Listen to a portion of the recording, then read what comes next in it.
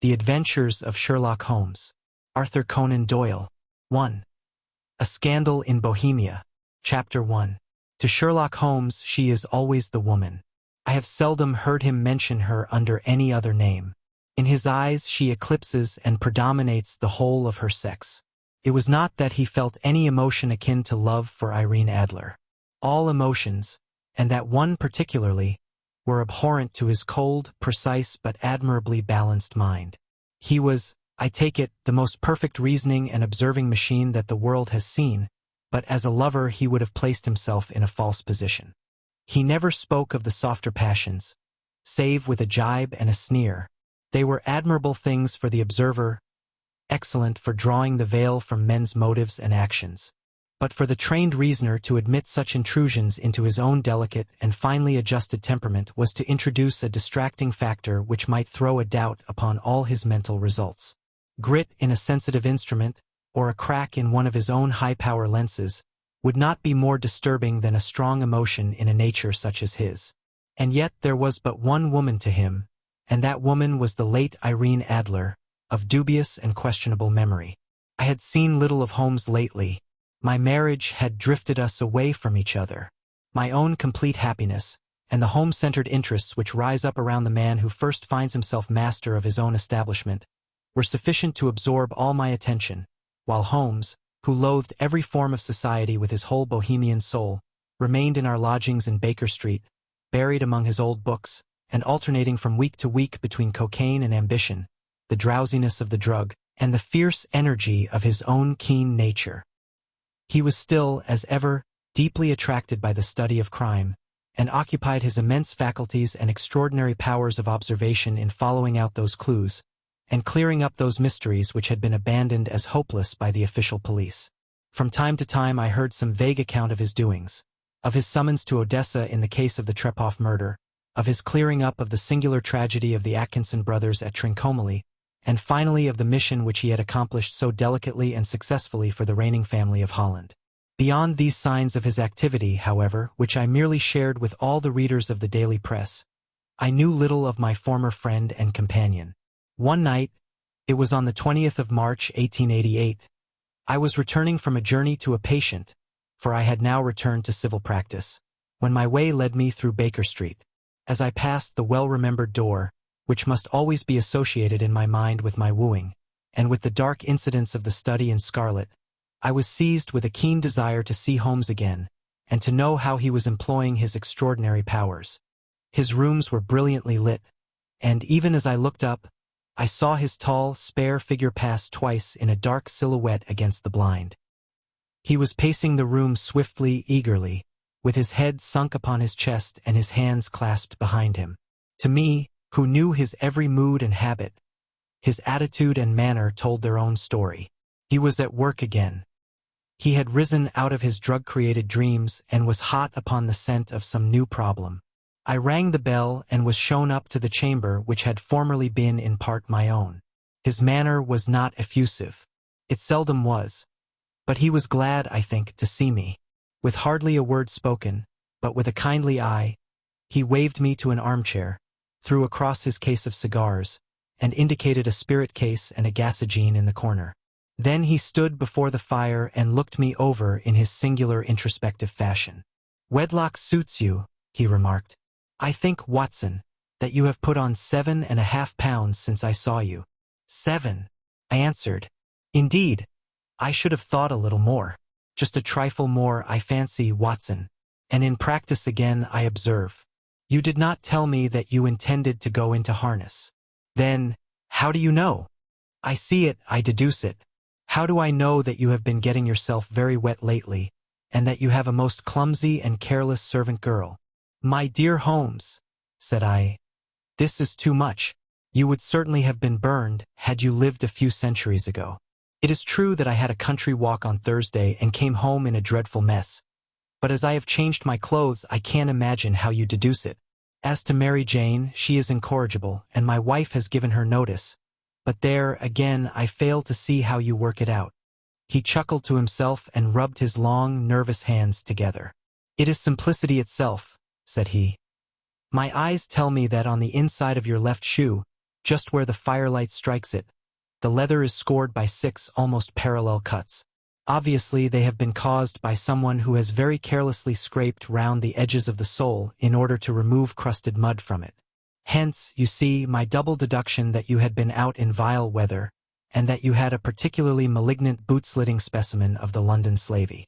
As to your practice, if a gentleman walks into my room smelling of iodoform, with a black mark of nitrate of silver upon his right forefinger, and a bulge on the right side of his top hat to show where he has secreted his stethoscope, I must be dull, indeed, if I do not pronounce him to be an active member of the medical profession.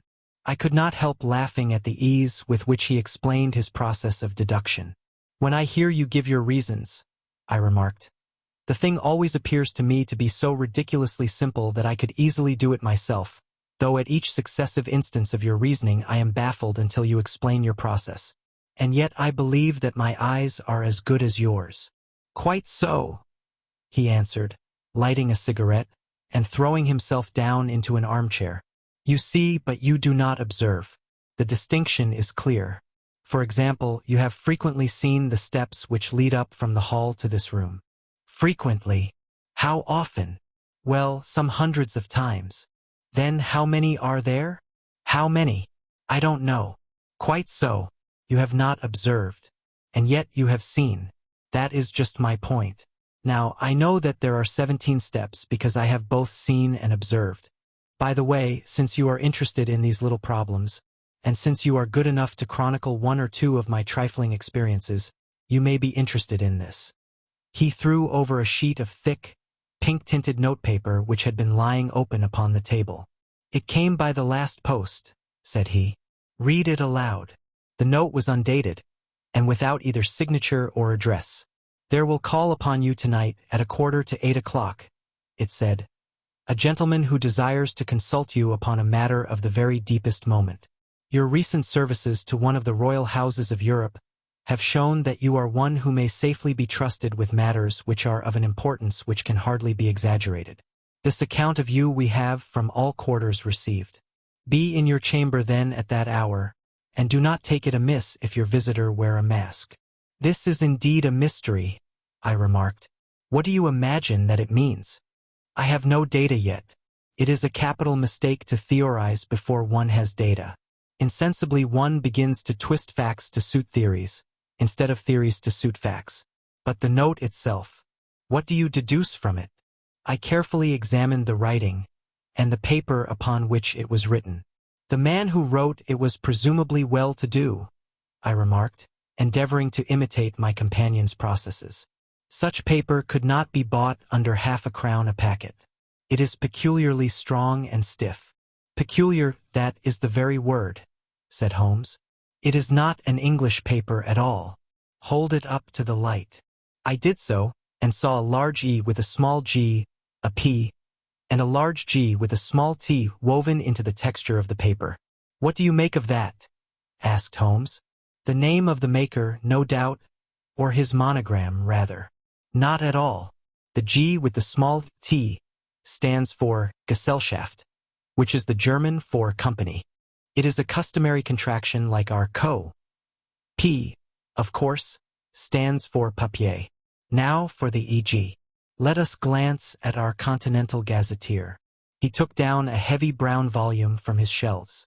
Eglo, Eglinitz, here we are, Egria. It is in a German-speaking country, in Bohemia, not far from Carlsbad. Remarkable as being the scene of the death of Wallenstein, and for its numerous glass factories and paper mills. Ha! Ha, my boy! What do you make of that? His eyes sparkled, and he sent up a great blue triumphant cloud from his cigarette. The paper was made in Bohemia, I said. Precisely. And the man who wrote the note is a German. Do you note the peculiar construction of the sentence, this account of you we have from all quarters received?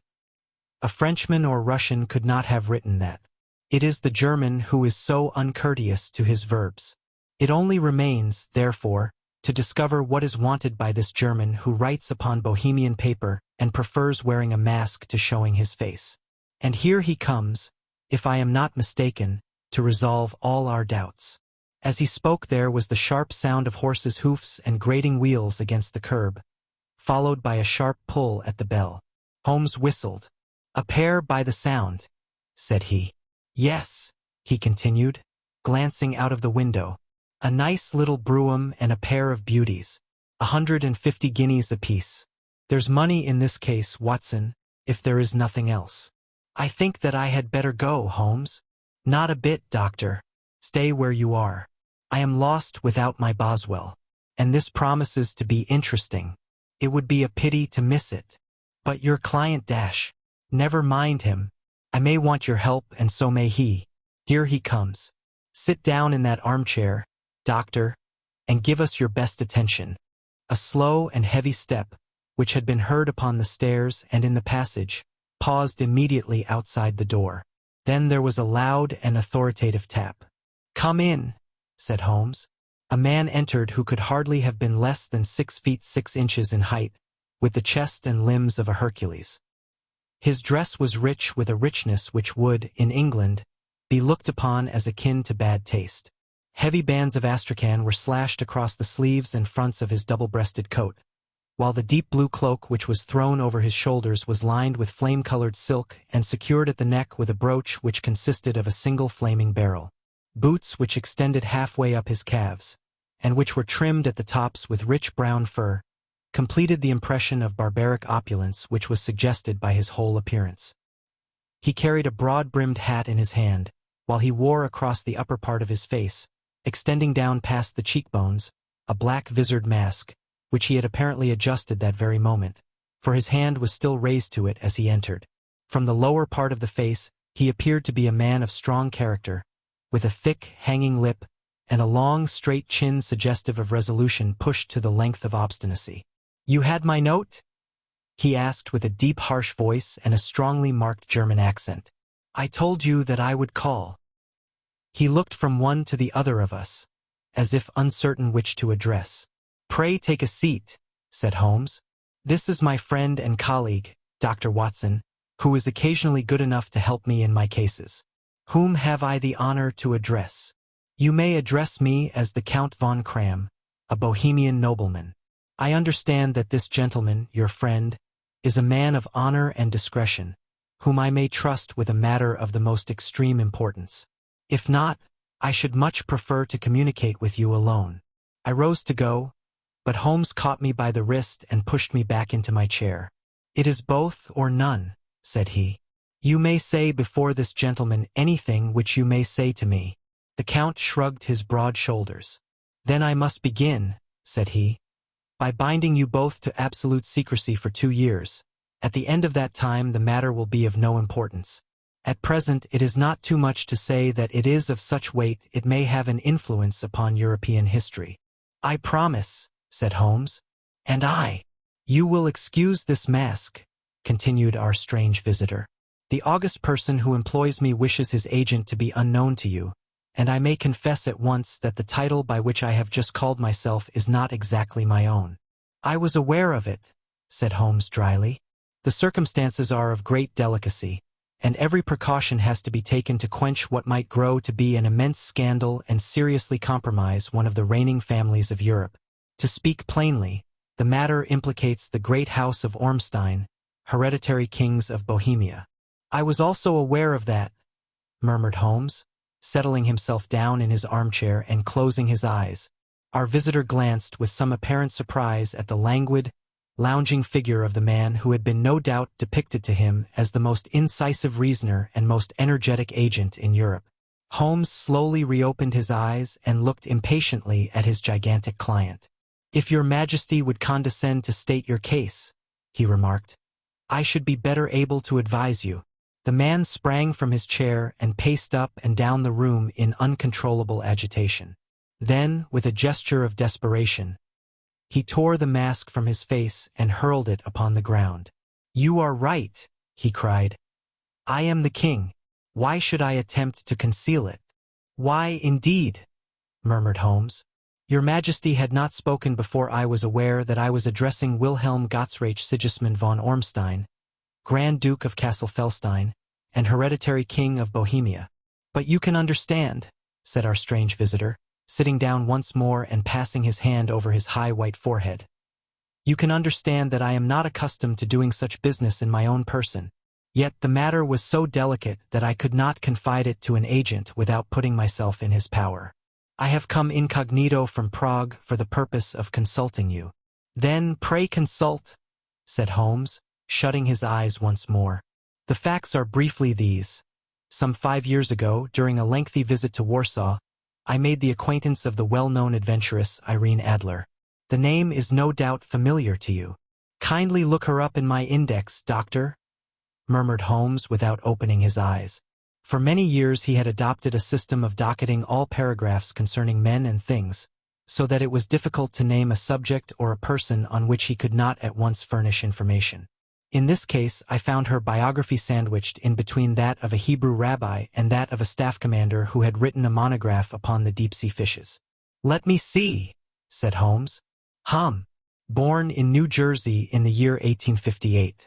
Contralto, La Scala, Prima donna Imperial Opera of Warsaw, yes.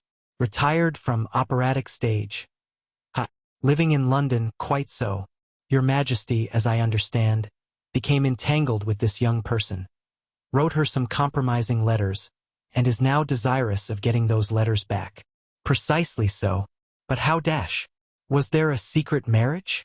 None. No legal papers or certificates? None. Then I fail to follow your Majesty.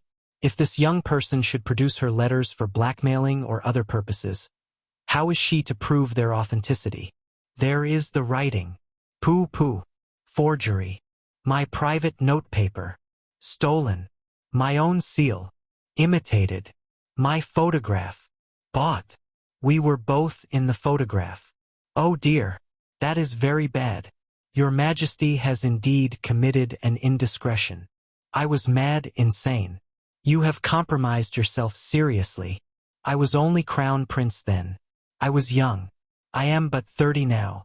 It must be recovered. We have tried and failed. Your Majesty must pay. It must be bought. She will not sell. Stolen, then? 5 attempts have been made. Twice burglars in my pay ransacked her house. Once we diverted her luggage when she traveled. Twice she has been waylaid. There has been no result. No sign of it? Absolutely none. Holmes laughed. It is quite a pretty little problem, said he. But a very serious one to me, returned the king reproachfully. Very indeed. And what does she propose to do with the photograph? To ruin me. But how? I am about to be married. So I have heard. To Clotilde Lothman von Saxe-Meiningen, second daughter of the King of Scandinavia. You may know the strict principles of her family. She is herself the very soul of delicacy. A shadow of a doubt as to my conduct would bring the matter to an end. And Irene Adler? Threatens to send them the photograph. And she will do it. I know that she will do it. You do not know her, but she has a soul of steel. She has the face of the most beautiful of women, and the mind of the most resolute of men. Rather than I should marry another woman, there are no lengths to which she would not go, none. You are sure that she has not sent it yet? I am sure. And why? Because she has said that she would send it on the day when the betrothal was publicly proclaimed. That will be next Monday. Oh, then we have 3 days yet, said Holmes with a yawn. That is very fortunate, as I have 1 or 2 matters of importance to look into just at present. Your Majesty will, of course, stay in London for the present. Certainly. You will find me at the Langham under the name of the Count von Cram. Then I shall drop you a line to let you know how we progress. Pray do so. I shall be all anxiety. Then, as to money? You have carte blanche. Absolutely. I tell you that I would give one of the provinces of my kingdom to have that photograph. And for present expenses? The king took a heavy chamois leather bag from under his cloak and laid it on the table. There are £300 in gold and 700 in notes, he said. Holmes scribbled a receipt upon a sheet of his notebook and handed it to him. And Mademoiselle's address? He asked. Is Bryony Lodge, Serpentine Avenue, St. John's Wood. Holmes took a note of it. One other question, said he. Was the photograph a cabinet? It was. Then good night, your majesty, and I trust that we shall soon have some good news for you. And good night, Watson, he added, as the wheels of the royal brougham rolled down the street. If you will be good enough to call tomorrow afternoon at 3 o'clock, I should like to chat this little matter over with you. Chapter 2. At 3 o'clock precisely I was at Baker Street, but Holmes had not yet returned. The landlady informed me that he had left the house shortly after 8 o'clock in the morning. I sat down beside the fire, however, with the intention of awaiting him, however long he might be. I was already deeply interested in his inquiry, for though it was surrounded by none of the grim and strange features which were associated with the two crimes which I have already recorded, still, the nature of the case and the exalted station of his client gave it a character of its own. Indeed, apart from the nature of the investigation which my friend had on hand, there was something in his masterly grasp of a situation, and his keen, incisive reasoning, which made it a pleasure to me to study his system of work, and to follow the quick, subtle methods by which he disentangled the most inextricable mysteries. So accustomed was I to his invariable success that the very possibility of his failing had ceased to enter into my head. It was close upon 4 before the door opened, and a drunken-looking groom, ill-kempt and side-whiskered, with an inflamed face and disreputable clothes, walked into the room. Accustomed as I was to my friend's amazing powers in the use of disguises, I had to look 3 times before I was certain that it was indeed he. With a nod he vanished into the bedroom, whence he emerged in 5 minutes tweed-suited and respectable, as of old. Putting his hands into his pockets, he stretched out his legs in front of the fire and laughed heartily for some minutes. "Well, really," he cried, and then he choked and laughed again until he was obliged to lie back, limp and helpless, in the chair. "What is it? It's quite too funny. I am sure you could never guess how I employed my morning, or what I ended by doing. I can't imagine. I suppose that you have been watching the habits, and perhaps the house of Miss Irene Adler." "Quite so, but the sequel was rather unusual. I will tell you, however. I left the house a little after 8 o'clock this morning in the character of a groom out of work.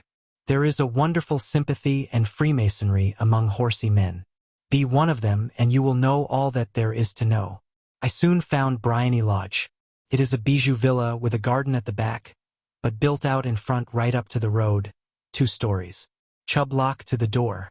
Large sitting room on the right side, well furnished, with long windows almost to the floor, and those preposterous English window fasteners which a child could open. Behind there was nothing remarkable, save that the passage window could be reached from the top of the coach-house. I walked round it and examined it closely from every point of view, but without noting anything else of interest. I then lounged down the street and found, as I expected, that there was a mews in a lane which runs down by one wall of the garden. I lent the ostlers a hand in rubbing down their horses, and received in exchange 2d, a glass of half and half, 2 fills of shag tobacco, and as much information as I could desire about Miss Adler, to say nothing of half a dozen other people in the neighborhood in whom I was not in the least interested, but whose biographies I was compelled to listen to. "And what of Irene Adler?" I asked. "Oh, she has turned all the men's heads down in that part. She is the daintiest thing under a bonnet on this planet. So say the Serpentine Mews to a man. She lives quietly, sings at concerts, drives out at 5 every day, and returns at 7 sharp for dinner. Seldom goes out at other times except when she sings. Has only 1 male visitor, but a good deal of him. He is dark, handsome, and dashing, never calls less than once a day, and often twice. He is a Mr. Godfrey Norton of the Inner Temple. See the advantages of a cabman as a confidant. They had driven him home a dozen times from Serpentine Mews, and knew all about him. When I had listened to all they had to tell, I began to walk up and down near Briony Lodge once more, and to think over my plan of campaign. This Godfrey Norton was evidently an important factor in the matter. He was a lawyer. That sounded ominous. What was the relation between them, and what the object of his repeated visits? Was she his client, his friend, or his mistress? If the former, she had probably transferred the photograph to his keeping. If the latter, it was less likely.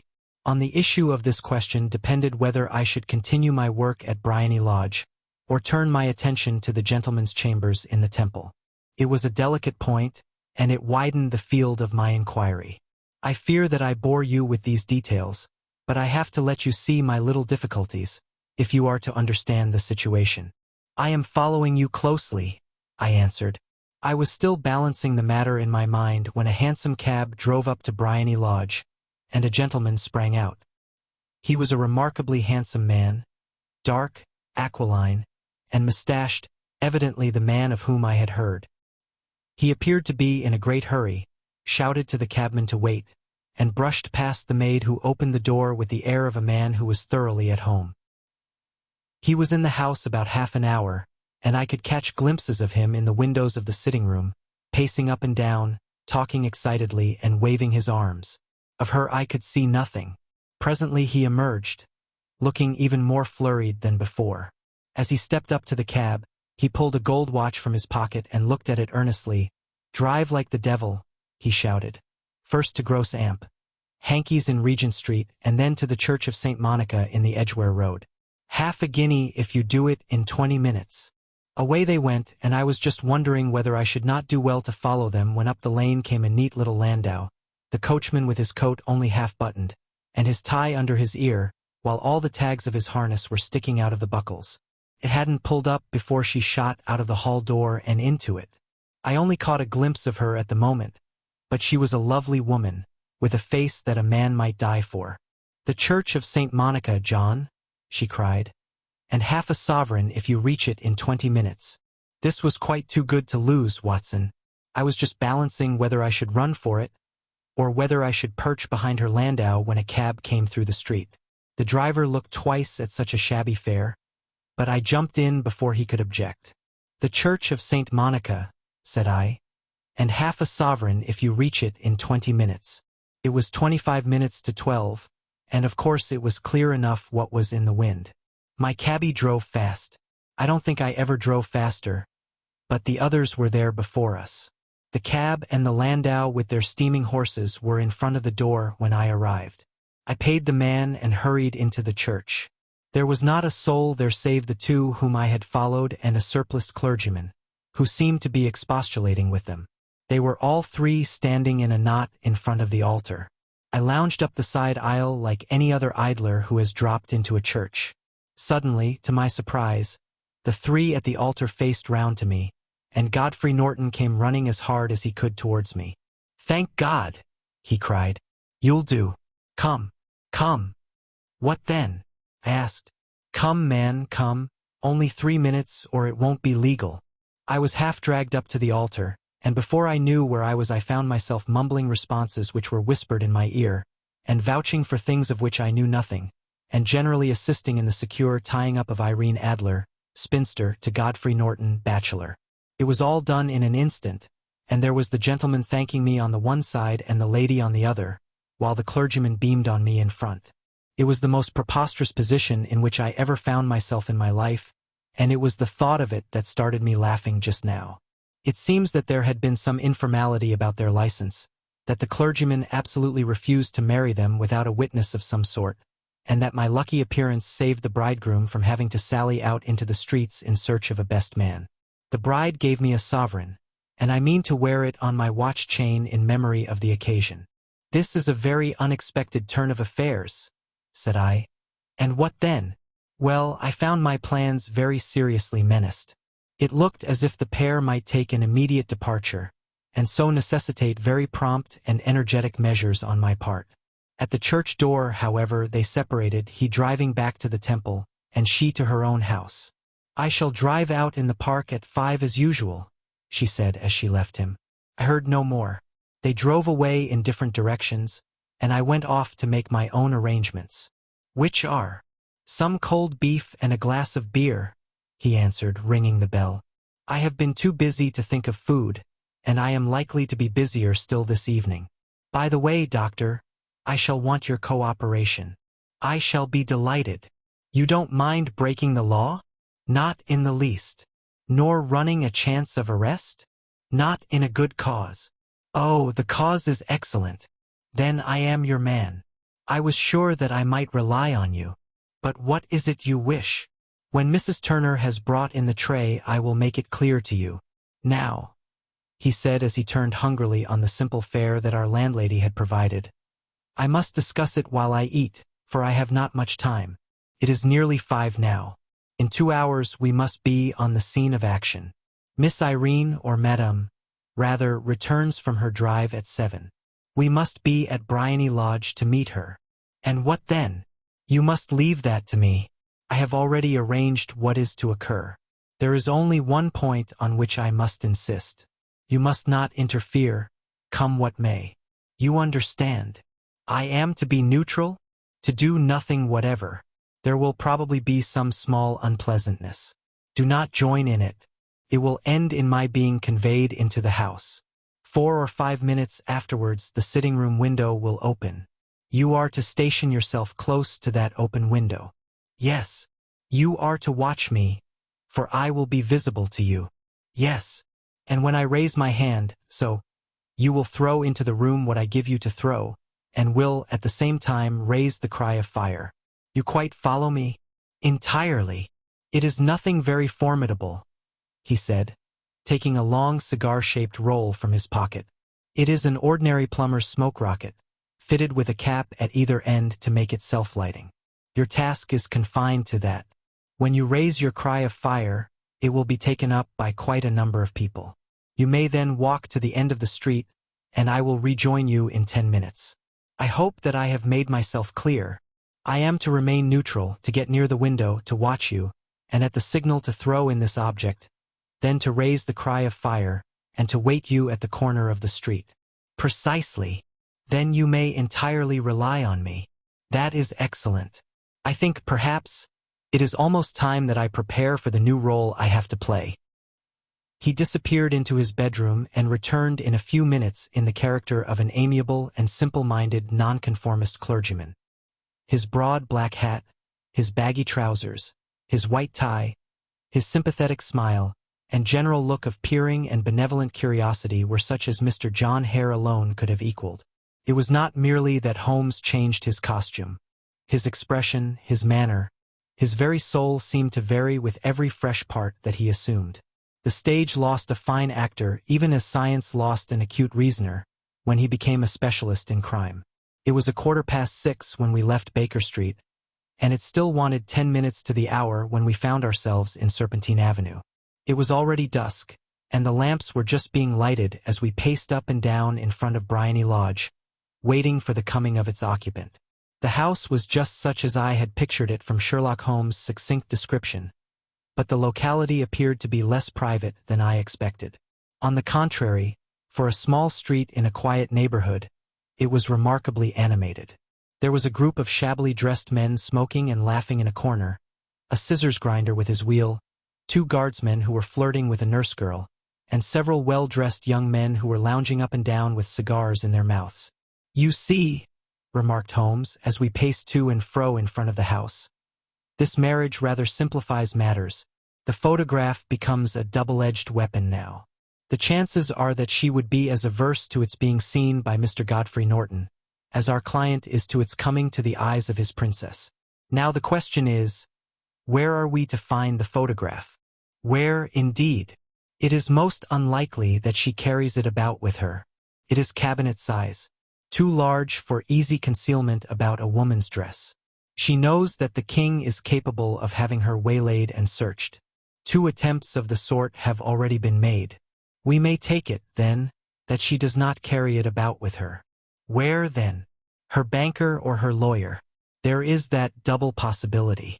But I am inclined to think neither. Women are naturally secretive, and they like to do their own secreting. Why should she hand it over to anyone else? She could trust her own guardianship, but she could not tell what indirect or political influence might be brought to bear upon a businessman. Besides, remember that she had resolved to use it within a few days. It must be where she can lay her hands upon it. It must be in her own house. But it has twice been burgled. Pshaw!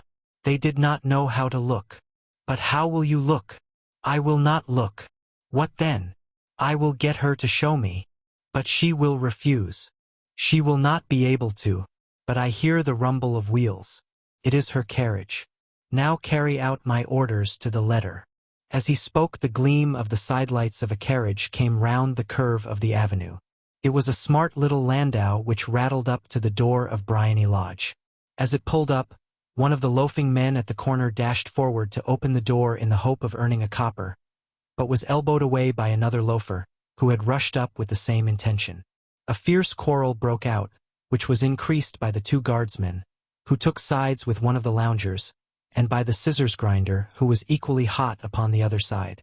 A blow was struck, and in an instant the lady, who had stepped from her carriage, was the center of a little knot of flushed and struggling men, who struck savagely at each other with their fists and sticks. Holmes dashed into the crowd to protect the lady, but, just as he reached her, he gave a cry and dropped to the ground, with the blood running freely down his face. At his fall the guardsmen took to their heels in one direction and the loungers in the other, while a number of better-dressed people, who had watched the scuffle without taking part in it, crowded in to help the lady and to attend to the injured man. Irene Adler, as I will still call her, had hurried up the steps, but she stood at the top with her superb figure outlined against the lights of the hall, looking back into the street. "Is the poor gentleman much hurt?" she asked. "He is dead," cried several voices. "No, no, there's life in him," shouted another. "But he'll be gone before you can get him to hospital." "He's a brave fellow," said a woman. "They would have had the lady's purse and watch if it hadn't been for him. They were a gang and a rough one, too. Ah, he's breathing now. He can't lie in the street. May we bring him in, marm?" "Surely. Bring him into the sitting room. There is a comfortable sofa. This way, please." Slowly and solemnly he was borne into Bryony Lodge and laid out in the principal room, while I still observed the proceedings from my post by the window. The lamps had been lit, but the blinds had not been drawn, so that I could see Holmes as he lay upon the couch. I do not know whether he was seized with compunction at that moment for the part he was playing, but I know that I never felt more heartily ashamed of myself in my life than when I saw the beautiful creature against whom I was conspiring, or the grace and kindliness with which she waited upon the injured man. And yet it would be the blackest treachery to Holmes to draw back now from the part which he had entrusted to me. I hardened my heart, and took the smoke rocket from under my ulster. After all, I thought, we are not injuring her. We are but preventing her from injuring another. Holmes had sat up upon the couch, and I saw him motion like a man who is in need of air. A maid rushed across and threw open the window. At the same instant I saw him raise his hand, and at the signal I tossed my rocket into the room with a cry of "Fire!" The word was no sooner out of my mouth than the whole crowd of spectators, well-dressed and ill, gentlemen, ostlers, and servant maids, joined in a general shriek of "Fire!" Thick clouds of smoke curled through the room and out at the open window. I caught a glimpse of rushing figures, and a moment later the voice of Holmes from within assuring them that it was a false alarm.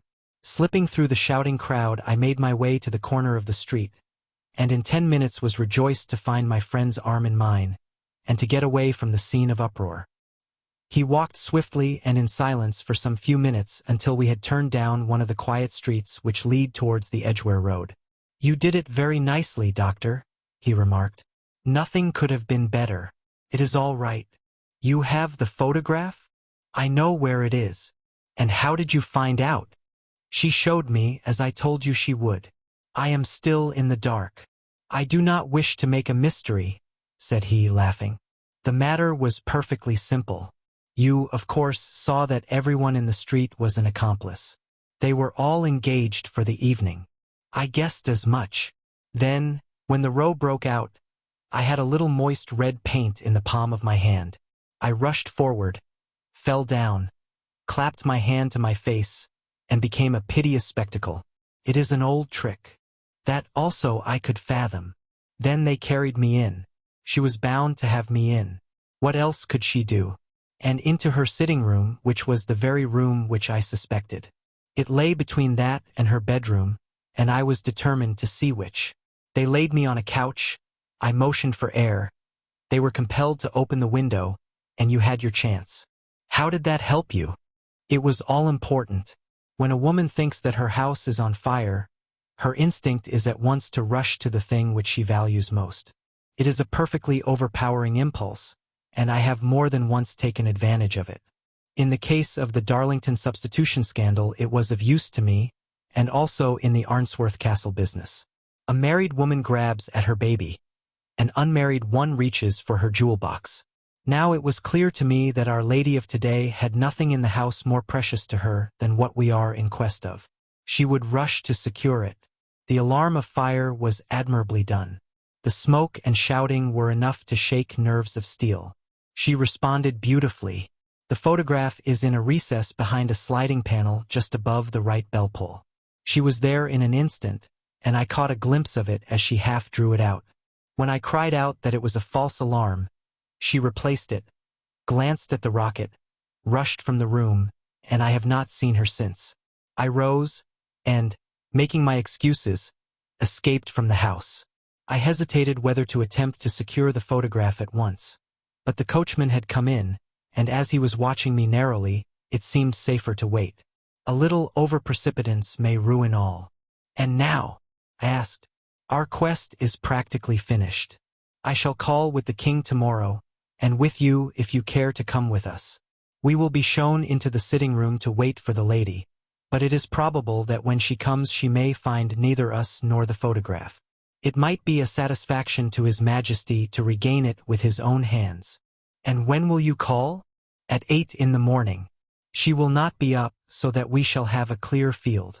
Besides, we must be prompt, for this marriage may mean a complete change in her life and habits. I must wire to the king without delay. We had reached Baker Street and had stopped at the door. He was searching his pockets for the key when someone passing said, "Good night, Mr. Sherlock Holmes." There were several people on the pavement at the time, but the greeting appeared to come from a slim youth in an ulster who had hurried by. "I've heard that voice before," said Holmes, staring down the dimly lit street. "Now, I wonder who the deuce that could have been." Chapter 3. I slept at Baker Street that night, and we were engaged upon our toast and coffee in the morning when the King of Bohemia rushed into the room. "You have really got it?" he cried, grasping Sherlock Holmes by either shoulder and looking eagerly into his face. "Not yet. But you have hopes?" "I have hopes." "Then come. I am all impatience to be gone. We must have a cab." "No, my brougham is waiting." "Then that will simplify matters." We descended and started off once more for Briony Lodge. "Irene Adler is married," remarked Holmes. "Married? When?" "Yesterday." "But to whom?" "To an English lawyer named Norton." "But she could not love him." "I am in hopes that she does." "And why in hopes?" "Because it would spare your Majesty all fear of future annoyance. If the lady loves her husband, she does not love your Majesty. If she does not love your Majesty, there is no reason why she should interfere with your Majesty's plan." "It is true. And yet well, I wish she had been of my own station. What a queen she would have made." He relapsed into a moody silence, which was not broken until we drew up in Serpentine Avenue. The door of Briony Lodge was open, and an elderly woman stood upon the steps. She watched us with a sardonic eye as we stepped from the brougham. "Mr. Sherlock Holmes, I believe?" said she. "I am Mr. Holmes," answered my companion, looking at her with a questioning and rather startled gaze. "Indeed, my mistress told me that you were likely to call. She left this morning with her husband by the 5:15 train from Charing Cross for the Continent." "What?" Sherlock Holmes staggered back, white with chagrin and surprise. "Do you mean that she has left England? Never to return? And the papers?" asked the king hoarsely. "All is lost. We shall see."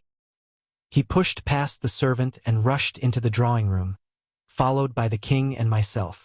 The furniture was scattered about in every direction, with dismantled shelves and open drawers, as if the lady had hurriedly ransacked them before her flight. Holmes rushed at the bell-pull, tore back a small sliding shutter, and, plunging in his hand, pulled out a photograph and a letter. The photograph was of Irene Adler herself in evening dress. The letter was superscribed to Sherlock Holmes, SQ to be left till called for. My friend tore it open, and we all three read it together. It was dated at midnight of the preceding night and ran in this way. "My dear Amar, Sherlock Holmes, You really did it very well. You took me in completely. Until after the alarm of fire, I had not a suspicion. But then, when I found how I had betrayed myself, I began to think. I had been warned against you months ago. I had been told that, if the king employed an agent, it would certainly be you. And your address had been given me. Yet, with all this, you made me reveal what you wanted to know. Even after I became suspicious, I found it hard to think evil of such a dear, kind old clergyman. But, I have been trained as an actress myself. Male costume is nothing new to me. I often take advantage of the freedom which it gives. I sent John, the coachman, to watch you, ran upstairs, got into my walking clothes, as I call them, and came down just as you departed. Well, I followed you to your door, and so made sure that I was really an object of interest to the celebrated Mr. Sherlock Holmes. Then I, rather imprudently, wished you good night, and started for the temple to see my husband. We both thought the best resource was flight, when pursued by so formidable an antagonist. So you will find the nest empty when you call tomorrow. As to the photograph, your client may rest in peace. I love and am loved by a better man than he. The king may do what he will without hindrance from one whom he has cruelly wronged. I keep it only to safeguard myself, and to preserve a weapon which will always secure me from any steps which he might take in the future. I leave a photograph which he might care to possess, and I remain, dear Mr. Sherlock Holmes, very truly yours, Irene Norton, née Adler. What a woman, oh, what a woman! Cried the King of Bohemia, when we had all three read this epistle. Did I not tell you how quick and resolute she was? Would she not have made an admirable queen? Is it not a pity that she was not on my level? From what I have seen of the lady, she seems indeed to be on a very different level to your Majesty, said Holmes coldly. I am sorry that I have not been able to bring your Majesty's business to a more successful conclusion. On the contrary, my dear sir, cried the king, nothing could be more successful. I know that her word is inviolate. The photograph is now as safe as if it were in the fire. I am glad to hear your Majesty say so. I am immensely indebted to you. Pray tell me in what way I can reward you.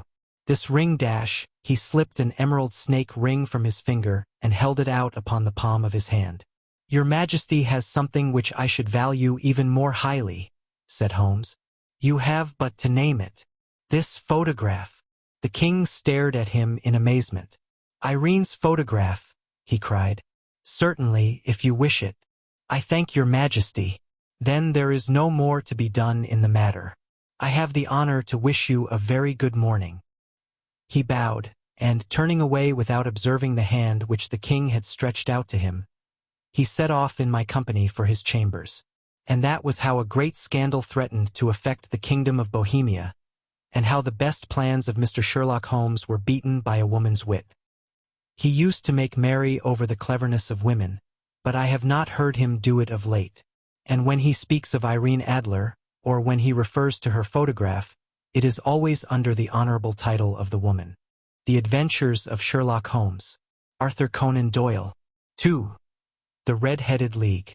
I had called upon my friend, Mr. Sherlock Holmes, one day in the autumn of last year and found him in deep conversation with a very stout, florid-faced, elderly gentleman with fiery red hair. With an apology for my intrusion, I was about to withdraw when Holmes pulled me abruptly into the room and closed the door behind me. You could not possibly have come at a better time, my dear Watson, he said cordially. I was afraid that you were engaged. So I am. Very much so. Then I can wait in the next room. Not at all. This gentleman, Mr. Wilson, has been my partner and helper in many of my most successful cases, and I have no doubt that he will be of the utmost use to me in yours also. The stout gentleman half rose from his chair and gave a bob of greeting, with a quick little questioning glance from his small, fat, encircled eyes. Try the settee, said Holmes, relapsing into his armchair and putting his fingertips together, as was his custom when in judicial moods.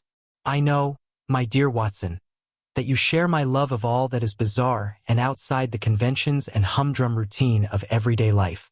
You have shown your relish for it by the enthusiasm which has prompted you to chronicle, and, if you will excuse my saying so, somewhat to embellish so many of my own little adventures. Your cases have indeed been of the greatest interest to me, I observed. You will remember that I remarked the other day, just before we went into the very simple problem presented by Miss Mary Sutherland, that for strange effects and extraordinary combinations we must go to life itself, which is always far more daring than any effort of the imagination. A proposition which I took the liberty of doubting. You did, Doctor, but none the less you must come round to my view, for otherwise I shall keep on piling fact upon fact on you until your reason breaks down under them and acknowledges me to be right. Now, Mr. Jabez Wilson here has been good enough to call upon me this morning, and to begin a narrative which promises to be one of the most singular which I have listened to for some time. You have heard me remark that the strangest and most unique things are very often connected not with the larger but with the smaller crimes, and occasionally, indeed, where there is room for doubt whether any positive crime has been committed. As far as I have heard, it is impossible for me to say whether the present case is an instance of crime or not, but the course of events is certainly among the most singular that I have ever listened to. Perhaps, Mr. Wilson, you would have the great kindness to recommence your narrative. I ask you not merely because my friend Dr. Watson has not heard the opening part, but also because the peculiar nature of the story makes me anxious to have every possible detail from your lips.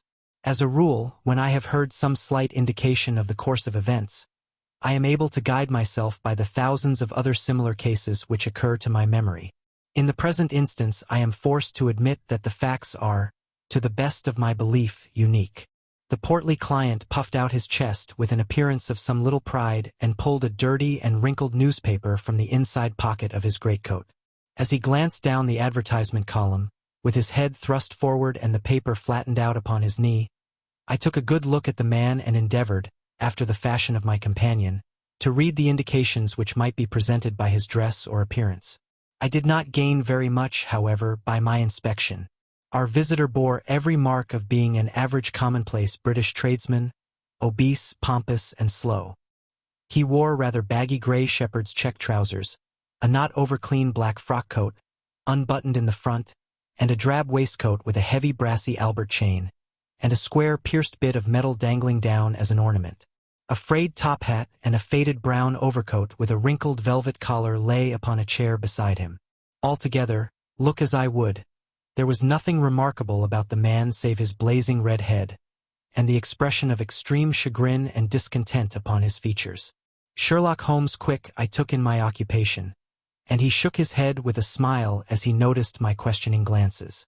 Beyond the obvious facts that he has at some time done manual labor, that he takes snuff, that he is a Freemason, that he has been in China, and that he has done a considerable amount of writing lately, I can deduce nothing else. Mr. Jabez Wilson started up in his chair, with his forefinger upon the paper, but his eyes upon my companion. "How, in the name of good fortune, did you know all that, Mr. Holmes?" he asked. "How did you know, for example, that I did manual labor? It's as true as gospel, for I began as a ship's carpenter. Your hands, my dear sir, your right hand is quite a size larger than your left. You have worked with it, and the muscles are more developed. Well, the snuff, then, and the Freemasonry? I won't insult your intelligence by telling you how I read that, especially as, rather against the strict rules of your order, you use an arc and compass breastpin. Ah, of course I forgot that. But the writing. What else can be indicated by that right cuff so very shiny for 5 inches, and the left one with the smooth patch near the elbow where you rested upon the desk? Well, but China? The fish that you have tattooed immediately above your right wrist could only have been done in China. I have made a small study of tattoo marks and have even contributed to the literature of the subject. That trick of staining the fish's scales of a delicate pink is quite peculiar to China. When, in addition, I see a Chinese coin hanging from your watch chain, the matter becomes even more simple." Mr. Jabez Wilson laughed heavily. "Well, I never," said he. "I thought at first that you had done something clever, but I see that there was nothing in it after all." "I begin to think, Watson," said Holmes, "that I make a mistake in explaining. Omni ignotum pro magnifico, you know, and my poor little reputation, such as it is, will suffer shipwreck if I am so candid. Can you not find the advertisement, Mr. Wilson?" "Yes, I have got it now." he answered with his thick red finger planted halfway down the column. Here it is. This is what began it all. You just read it for yourself, sir. I took the paper from him and read as follows. To the Red-Headed League. On account of the bequest of the late Ezekiah Hopkins, of Lebanon, Pennsylvania, USA, there is now another vacancy open which entitles a member of the League to a salary of £4 a week for purely nominal services. All red-headed men who are sound in body and mind and above the age of 21 years are eligible. Apply in person on Monday at 11 o'clock to Duncan Ross at the offices of the League, 7 Pope's Court, Fleet Street. What on earth does this mean? I ejaculated after I had twice read over the extraordinary announcement. Holmes chuckled and wriggled in his chair, as was his habit when in high spirits. It is a little off the beaten track, isn't it? Said he. And now, Mr. Wilson, off you go at scratch and tell us all about yourself, your household, and the effect which this advertisement had upon your fortunes. You will first make a note, Doctor, of the paper and the date. It is the Morning Chronicle of April 27th, 1890. Just 2 months ago. Very good. Now, Mr. Wilson. Well, it is just as I have been telling you, Mr. Sherlock Holmes, said Jabez Wilson, mopping his forehead. I have a small pawnbroker's business at Coburg Square, near the city. It's not a very large affair, and of late years it has not done more than just give me a living. I used to be able to keep 2 assistants, but now I only keep 1, and I would have a job to pay him, but that he is willing to come for half wages so as to learn the business. What is the name of this obliging youth? Asked Sherlock Holmes. His name is Vincent Spaulding, and he's not such a youth either. It's hard to say his age. I should not wish a smarter assistant, Mr. Holmes, and I know very well that he could better himself and earn twice what I am able to give him. But, after all, if he is satisfied, why should I put ideas in his head? Why, indeed? You seem most fortunate in having an employee who comes under the full market price. It is not a common experience among employers in this age. I don't know that your assistant is not as remarkable as your advertisement. Oh, he has his faults too, said Mr. Wilson. Never was such a fellow for photography, snapping away with a camera when he ought to be improving his mind, and then diving down into the cellar like a rabbit into its hole to develop his pictures. That is his main fault, but on the whole he's a good worker. There's no vice in him. He is still with you, I presume? Yes, sir. He and a girl of 14 who does a bit of simple cooking and keeps the place clean. That's all I have in the house, for I am a widower and never had any family. We live very quietly, sir, the 3 of us, and we keep a roof over our heads and pay our debts, if we do nothing more. The first thing that put us out was that advertisement. Spaulding, he came down into the office just this day 8 weeks, with this very paper in his hand, and he says, I wish to the Lord, Mr. Wilson, that I was a red-headed man. Why that? I asks. Why, says he, here's another vacancy on the League of the Red-Headed Men. It's worth quite a little fortune to any man who gets it, and I understand that there are more vacancies than there are men, so that the trustees are at their wits' end what to do with the money. If my hair would only change color, here's a nice little crib all ready for me to step into. Why, what is it, then? I asked. You see, Mr. Holmes, I am a very stay-at-home man, and as my business came to me instead of my having to go to it, I was often weeks on end without putting my foot over the doormat. In that way, I didn't know much of what was going on outside, and I was always glad of a bit of news. Have you never heard of the League of the Red-Headed Men? He asked with his eyes open. Never. Why, I wonder at that, for you are eligible yourself for one of the vacancies. And what are they worth? I asked. Oh, merely a couple of hundred a year, but the work is slight, and it need not interfere very much with one's other occupations. Well, you can easily think that that made me prick up my ears, for the business has not been over good for some years, and an extra couple of hundred would have been very handy. Tell me all about it, said I. Well, said he, showing me the advertisement, you can see for yourself that the League has a vacancy, and there is the address where you should apply for particulars. As far as I can make out, the League was founded by an American millionaire, Ezekiah Hopkins, who was very peculiar in his ways. He was himself red-headed, and he had a great sympathy for all red-headed men. So, when he died, it was found that he had left his enormous fortune in the hands of trustees, with instructions to apply the interest to the providing of easy berths to men whose hair is of that color. From all I hear, it is splendid pay and very little to do. But, said I, there would be millions of red-headed men who would apply. Not so many as you might think, he answered. You see, it is really confined to Londoners and to grown men. This American had started from London when he was young, and he wanted to do the old town a good turn. Then, again, I have heard it is no use your applying if your hair is light red, or dark red, or anything but real bright, blazing, fiery red. Now, if you cared to apply, Mr. Wilson, you would just walk in. But perhaps it would hardly be worth your while to put yourself out of the way for the sake of a few £100. Now, it is a fact, gentlemen, as you may see for yourselves, that my hair is of a very full and rich tint, so that it seemed to me that if there was to be any competition in the matter, I stood as good a chance as any man that I had ever met. Vincent Spaulding seemed to know so much about it that I thought he might prove useful, so I just ordered him to put up the shutters for the day and to come right away with me. He was very willing to have a holiday, so we shut the business up and started off for the address that was given us in the advertisement. I never hoped to see such a sight as that again, Mr. Holmes.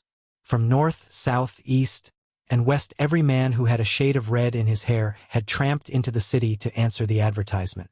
Fleet Street was choked with red-headed folk, and Pope's Court looked like a coster's orange barrow. I should not have thought there were so many in the whole country as were brought together by that single advertisement.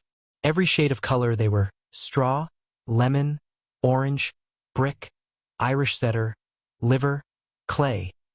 But, as Spaulding said, there were not many who had the real vivid flame-colored tint. When I saw how many were waiting, I would have given it up in despair. But Spaulding would not hear of it.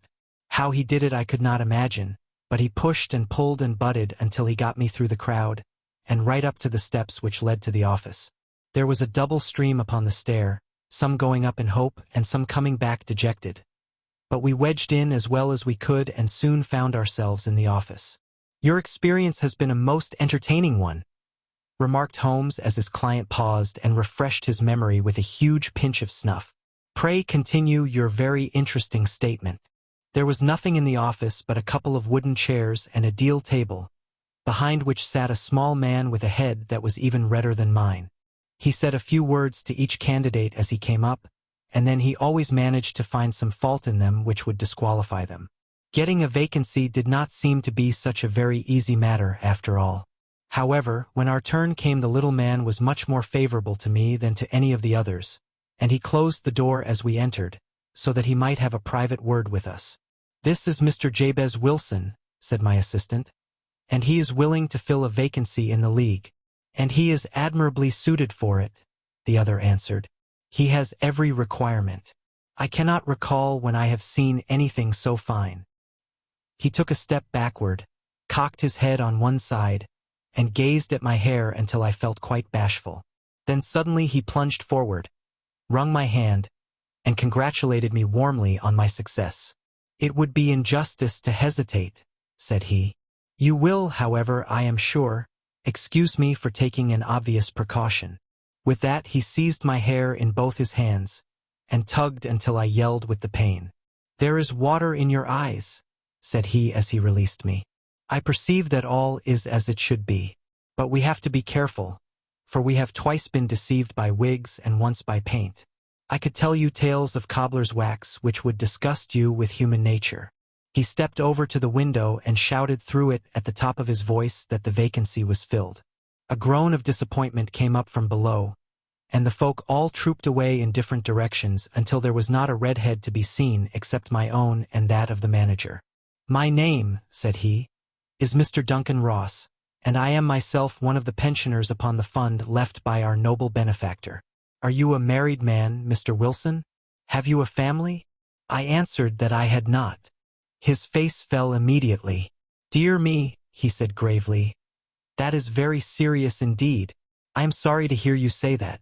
The fund was, of course, for the propagation and spread of the redheads as well as for their maintenance. It is exceedingly unfortunate that you should be a bachelor. My face lengthened at this, Mr. Holmes, for I thought that I was not to have the vacancy after all. but after thinking it over for a few minutes, he said that it would be all right. In the case of another, said he, the objection might be fatal, but we must stretch a point in favor of a man with such a head of hair as yours. When shall you be able to enter upon your new duties? Well, it is a little awkward, for I have a business already, said I. Oh, never mind about that, Mr. Wilson, said Vincent Spaulding. I should be able to look after that for you. What would be the hours? I asked. 10 to 2. Now a pawnbroker's business is mostly done of an evening, Mr. Holmes, especially Thursday and Friday evening, which is just before payday. So it would suit me very well to earn a little in the mornings. Besides, I knew that my assistant was a good man, and that he would see to anything that turned up. That would suit me very well, said I. And the pay? Is £4 a week. And the work? Is purely nominal. What do you call purely nominal? Well, you have to be in the office, or at least in the building, the whole time. If you leave, you forfeit your whole position forever. The will is very clear upon that point. You don't comply with the conditions if you budge from the office during that time. It's only 4 hours a day, and I should not think of leaving, said I. No excuse will avail, said Mr. Duncan Ross. Neither sickness nor business nor anything else. There you must stay, or you lose your billet. And the work is to copy out the Encyclopedia Britannica. There is the first volume of it in that press. You must find your own ink, pens, and blotting paper, but we provide this table and chair. Will you be ready tomorrow? Certainly, I answered. Then goodbye, Mr. Jabez Wilson, and let me congratulate you once more on the important position which you have been fortunate enough to gain. He bowed me out of the room, and I went home with my assistant, hardly knowing what to say or do. I was so pleased at my own good fortune. Well, I thought over the matter all day, and by evening I was in low spirits again, for I had quite persuaded myself that the whole affair must be some great hoax or fraud, though what its object might be I could not imagine. It seemed altogether past belief that anyone could make such a will, or that they would pay such a sum for doing anything so simple as copying out the Encyclopedia Britannica. Vincent Spaulding did what he could to cheer me up, but by bedtime I had reasoned myself out of the whole thing. However, in the morning I determined to have a look at it anyhow, so I bought a penny bottle of ink, and with a quill pen and 7 sheets of foolscap paper, I started off for Pope's Court. Well, to my surprise and delight, everything was as right as possible. The table was set out ready for me, and Mr. Duncan Ross was there to see that I got fairly to work. He started me off upon the letter A, and then he left me, but he would drop in from time to time to see that all was right with me. At 2 o'clock he bade me good day, complimented me upon the amount that I had written, and locked the door of the office after me. This went on day after day, Mr. Holmes, and on Saturday the manager came in and planked down 4 golden sovereigns for my week's work. It was the same next week, and the same the week after. Every morning I was there at 10, and every afternoon I left at 2. By degrees Mr. Duncan Ross took to coming in only once of a morning, and then, after a time, he did not come in at all. Still, of course, I never dared to leave the room for an instant, for I was not sure when he might come, and the billet was such a good one, and suited me so well that I would not risk the loss of it. 8 weeks passed away like this, and I had written about abbots and archery and armor and architecture in Attica, and hoped with diligence that I might get on to the bees before very long. It cost me something in foolscap, and I had pretty nearly filled a shelf with my writings. And then suddenly the whole business came to an end. To an end. Yes, sir. And no later than this morning. I went to my work as usual at 10 o'clock, but the door was shut and locked, with a little square of cardboard hammered on to the middle of the panel with a tack. Here it is, and you can read for yourself. He held up a piece of white cardboard about the size of a sheet of notepaper. It read in this fashion: The Red-Headed League is dissolved. October 9th, 1890. Sherlock Holmes and I surveyed this curt announcement and the rueful face behind it, until the comical side of the affair so completely overtopped every other consideration that we both burst out into a roar of laughter. "I cannot see that there is anything very funny," cried our client, flushing up to the roots of his flaming head. "If you can do nothing better than laugh at me, I can go elsewhere." "No, no," cried Holmes, shoving him back into the chair from which he had half risen. I really wouldn't miss your case for the world. It is most refreshingly unusual. But there is, if you will excuse my saying so, something just a little funny about it. Pray, what steps did you take when you found the card upon the door? I was staggered, sir. I did not know what to do. Then I called at the offices round, but none of them seemed to know anything about it. Finally, I went to the landlord, who is an accountant living on the ground floor, and I asked him if he could tell me what had become of the Red-Headed League. He said that he had never heard of any such body. Then I asked him who Mr. Duncan Ross was. He answered that the name was new to him. Well, said I, the gentleman at number 4. What, the red-headed man? Yes. Oh, said he. His name was William Morris. He was a solicitor and was using my room as a temporary convenience until his new premises were ready. He moved out yesterday. Where could I find him? Oh, at his new offices. He did tell me the address. Yes, 17 King Edward Street, near St. Paul's. I started off, Mr. Holmes, but when I got to that address it was a manufactory of artificial kneecaps, and no one in it had ever heard of either Mr. William Morris or Mr. Duncan Ross. And what did you do then? Asked Holmes. I went home to Saxe-Coburg Square, and I took the advice of my assistant. But he could not help me in any way. He could only say that if I waited I should hear by post. But that was not quite good enough, Mr. Holmes. I did not wish to lose such a place without a struggle. So, as I had heard that you were good enough to give advice to poor folk who were in need of it, I came right away to you. And you did very wisely, said Holmes. Your case is an exceedingly remarkable one, and I shall be happy to look into it. From what you have told me, I think that it is possible that graver issues hang from it than might at first sight appear. Grave enough, said Mr. Jabez Wilson. Why, I have lost £4 a week. As far as you are personally concerned, remarked Holmes, I do not see that you have any grievance against this extraordinary league. On the contrary, you are, as I understand, richer by some £30, to say nothing of the minute knowledge which you have gained on every subject which comes under the letter A. You have lost nothing by them. No, sir, but I want to find out about them and who they are and what their object was in playing this prank. If it was a prank upon me. It was a pretty expensive joke for them, for it cost them £32. We shall endeavor to clear up these points for you. And, first, 1 or 2 questions, Mr. Wilson. This assistant of yours who first called your attention to the advertisement.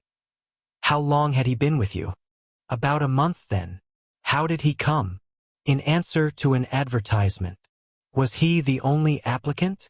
No, I had a dozen. Why did you pick him? Because he was handy and would come cheap. At half wages, in fact. Yes. What is he like? This Vincent Spaulding? Small, stout-built, very quick in his ways. No hair on his face, though he's not short of 30. Has a white splash of acid upon his forehead. Holmes sat up in his chair in considerable excitement. I thought as much, said he. Have you ever observed that his ears are pierced for earrings? Yes, sir. He told me that a gypsy had done it for him when he was a lad. Hum, said Holmes, sinking back in deep thought. He is still with you? Oh, yes, sir. I have only just left him. And has your business been attended to in your absence? Nothing to complain of, sir. There's never very much to do of a morning. That will do, Mr. Wilson. I shall be happy to give you an opinion upon the subject in the course of a day or 2. Today is Saturday, and I hope that by Monday we may come to a conclusion.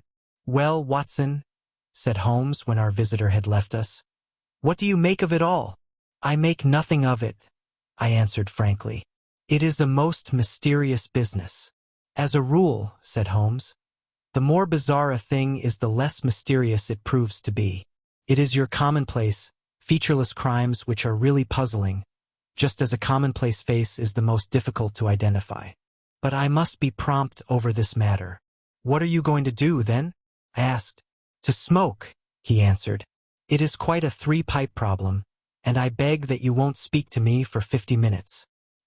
He curled himself up in his chair, with his thin knees drawn up to his hawk-like nose, and there he sat with his eyes closed and his black clay pipe thrusting out like the bill of some strange bird. I had come to the conclusion that he had dropped asleep, and indeed was nodding myself, when he suddenly sprang out of his chair with the gesture of a man who has made up his mind and put his pipe down upon the mantelpiece. "Sarasate plays at the St. James's Hall this afternoon," he remarked. "What do you think, Watson? Could your patient spare you for a few hours? I have nothing to do today. My practice is never very absorbing. Then put on your hat and come. I am going through the city first, and we can have some lunch on the way. I observe that there is a good deal of German music on the program, which is rather more to my taste than Italian or French. It is introspective, and I want to introspect. Come along." We traveled by the underground as far as Aldersgate, and a short walk took us to Saxe-Coburg Square, the scene of the singular story which we had listened to in the morning. It was a poky, little, shabby-genteel place, where 4 lines of dingy 2-storied brick houses looked out into a small railed-in enclosure, where a lawn of weedy grass and a few clumps of faded laurel bushes made a hard fight against a smoke-laden and uncongenial atmosphere. 3 gilt balls and a brown board with Jabez Wilson in white letters, upon a corner house, announced the place where our red-headed client carried on his business. Sherlock Holmes stopped in front of it with his head on one side and looked it all over, with his eyes shining brightly between puckered lids. Then he walked slowly up the street, and then down again to the corner, still looking keenly at the houses. Finally he returned to the pawnbroker's, and having thumped vigorously upon the pavement with his stick 2 or 3 times, he went up to the door and knocked. It was instantly opened by a bright-looking, clean-shaven young fellow, who asked him to step in. "Thank you," said Holmes. "I only wished to ask you how you would go from here to the Strand." "3rd right, 4th left," answered the assistant promptly, closing the door. "Smart fellow that," observed Holmes as we walked away. "He is, in my judgment, the 4th smartest man in London, and for daring I am not sure that he has not a claim to be 3rd. I have known something of him before." "Evidently," said I, "Mr. Wilson's assistant counts for a good deal in this mystery of the Red-Headed League. I am sure that you inquired your way merely in order that you might see him." "Not him." "What then?" "The knees of his trousers." "And what did you see?" "What I expected to see." "Why did you beat the pavement?" "My dear doctor, this is a time for observation, not for talk. We are spies in an enemy's country. We know something of Saxe-Coburg Square. Let us now explore the parts which lie behind it."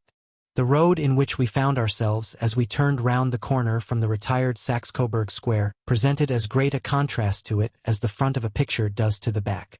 It was one of the main arteries which conveyed the traffic of the city to the north and west. The roadway was blocked with the immense stream of commerce flowing in a double tide inward and outward, while the footpaths were black with the hurrying swarm of pedestrians. It was difficult to realize as we looked at the line of fine shops and stately business premises that they really abutted on the other side upon the faded and stagnant square which we had just quitted. "Let me see," said Holmes, standing at the corner and glancing along the line. "I should like just to remember the order of the houses here. It is a hobby of mine to have an exact knowledge of London. There is Mortimer's, the tobacconist, the little newspaper shop, the Coburg branch of the City and Suburban Bank, the vegetarian restaurant, and McFarland's carriage building depot. That carries us right on to the other block. And now, Doctor, we've done our work, so it's time we had some play. A sandwich and a cup of coffee, and then off to Violin Land, where all is sweetness and delicacy and harmony, and there are no red-headed clients to vex us with their conundrums." My friend was an enthusiastic musician, being himself not only a very capable performer but a composer of no ordinary merit. All the afternoon he sat in the stalls wrapped in the most perfect happiness, gently waving his long, thin fingers in time to the music, while his gently smiling face and his languid, dreamy eyes were as unlike those of Holmes the sleuth-hound, Holmes the relentless, keen-witted, ready-handed criminal agent, as it was possible to conceive. In his singular character the dual nature alternately asserted itself, and his extreme exactness and astuteness represented, as I have often thought, the reaction against the poetic and contemplative mood which occasionally predominated in him. The swing of his nature took him from extreme languor to devouring energy, and, as I knew well, he was never so truly formidable as when, for days on end, he had been lounging in his armchair amid his improvisations and his black-letter editions. Then it was that the lust of the chase would suddenly come upon him, and that his brilliant reasoning power would rise to the level of intuition, until those who were unacquainted with his methods would look askance at him as on a man whose knowledge was not that of other mortals. When I saw him that afternoon so enwrapped in the music at St. James's Hall, I felt that an evil time might be coming upon those whom he had set himself to hunt down. "You want to go home, no doubt, Doctor?" he remarked as we emerged. "Yes, it would be as well. And I have some business to do which will take some hours. This business at Coburg Square is serious." "Why serious?" "A considerable crime is in contemplation. I have every reason to believe that we shall be in time to stop it. But today being Saturday rather complicates matters. I shall want your help tonight." "At what time?" 10 will be early enough. I shall be at Baker Street at 10. "Very well. And I say, Doctor, there may be some little danger, so kindly put your army revolver in your pocket." He waved his hand, turned on his heel, and disappeared in an instant among the crowd. I trust that I am not more dense than my neighbors, but I was always oppressed with a sense of my own stupidity in my dealings with Sherlock Holmes. Here I had heard what he had heard, I had seen what he had seen, and yet from his words it was evident that he saw clearly not only what had happened but what was about to happen, while to me the whole business was still confused and grotesque. As I drove home to my house in Kensington I thought over it all, from the extraordinary story of the red-headed copier of the encyclopedia down to the visit to Coburg Square, and the ominous words with which he had parted from me. What was this nocturnal expedition, and why should I go armed? Where were we going, and what were we to do? I had the hint from Holmes that this smooth-faced pawnbroker's assistant was a formidable man, a man who might play a deep game. I tried to puzzle it out, but gave it up in despair and set the matter aside until night should bring an explanation. It was 9:15 when I started from home and made my way across the park, and so through Oxford Street to Baker Street. 2 hansoms were standing at the door, and as I entered the passage I heard the sound of voices from above. On entering his room, I found Holmes in animated conversation with 2 men, one of whom I recognized as Peter Jones, the official police agent, while the other was a long, thin, sad-faced man, with a very shiny hat and oppressively respectable frock-coat. "Ha! Our party is complete," said Holmes, buttoning up his pea-jacket and taking his heavy hunting crop from the rack. "Watson, I think you know Mr. Jones of Scotland Yard? Let me introduce you to Mr. Merryweather, who is to be our companion in tonight's adventure." "We're hunting in couples again, Doctor, you see," said Jones in his consequential way. "Our friend here is a wonderful man for starting a chase. All he wants is an old dog to help him to do the running down." "I hope a wild goose may not prove to be the end of our chase," observed Mr. Merryweather gloomily. "You may place considerable confidence in Mr. Holmes, sir," said the police agent loftily. "He has his own little methods, which are, if he won't mind my saying so, just a little too theoretical and fantastic, but he has the makings of a detective in him. It is not too much to say that once or twice, as in that business of the Sholto murder and the Agra treasure, he has been more nearly correct than the official force." "Oh, if you say so, Mr. Jones, it is all right," said the stranger with deference. "Still, I confess that I miss my rubber. It is the first Saturday night for 27 years that I have not had my rubber." "I think you will find," said Sherlock Holmes, "that you will play for a higher stake tonight than you have ever done yet, and that the play will be more exciting. For you, Mr. Merryweather, the stake will be some £30,000, and for you, Jones, it will be the man upon whom you wish to lay your hands. John Clay, the murderer, thief, smasher, and forger. He's a young man, Mr. Merryweather, but he is at the head of his profession, and I would rather have my bracelets on him than on any criminal in London. He's a remarkable man, is young John Clay. His grandfather was a royal duke, and he himself has been to Eton and Oxford. His brain is as cunning as his fingers, and though we meet signs of him at every turn, we never know where to find the man himself. He'll crack a crib in Scotland one week, and be raising money to build an orphanage in Cornwall the next. I've been on his track for years and have never set eyes on him yet. I hope that I may have the pleasure of introducing you tonight. I've had 1 or 2 little turns also with Mr. John Clay, and I agree with you that he is at the head of his profession. It is past 10, however, and quite time that we started. If you two will take the first hansom, Watson and I will follow in the second." Sherlock Holmes was not very communicative during the long drive and lay back in the cab humming the tunes which he had heard in the afternoon. We rattled through an endless labyrinth of gaslit streets until we emerged into Farrington Street. "We are close there now," my friend remarked. "This fellow Merryweather is a bank director, and personally interested in the matter. I thought it as well to have Jones with us also. He is not a bad fellow, though an absolute imbecile in his profession. He has one positive virtue. He is as brave as a bulldog and as tenacious as a lobster if he gets his claws upon anyone. Here we are, and they are waiting for us." We had reached the same crowded thoroughfare in which we had found ourselves in the morning. Our cabs were dismissed, and, following the guidance of Mr. Merryweather, we passed down a narrow passage and through a side door, which he opened for us. Within there was a small corridor which ended in a very massive iron gate. This also was opened, and led down a flight of winding stone steps, which terminated at another formidable gate. Mr. Merryweather stopped to light a lantern, and then conducted us down a dark, earth-smelling passage and so, after opening a third door, into a huge vault or cellar, which was piled all round with crates and massive boxes. "You are not very vulnerable from above," Holmes remarked as he held up the lantern and gazed about him. "Nor from below," said Mr. Merryweather, striking his stick upon the flags which lined the floor. "Why, dear me, it sounds quite hollow," he remarked, looking up in surprise. "I must really ask you to be a little more quiet," said Holmes severely. "You have already imperiled the whole success of our expedition. Might I beg that you would have the goodness to sit down upon one of those boxes, and not to interfere?" The solemn Mr. Merryweather perched himself upon a crate, with a very injured expression upon his face, while Holmes fell upon his knees upon the floor and, with the lantern and a magnifying lens, began to examine minutely the cracks between the stones. A few seconds sufficed to satisfy him, for he sprang to his feet again and put his glass in his pocket.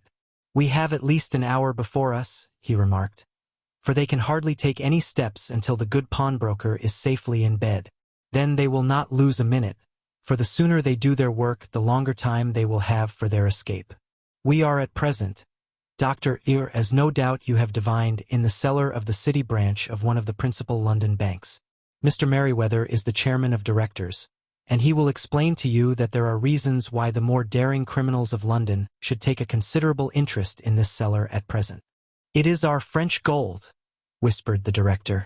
"We have had several warnings that an attempt might be made upon it." "Your French gold?" "Yes. We had occasion some months ago to strengthen our resources and borrowed for that purpose 30,000 Napoleons from the Bank of France. It has become known that we have never had occasion to unpack the money, and that it is still lying in our cellar.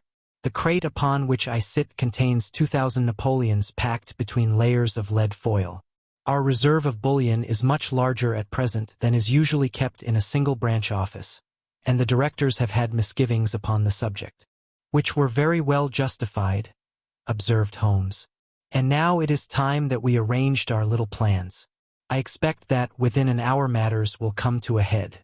In the meantime, Mr. Merryweather, we must put the screen over that dark lantern." "And sit in the dark?" "I am afraid so. I had brought a pack of cards in my pocket, and I thought that, as we were a party carry, you might have your rubber after all. But I see that the enemy's preparations have gone so far that we cannot risk the presence of a light. And, first of all, we must choose our positions. These are daring men, and though we shall take them at a disadvantage, they may do us some harm unless we are careful. I shall stand behind this crate, and do you conceal yourselves behind those. Then, when I flash a light upon them, close and swiftly. If they fire, Watson, have no compunction about shooting them down." I placed my revolver, cocked, upon the top of the wooden case behind which I crouched. Holmes shot the slide across the front of his lantern and left us in pitch darkness. Such an absolute darkness as I have never before experienced. The smell of hot metal remained to assure us that the light was still there, ready to flash out at a moment's notice. To me, with my nerves worked up to a pitch of expectancy, There was something depressing and subduing in the sudden gloom, and in the cold, dank air of the vault. "They have but one retreat," whispered Holmes. "That is back through the house into Saxe-Coburg Square. I hope that you have done what I asked you, Jones. I have an inspector and 2 officers waiting at the front door. Then we have stopped all the holes. And now we must be silent and wait." What a time it seemed! From comparing notes afterwards, it was but an hour and a quarter. Yet it appeared to me that the night must have almost gone, and the dawn be breaking above us. My limbs were weary and stiff, for I feared to change my position. Yet my nerves were worked up to the highest pitch of tension, and my hearing was so acute that I could not only hear the gentle breathing of my companions, but I could distinguish the deeper, heavier in-breath of the bulky Jones from the thin, sighing note of the bank director. From my position I could look over the case in the direction of the floor. Suddenly my eyes caught the glint of a light. At first it was but a lurid spark upon the stone pavement.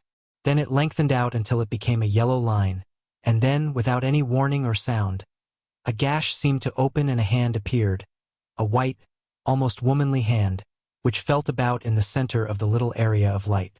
For a minute or more the hand, with its writhing fingers, protruded out of the floor. Then it was withdrawn as suddenly as it appeared, and all was dark again save the single lurid spark which marked a chink between the stones. Its disappearance, however, was but momentary. With a rending, tearing sound, one of the broad, white stones turned over upon its side and left a square, gaping hole, through which streamed the light of a lantern. Over the edge there peeped a clean-cut, boyish face, which looked keenly about it, and then, with a hand on either side of the aperture, drew itself shoulder-high and waist-high, until one knee rested upon the edge. In another instant he stood at the side of the hole and was hauling after him a companion, lithe and small like himself, with a pale face and a shock of very red hair. "It's all clear," he whispered. "Have you the chisel and the bags? Great Scott! Jump, Archie, jump, and I'll swing for it." Sherlock Holmes had sprung out and seized the intruder by the collar. The other dived down the hole, and I heard the sound of rending cloth as Jones clutched at his skirts. The light flashed upon the barrel of a revolver, but Holmes' hunting crop came down on the man's wrist, and the pistol clinked upon the stone floor. "It's no use, John Clay," said Holmes blandly. "You have no chance at all." "So I see," the other answered with the utmost coolness. "I fancy that my pal is all right, though I see you have got his coat-tails." "There are 3 men waiting for him at the door," said Holmes. "Oh, indeed. You seem to have done the thing very completely. I must compliment you." "And I you," Holmes answered. "Your red-headed idea was very new and effective." "You'll see your pal again presently," said Jones. "He's quicker at climbing down holes than I am. Just hold out while I fix the derbies." "I beg that you will not touch me with your filthy hands," remarked our prisoner as the handcuffs clattered upon his wrists. "You may not be aware that I have royal blood in my veins. Have the goodness, also, when you address me always to say sir and please." "All right," said Jones with a stare and a snigger. "Well, would you please, sir, march upstairs, where we can get a cab to carry your highness to the police station?" "That is better," said John Clay serenely. He made a sweeping bow to the 3 of us and walked quietly off in the custody of the detective. "Really, Mr. Holmes," said Mr. Merriweather as we followed them from the cellar, "I do not know how the bank can thank you or repay you. There is no doubt that you have detected and defeated in the most complete manner one of the most determined attempts at bank robbery that have ever come within my experience. I have had 1 or 2 little scores of my own to settle with Mr. John Clay," said Holmes. "I have been at some small expense over this matter, which I shall expect the bank to refund. But beyond that I am amply repaid by having had an experience which is in many ways unique, and by hearing the very remarkable narrative of the Red-Headed League. The Adventures of Sherlock Holmes. Arthur Conan Doyle. 3. A Case of Identity. "My dear fellow," said Sherlock Holmes as we sat on either side of the fire in his lodgings at Baker Street, "life is infinitely stranger than anything which the mind of man could invent. We would not dare to conceive the things which are really mere commonplaces of existence. If we could fly out of that window hand in hand, hover over this great city, gently remove the roofs, and peep in at the queer things which are going on. The strange coincidences, the plannings, the cross-purposes, the wonderful chains of events, working through generations, and leading to the most outre results. It would make all fiction with its conventionalities and foreseen conclusions most stale and unprofitable. And yet I am not convinced of it, I answered. The cases which come to light in the papers are, as a rule, bald enough and vulgar enough. We have in our police reports realism pushed to its extreme limits, and yet the result is, it must be confessed, neither fascinating nor artistic. A certain selection and discretion must be used in producing a realistic effect, remarked Holmes. This is wanting in the police report, where more stress is laid, perhaps, upon the platitudes of the magistrate than upon the details, which to an observer contain the vital essence of the whole matter. Depend upon it, there is nothing so unnatural as the commonplace. I smiled and shook my head.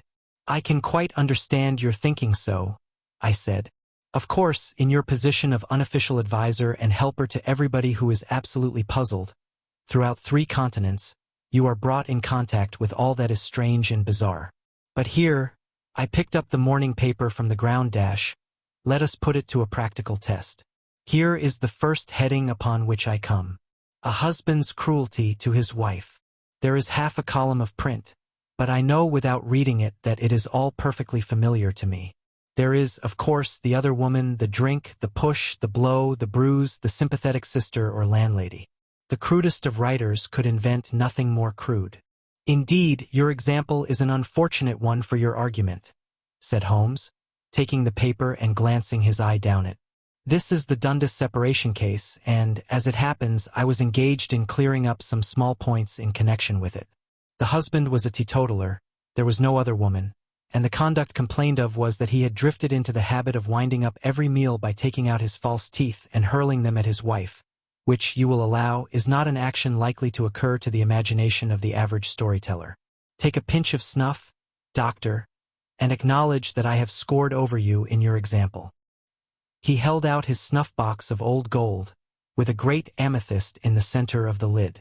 Its splendor was in such contrast to his homely ways and simple life that I could not help commenting upon it. "Ah," said he, "I forgot that I had not seen you for some weeks. It is a little souvenir from the King of Bohemia in return for my assistance in the case of the Irene Adler papers." "And the ring?"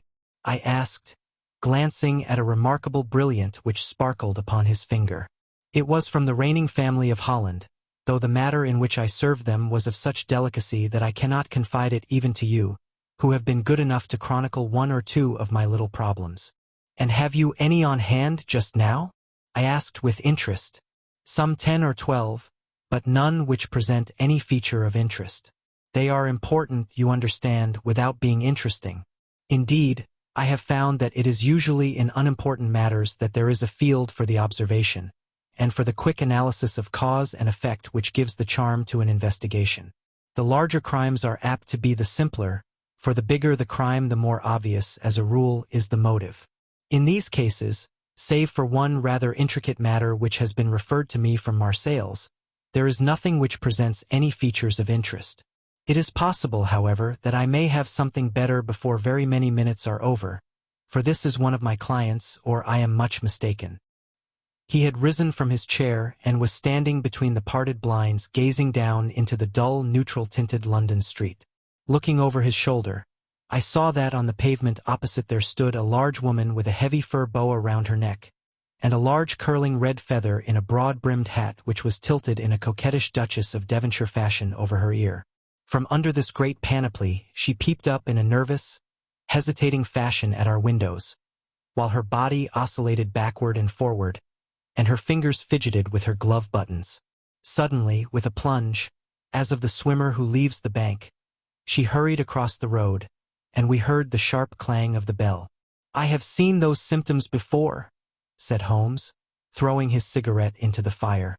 "Oscillation upon the pavement always means an affaire de cœur. She would like advice, but is not sure that the matter is not too delicate for communication. And yet, even here we may discriminate. When a woman has been seriously wronged by a man, she no longer oscillates, and the usual symptom is a broken bell wire. Here we may take it that there is a love matter, but that the maiden is not so much angry as perplexed or grieved. But here she comes in person to resolve our doubts. As he spoke there was a tap at the door, and the boy in buttons entered to announce Miss Mary Sutherland, while the lady herself loomed behind his small black figure like a full-sailed merchantman behind a tiny pilot boat. Sherlock Holmes welcomed her with the easy courtesy for which he was remarkable, and, having closed the door and bowed her into an armchair, he looked her over in the minute and yet abstracted fashion which was peculiar to him. "Do you not find," he said, "that with your short sight it is a little trying to do so much typewriting?" "I did at first," she answered, "but now I know where the letters are without looking." Then, suddenly realizing the full purport of his words, she gave a violent start and looked up, with fear and astonishment upon her broad, good-humored face. "You've heard about me, Mr. Holmes?" she cried. "Else how could you know all that?" "Never mind," said Holmes, laughing. "It is my business to know things. Perhaps I have trained myself to see what others overlook. If not, why should you come to consult me?" "I came to you, sir, because I heard of you from Mrs. Etheridge, whose husband you found so easy when the police and everyone had given him up for dead. Oh, Mr. Holmes, I wish you would do as much for me. I'm not rich, but still I have 100 a year in my own right, besides the little that I make by the machine, and I would give it all to know what has become of Mr. Hosmer Angel."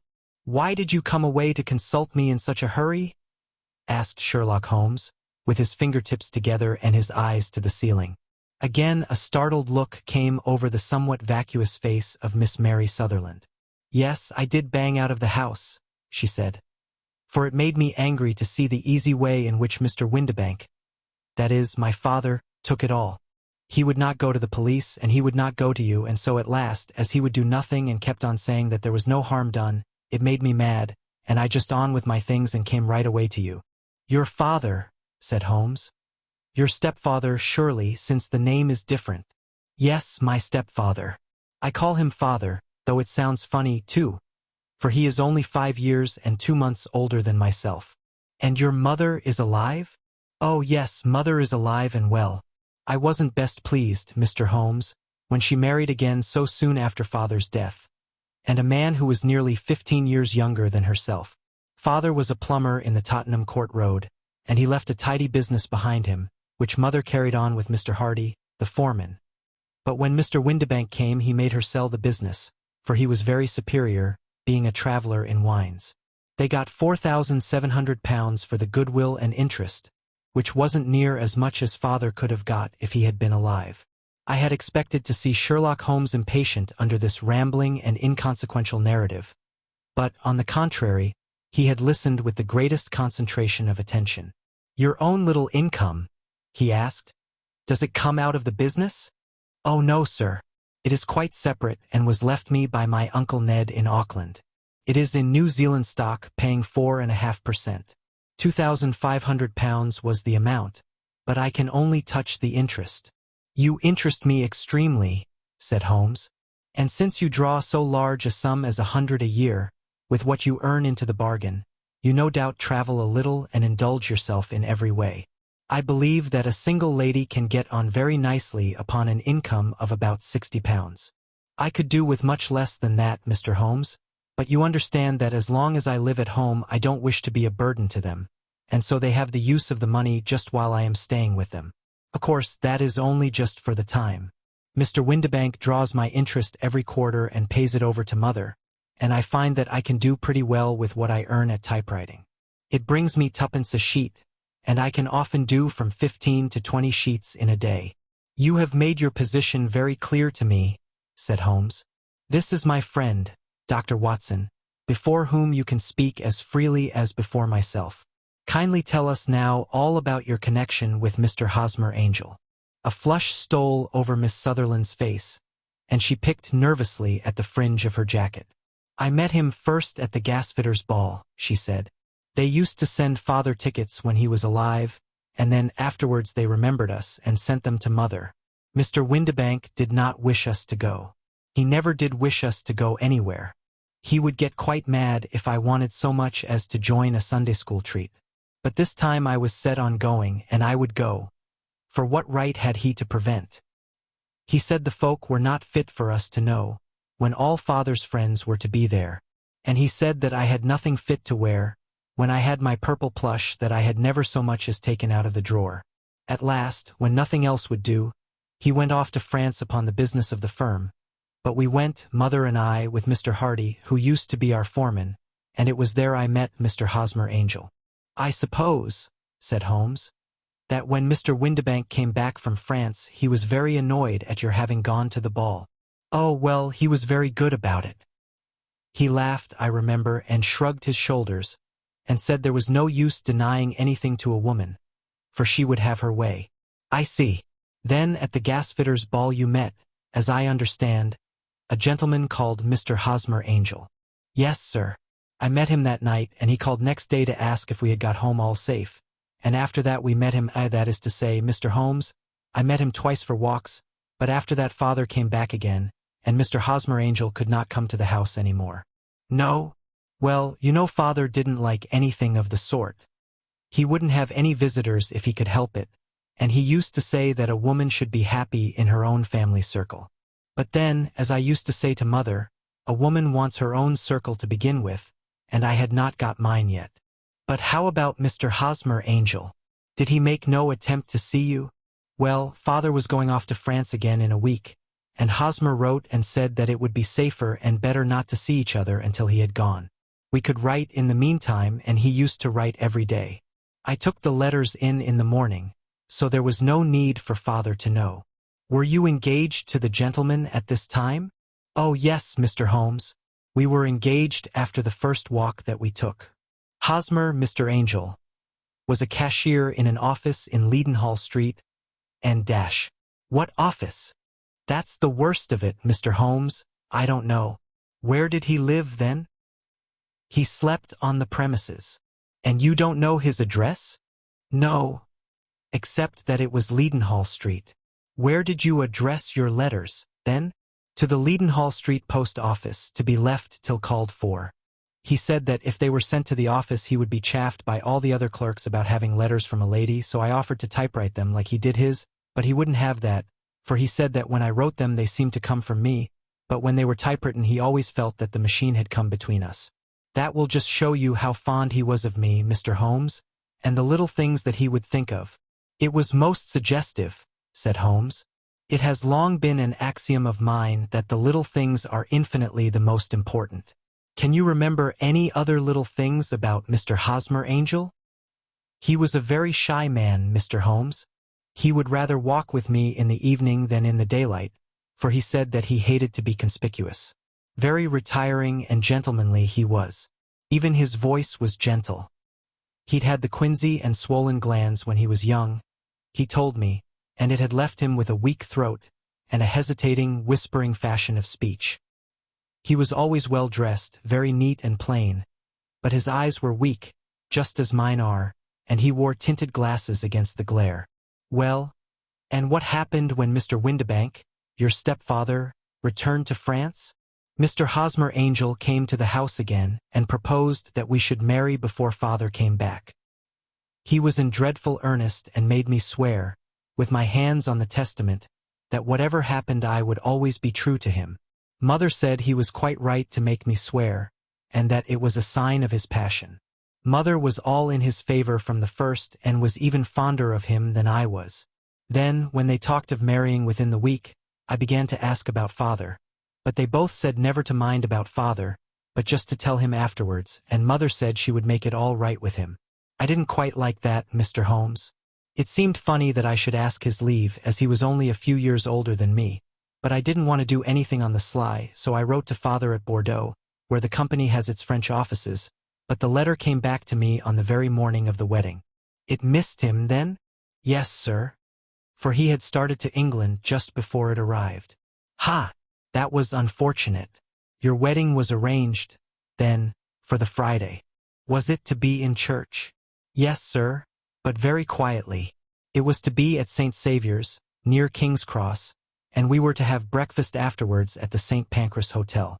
Hosmer came for us in a hansom, but as there were two of us he put us both into it and stepped himself into a four-wheeler, which happened to be the only other cab in the street.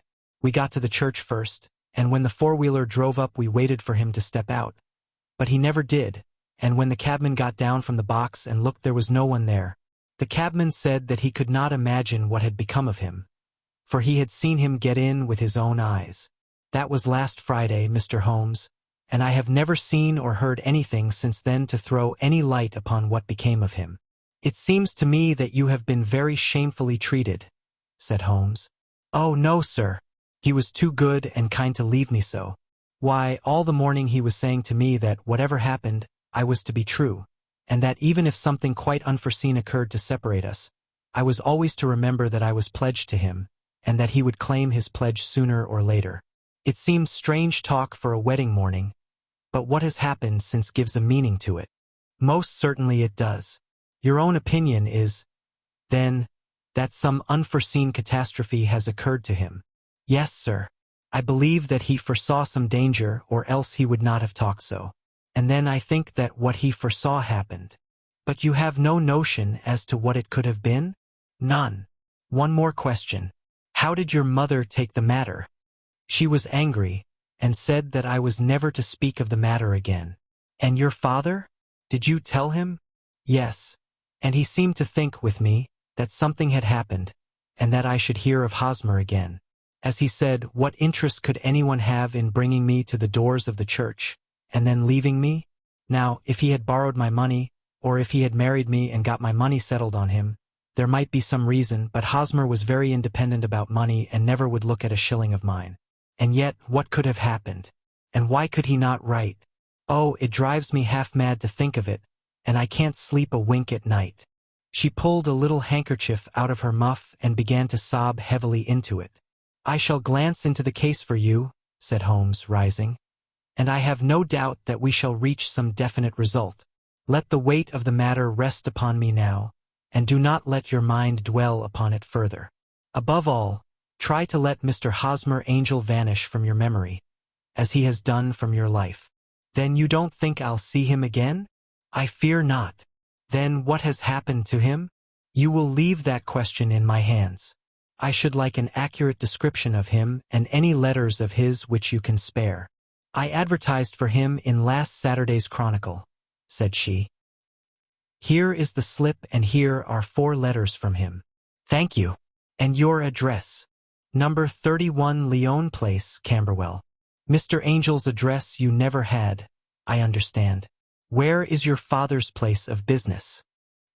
He travels for Westhouse Amp, Marbank, the great claret importers of Fenchurch Street. Thank you. You have made your statement very clearly. You will leave the papers here, and remember the advice which I have given you. Let the whole incident be a sealed book, and do not allow it to affect your life. You are very kind, Mr. Holmes, but I cannot do that. I shall be true to Hosmer. He shall find me ready when he comes back. For all the preposterous hat and the vacuous face, there was something noble in the simple faith of our visitor which compelled our respect. She laid her little bundle of papers upon the table and went her way, with a promise to come again whenever she might be summoned. Sherlock Holmes sat silent for a few minutes with his fingertips still pressed together, his legs stretched out in front of him, and his gaze directed upward to the ceiling. Then he took down from the rack the old and oily clay pipe, which was to him as a counselor, and, having lit it, he leaned back in his chair, with the thick blue cloud wreaths spinning up from him, and a look of infinite languor in his face. Quite an interesting study, that maiden, he observed. I found her more interesting than her little problem, which, by the way, is rather a trite one. You will find parallel cases if you consult my index in Andover in '77, and there was something of the sort at The Hague last year. Old as is the idea, however, there were 1 or 2 details which were new to me. But the maiden herself was most instructive. You appeared to read a good deal upon her which was quite invisible to me, I remarked. Not invisible but unnoticed, Watson. You did not know where to look, and so you missed all that was important. I can never bring you to realize the importance of sleeves, the suggestiveness of thumbnails, or the great issues that may hang from a bootlace. Now, what did you gather from that woman's appearance? Describe it. Well, she had a slate-colored, broad-brimmed straw hat, with a feather of a brickish red. Her jacket was black, with black beads sewn upon it, and a fringe of little black jet ornaments. Her dress was brown, rather darker than coffee color, with a little purple plush at the neck and sleeves. Her gloves were grayish and were worn through at the right forefinger. Her boots I didn't observe. She had small round, hanging gold earrings, and a general air of being fairly well-to-do in a vulgar, comfortable, easygoing way. Sherlock Holmes clapped his hands softly together and chuckled. "'Pon my word, Watson, you are coming along wonderfully. You have really done very well indeed. It is true that you have missed everything of importance, but you have hit upon the method, and you have a quick eye for color. Never trust to general impressions, my boy, but concentrate yourself upon details. My first glance is always at a woman's sleeve. In a man it is perhaps better first to take the knee of the trouser. As you observe, this woman had plush upon her sleeves, which is a most useful material for showing traces. The double line a little above the wrist, where the typewriter presses against the table, was beautifully defined. The sewing machine of the hand type leaves a similar mark, but only on the left arm, and on the side of it farthest from the thumb, instead of being right across the broadest part, as this was. I then glanced at her face, and, observing the dint of a pince-nez at either side of her nose, I ventured a remark upon short sight and typewriting, which seemed to surprise her. It surprised me. But surely it was obvious. I was then much surprised and interested on glancing down to observe that, though the boots which she was wearing were not unlike each other, they were really odd ones, the one having a slightly decorated toe cap and the other a plain one. One was buttoned only in the 2 lower buttons out of 5, and the other at the 1st, 3rd, and 5th. Now, when you see that a young lady, otherwise neatly dressed, has come away from home with odd boots, half-buttoned, it is no great deduction to say that she came away in a hurry. "And what else?" I asked, keenly interested, as I always was, by my friend's incisive reasoning. I noted, in passing, that she had written a note before leaving home but after being fully dressed.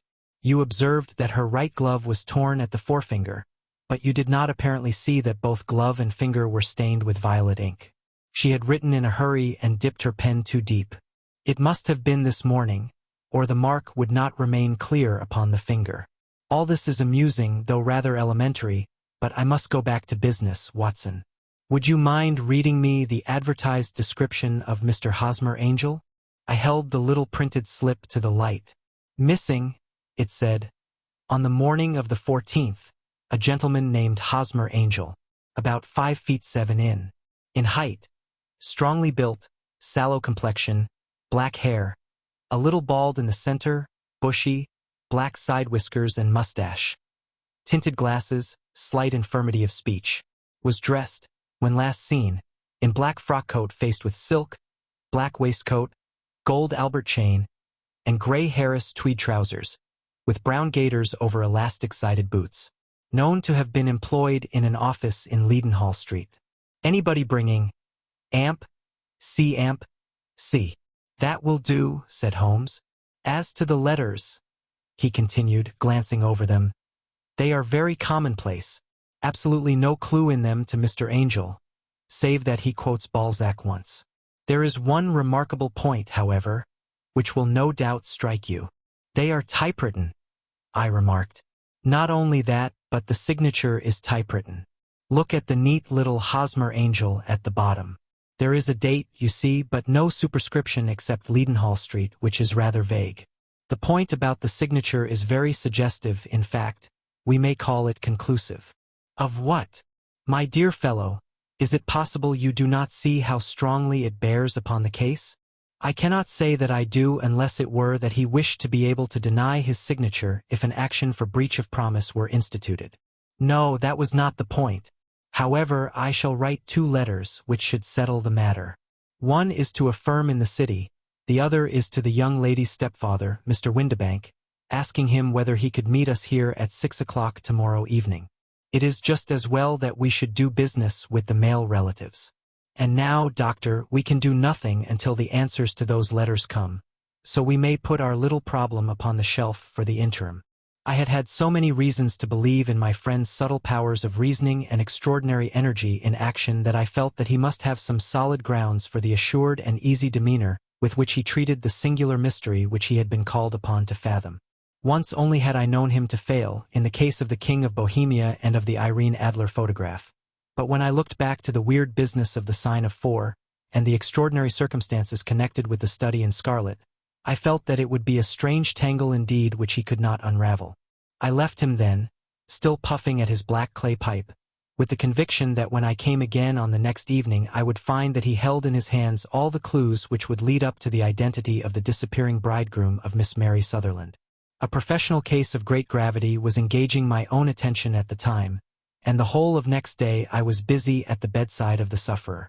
It was not until close upon 6 o'clock that I found myself free and was able to spring into a hansom and drive to Baker Street, half afraid that I might be too late to assist at the denouement of the little mystery. I found Sherlock Holmes alone, however, half asleep, with his long, thin form curled up in the recesses of his armchair. A formidable array of bottles and test tubes, with the pungent, cleanly smell of hydrochloric acid, told me that he had spent his day in the chemical work which was so dear to him. "Well, have you solved it?" I asked as I entered. "Yes, it was the bisulfate of baryta." "No, no, the mystery!" I cried. "Oh, that! I thought of the salt that I have been working upon.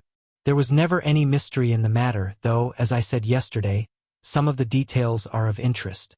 The only drawback is that there is no law, I fear, that can touch the scoundrel.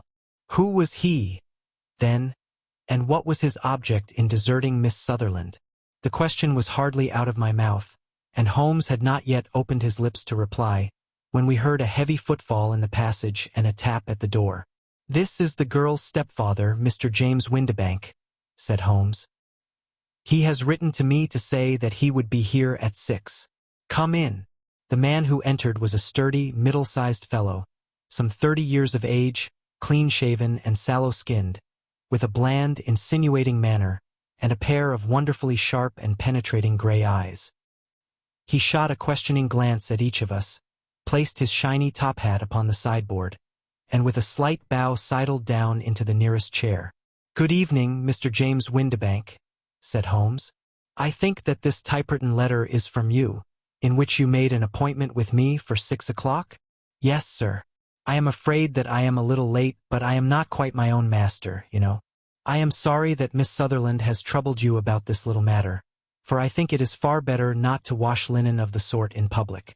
It was quite against my wishes that she came, but she is a very excitable, impulsive girl, as you may have noticed, and she is not easily controlled when she has made up her mind on a point.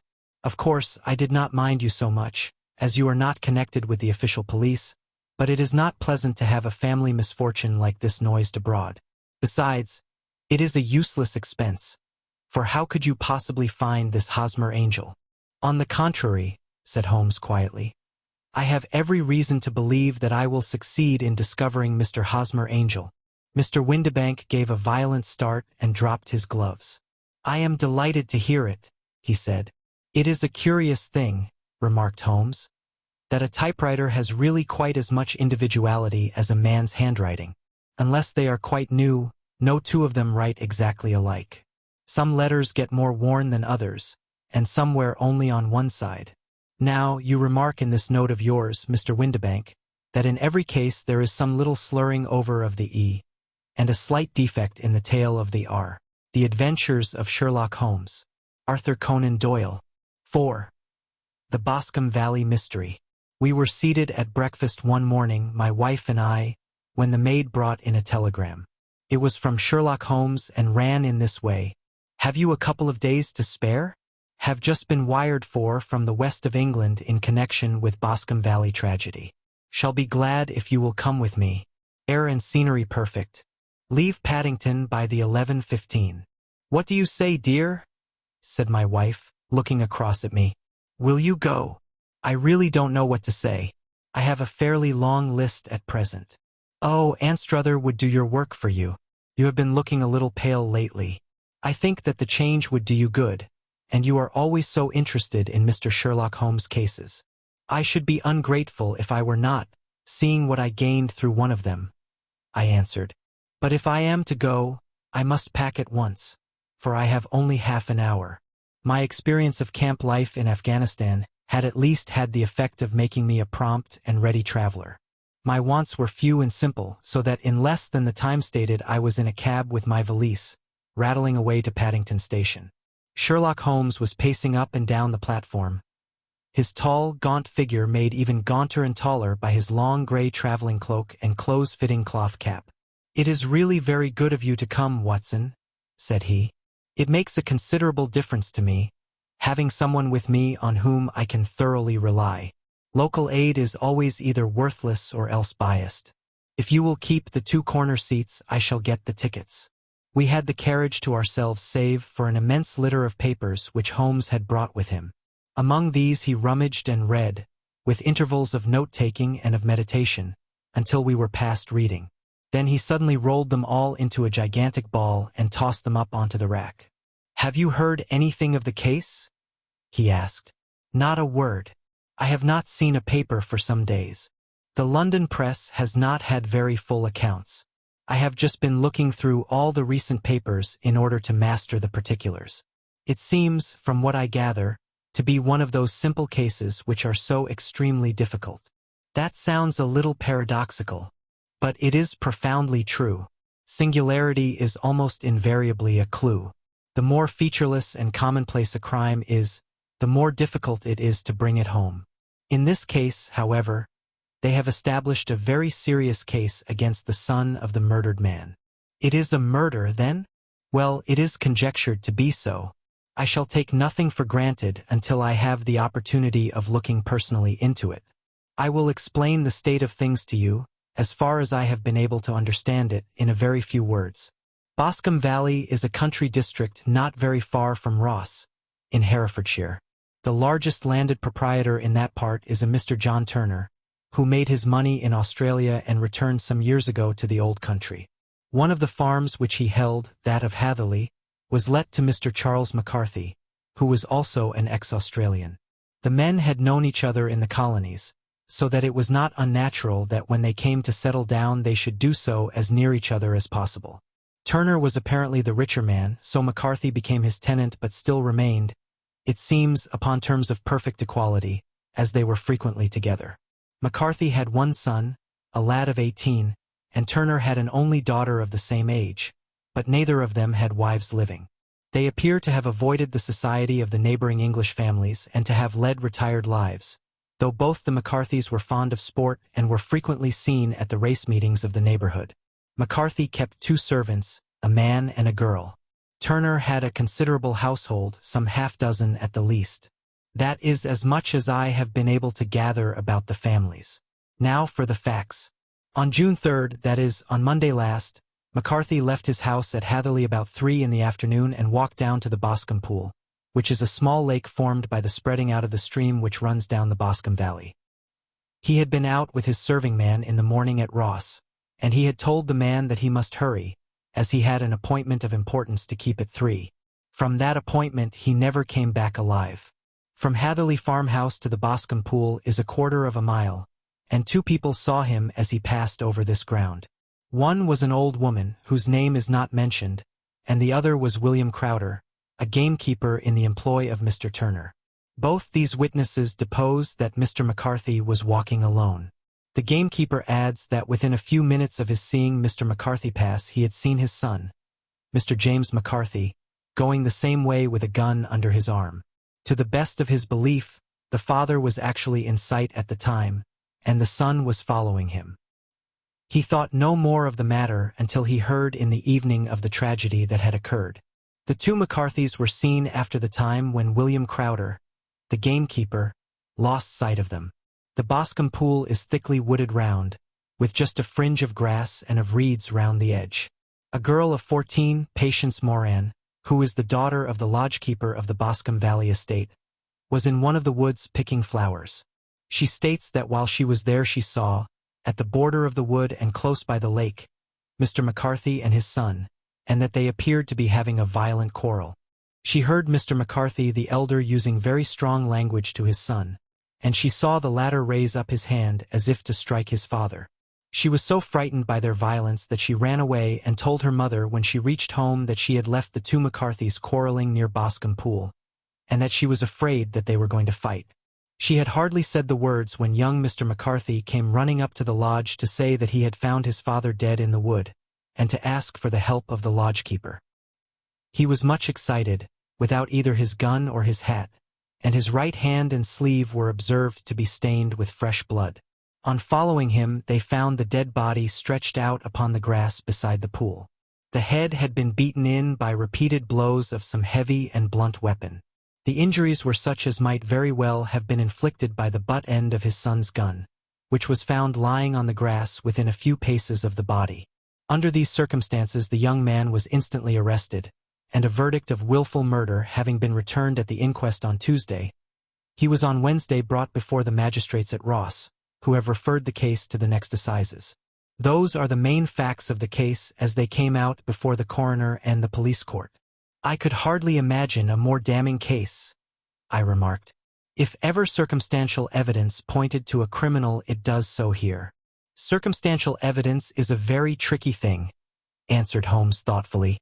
It may seem to point very straight to one thing, but if you shift your own point of view a little, you may find it pointing in an equally uncompromising manner to something entirely different. It must be confessed, however, that the case looks exceedingly grave against the young man, and it is very possible that he is indeed the culprit. There are several people in the neighborhood, however, and among them Miss Turner, the daughter of the neighboring landowner, who believe in his innocence, and who have retained Lestrade, whom you may recollect in connection with the study in scarlet, to work out the case in his interest. Lestrade, being rather puzzled, has referred the case to me, and hence it is that two middle-aged gentlemen are flying westward at 50 miles an hour instead of quietly digesting their breakfasts at home. I am afraid, said I, that the facts are so obvious that you will find little credit to be gained out of this case. There is nothing more deceptive than an obvious fact, he answered, laughing. Besides, we may chance to hit upon some other obvious facts which may have been by no means obvious to Mr. Lestrade. You know me too well to think that I am boasting when I say that I shall either confirm or destroy his theory by means which he is quite incapable of employing, or even of understanding.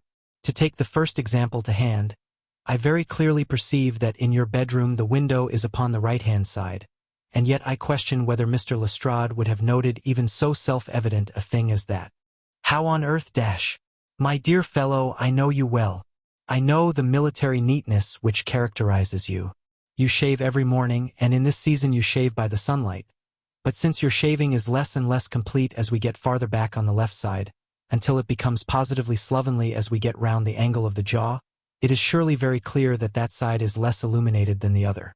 I could not imagine a man of your habits looking at himself in an equal light and being satisfied with such a result. I only quote this as a trivial example of observation and inference. Therein lies my métier, and it is just possible that it may be of some service in the investigation which lies before us. There are one or two minor points which were brought out in the inquest, and which are worth considering. What are they? It appears that his arrest did not take place at once, but after the return to Hatherley Farm. On the inspector of constabulary informing him that he was a prisoner, he remarked that he was not surprised to hear it, and that it was no more than his deserts. This observation of his had the natural effect of removing any traces of doubt which might have remained in the minds of the coroner's jury. It was a confession, I ejaculated. No, for it was followed by a protestation of innocence. Coming on the top of such a damning series of events, it was at least a most suspicious remark. On the contrary, said Holmes, it is the brightest rift which I can at present see in the clouds. However innocent he might be, he could not be such an absolute imbecile as not to see that the circumstances were very black against him.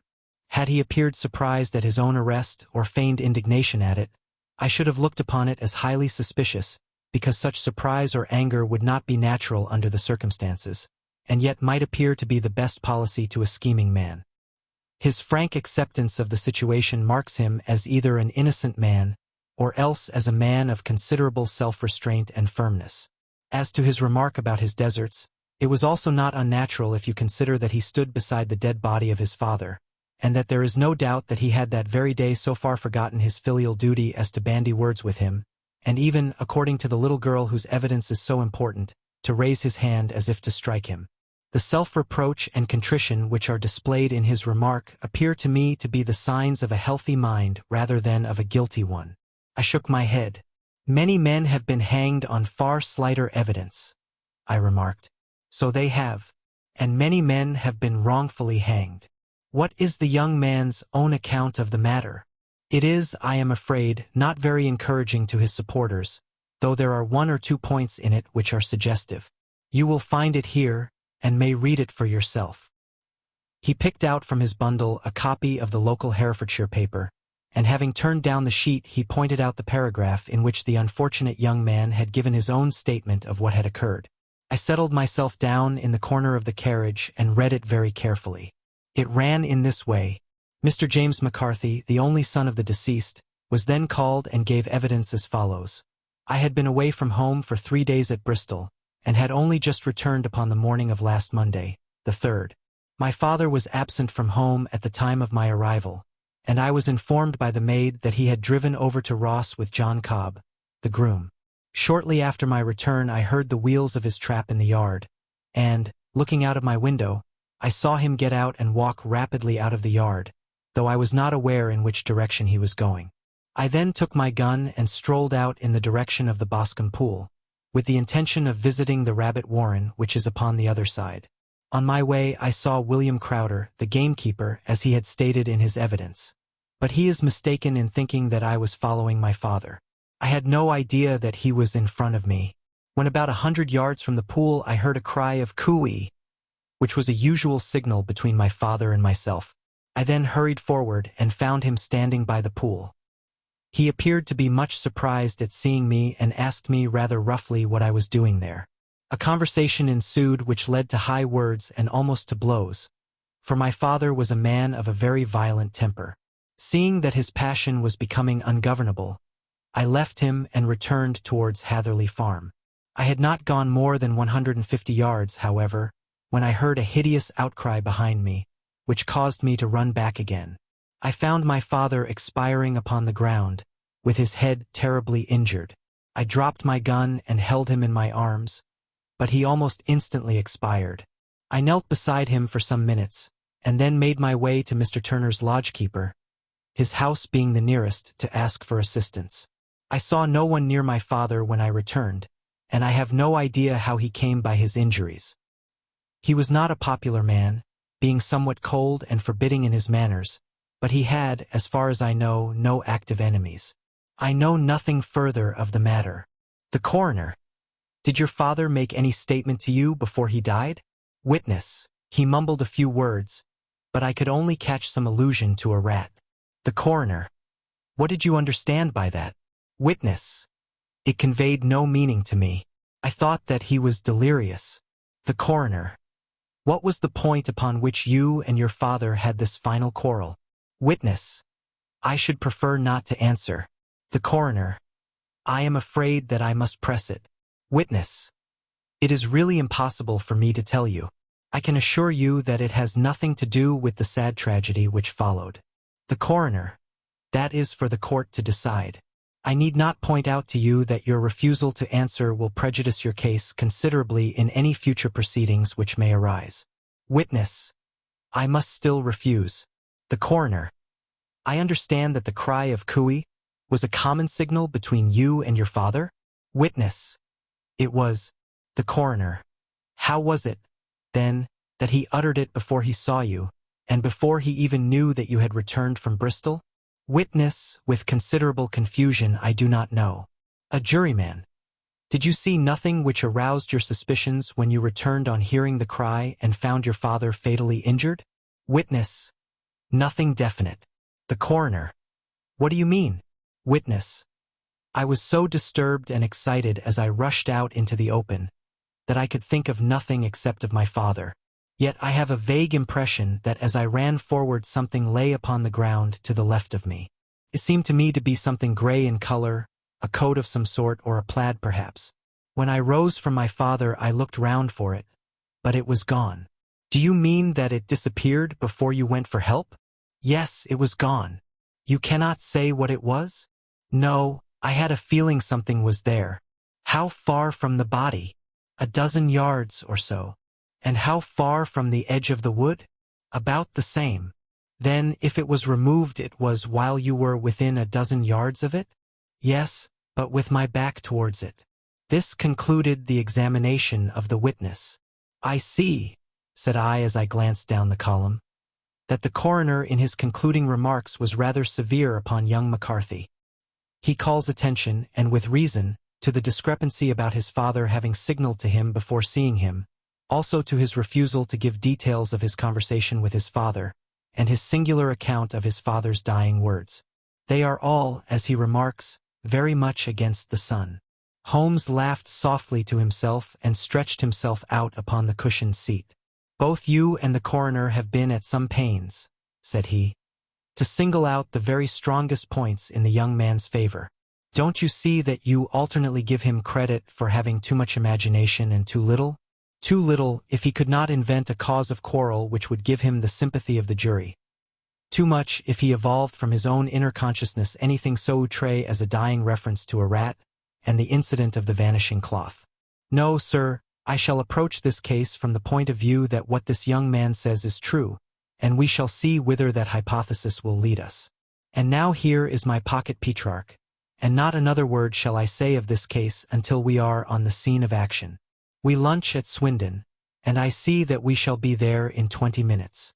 It was nearly 4 o'clock when we at last, after passing through the beautiful Stroud Valley, and over the broad gleaming Severn, found ourselves at the pretty little country town of Ross. A lean, ferret-like man, furtive and sly-looking, was waiting for us upon the platform. In spite of the light brown dust coat and leather leggings which he wore in deference to his rustic surroundings, I had no difficulty in recognizing Lestrade of Scotland Yard. With him we drove to the Hereford Arms, where a room had already been engaged for us. "I have ordered a carriage," said Lestrade as we sat over a cup of tea. "I knew your energetic nature, and that you would not be happy until you had been on the scene of the crime." "It was very nice and complimentary of you," Holmes answered. "It is entirely a question of barometric pressure." Lestrade looked startled. "I do not quite follow," he said. "How is the glass?" 29, I see. No wind, and not a cloud in the sky. I have a caseful of cigarettes here which need smoking, and the sofa is very much superior to the usual country hotel abomination. I do not think that it is probable that I shall use the carriage tonight." Lestrade laughed indulgently. "You have, no doubt, already formed your conclusions from the newspapers," he said. "The case is as plain as a pikestaff, and the more one goes into it, the plainer it becomes. Still, of course, one can't refuse a lady, and such a very positive one, too. She has heard of you, and would have your opinion, though I repeatedly told her that there was nothing which you could do which I had not already done. Why? Bless my soul! Here is her carriage at the door." He had hardly spoken before there rushed into the room one of the most lovely young women that I have ever seen in my life, her violet eyes shining, her lips parted, a pink flush upon her cheeks, all thought of her natural reserve lost in her overpowering excitement and concern. "Oh, Mr. Sherlock Holmes!" she cried, glancing from one to the other of us, and finally, with a woman's quick intuition, fastening upon my companion. "I am so glad that you have come. I have driven down to tell you so. I know that James didn't do it. I know it, and I want you to start upon your work knowing it, too. Never let yourself doubt upon that point. We have known each other since we were little children, and I know his faults as no one else does. But he is too tender-hearted to hurt a fly. Such a charge is absurd to anyone who really knows him." "I hope we may clear him, Miss Turner," said Sherlock Holmes. "You may rely upon my doing all that I can. But you have read the evidence. You have formed some conclusion. Do you not see some loophole, some flaw? Do you not yourself think that he is innocent?" "I think that it is very probable." "There now!" she cried, throwing back her head and looking defiantly at Lestrade. "You hear? He gives me hopes." Lestrade shrugged his shoulders. "I am afraid that my colleague has been a little quick in forming his conclusions," he said. "But he is right. Oh, I know that he is right. James never did it. And about his quarrel with his father, I am sure that the reason why he would not speak about it to the coroner was because I was concerned in it. In what way? Asked Holmes. It is no time for me to hide anything. James and his father had many disagreements about me. Mr. McCarthy was very anxious that there should be a marriage between us.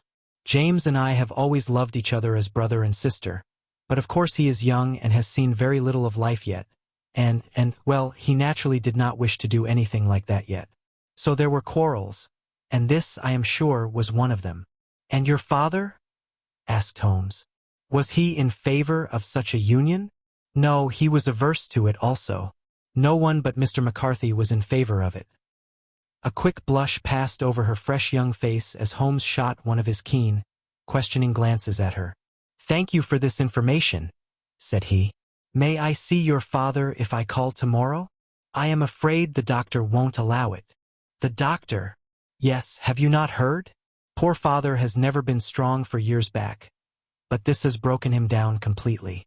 He is taken to his bed, and Dr. Willows says that he is a wreck and that his nervous system is shattered." Mr. McCarthy was the only man alive who had known Dad in the old days in Victoria. "Ha! In Victoria. That is important." "Yes, at the mines." "Quite so. At the gold mines where, as I understand, Mr. Turner made his money." "Yes, certainly. Thank you, Miss Turner. You have been of material assistance to me. You will tell me if you have any news tomorrow. No doubt you will go to the prison to see James." "Oh, if you do, Mr. Holmes, do tell him that I know him to be innocent."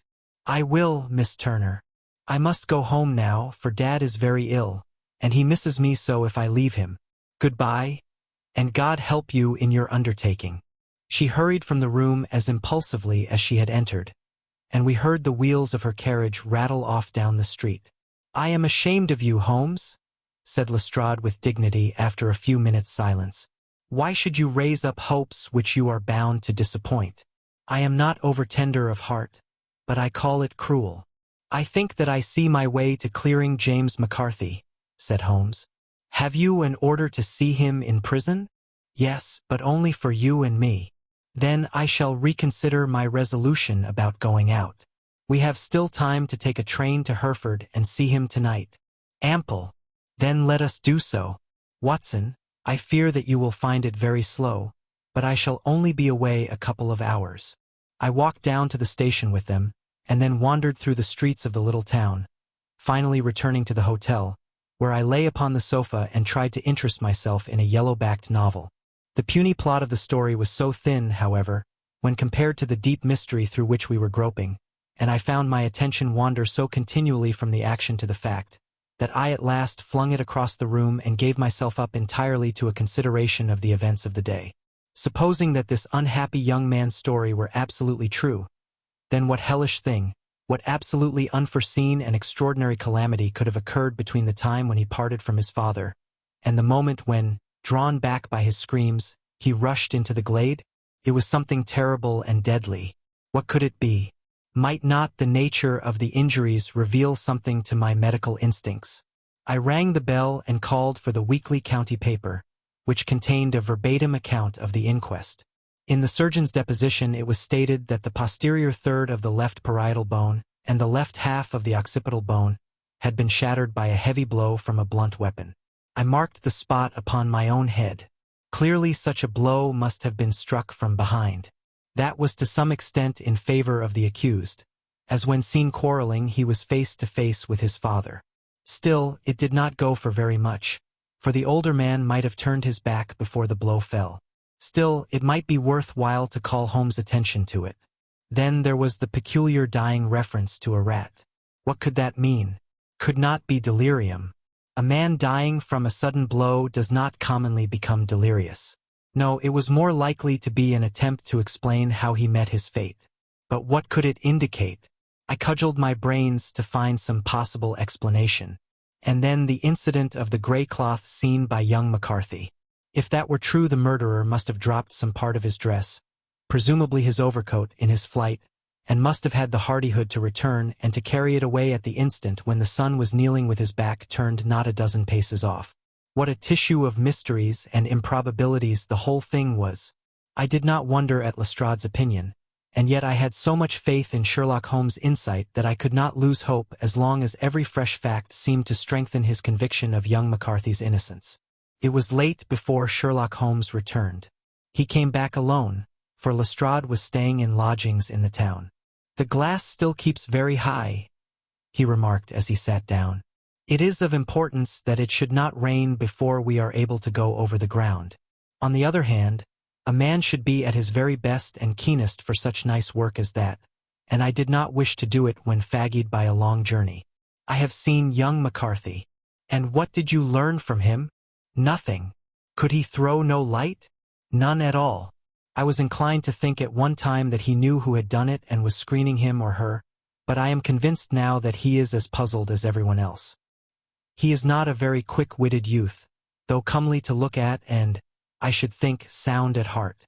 I cannot admire his taste," I remarked, "if it is indeed a fact that he was averse to a marriage with so charming a young lady as this Miss Turner. Ah, thereby hangs a rather painful tale.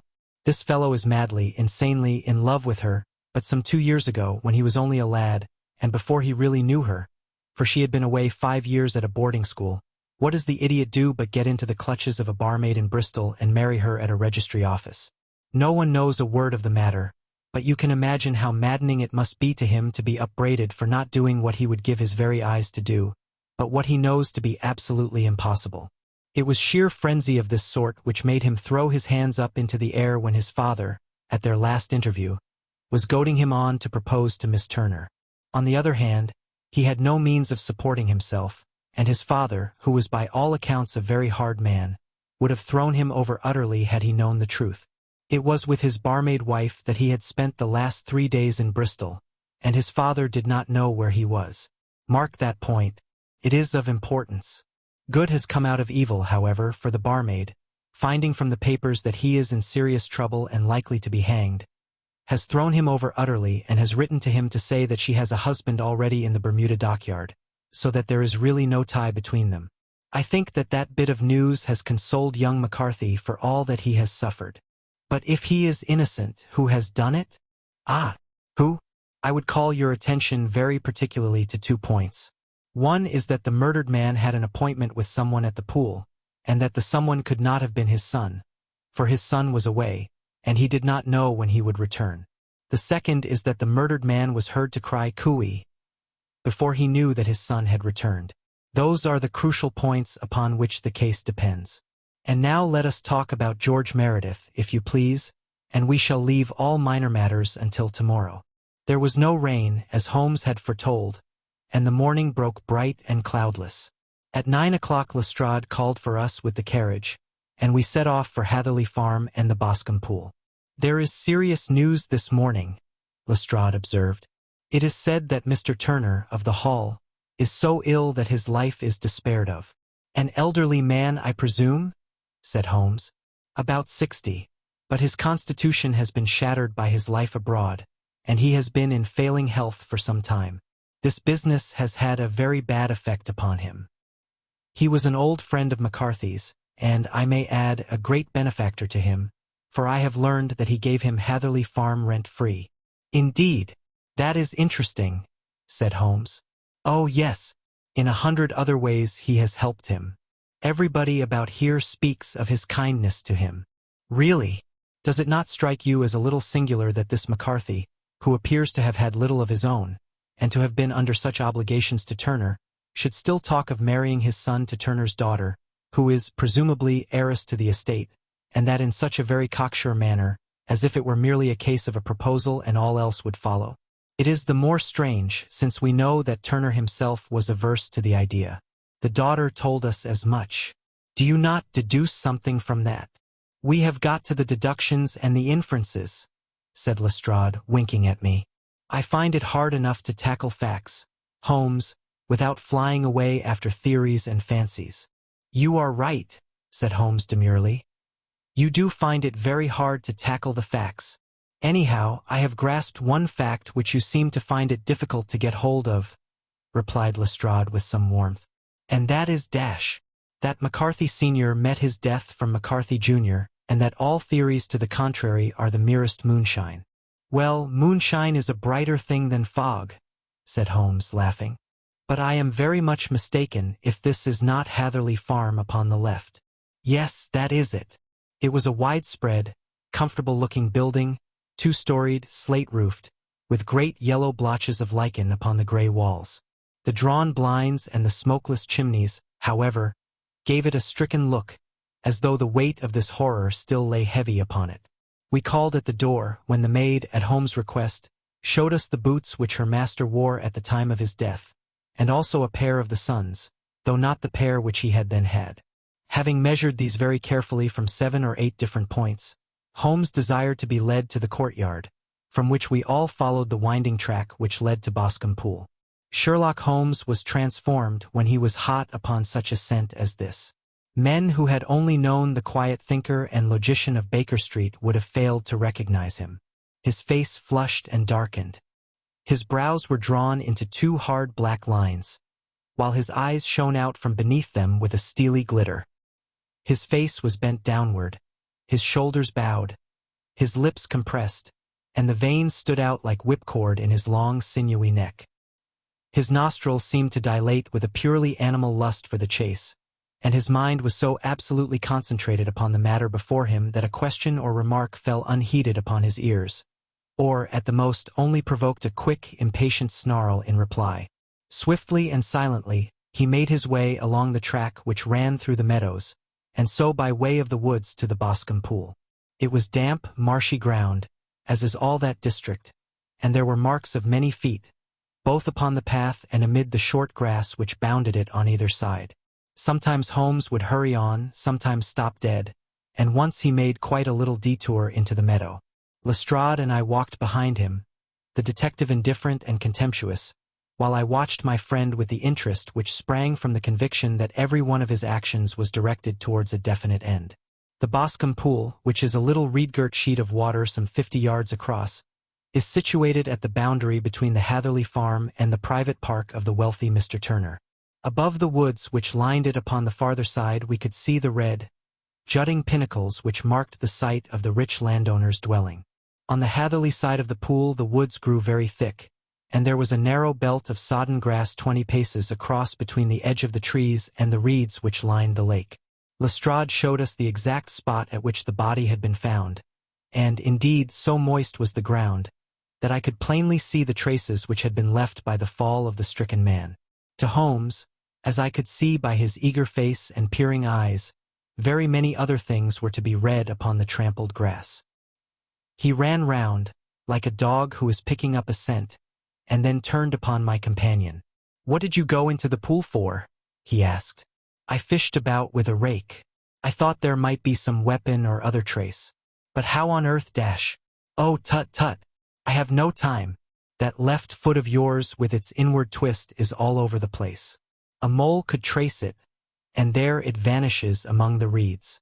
Oh, how simple it would all have been had I been here before they came like a herd of buffalo and wallowed all over it.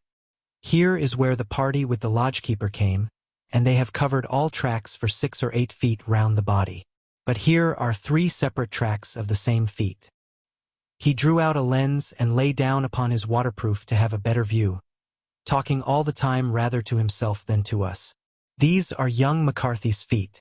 Twice he was walking, and once he ran swiftly, so that the soles are deeply marked and the heels hardly visible. That bears out his story. He ran when he saw his father on the ground. Then here are the father's feet as he paced up and down. What is this, then? It is the butt end of the gun as the son stood listening. And this? Ha, ha!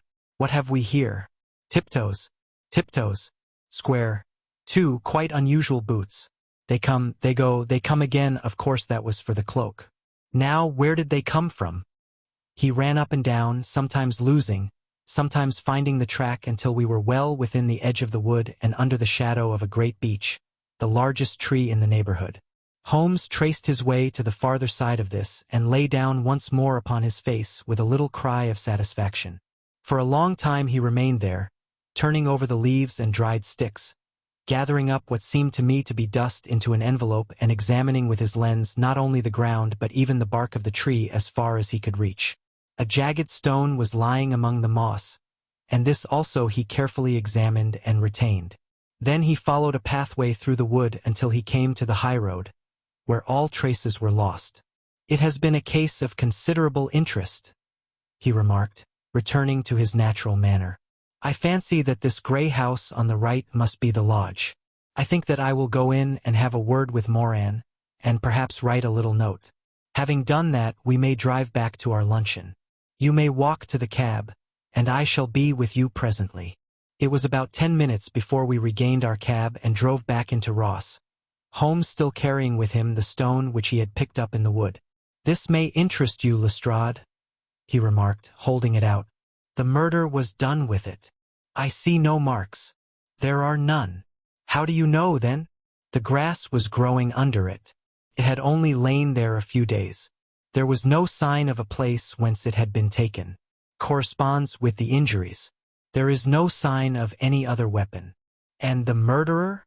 "Is a tall man, left-handed, limps with the right leg, wears thick-soled shooting boots and a gray cloak, smokes Indian cigars, uses a cigar holder, and carries a blunt penknife in his pocket.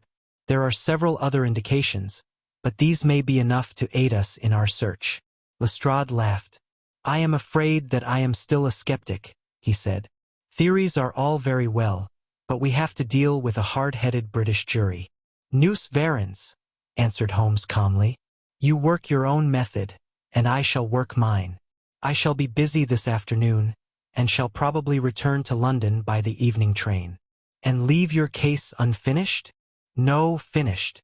But the mystery? It is solved." "Who was the criminal, then?" "The gentleman I describe." "But who is he?" "Surely it would not be difficult to find out.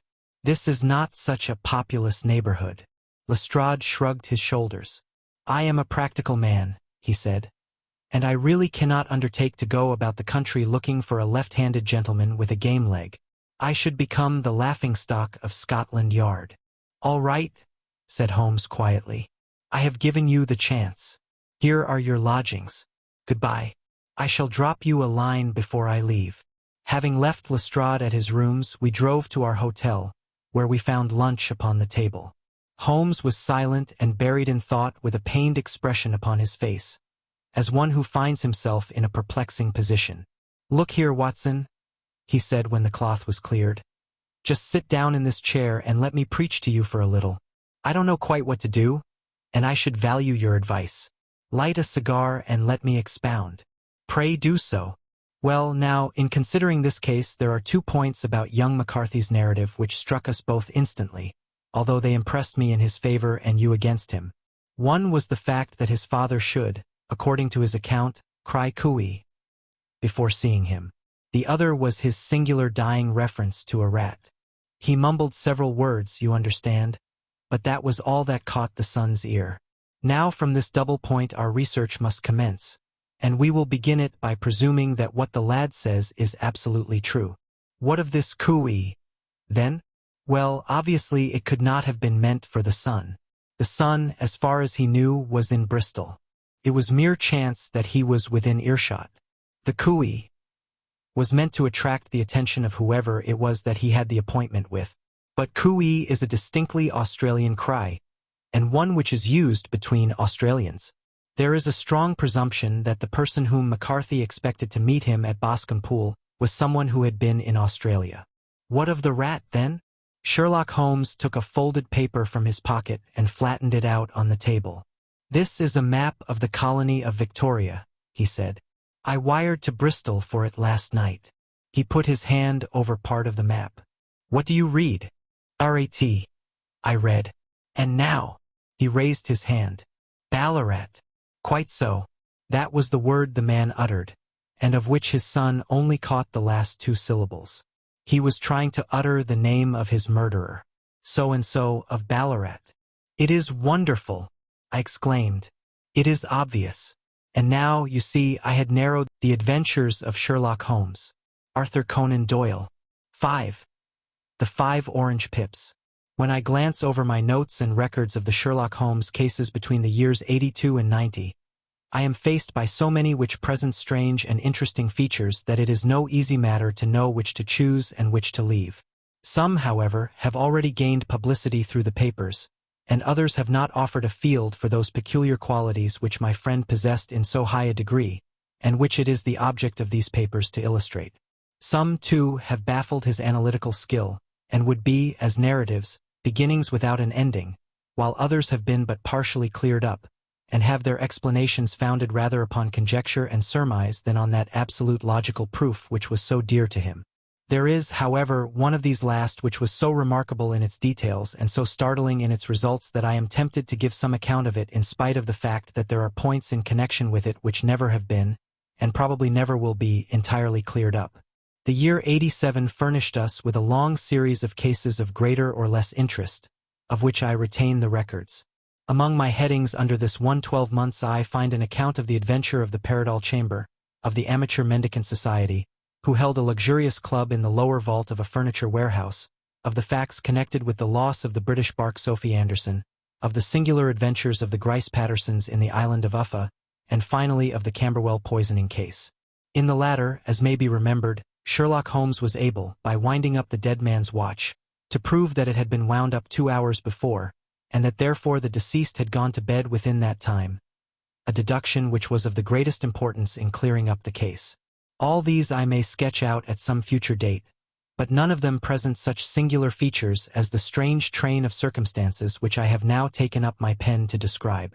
It was in the latter days of September, and the equinoctial gales had set in with exceptional violence.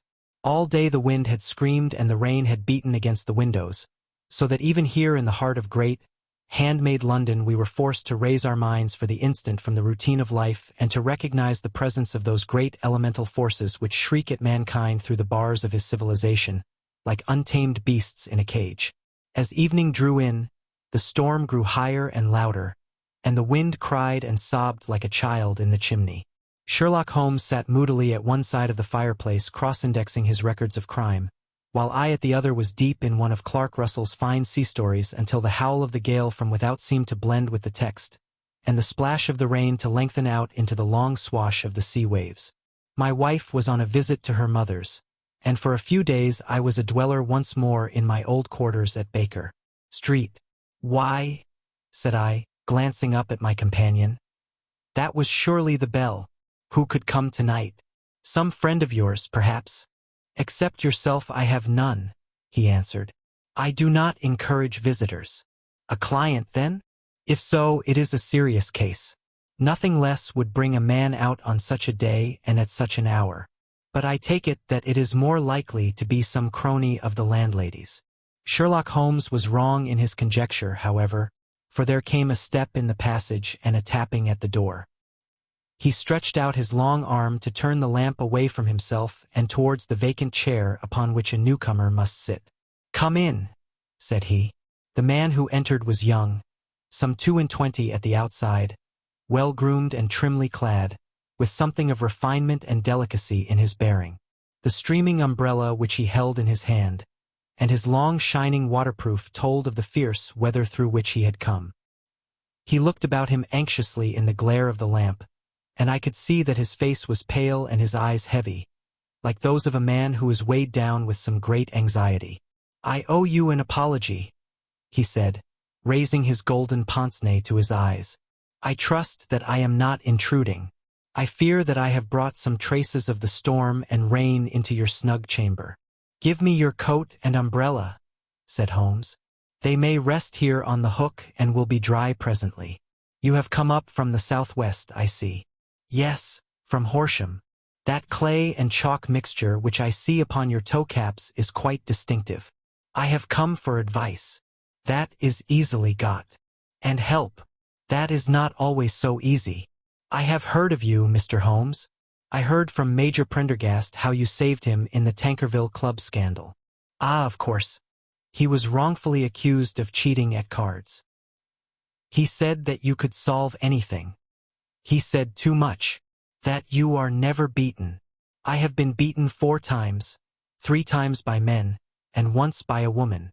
But what is that compared with the number of your successes? It is true that I have been generally successful. Then you may be so with me. I beg that you will draw your chair up to the fire and favor me with some details as to your case. It is no ordinary one. None of those which come to me are. I am the last court of appeal. And yet I question, sir, whether, in all your experience, you have ever listened to a more mysterious and inexplicable chain of events than those which have happened in my own family. You fill me with interest, said Holmes.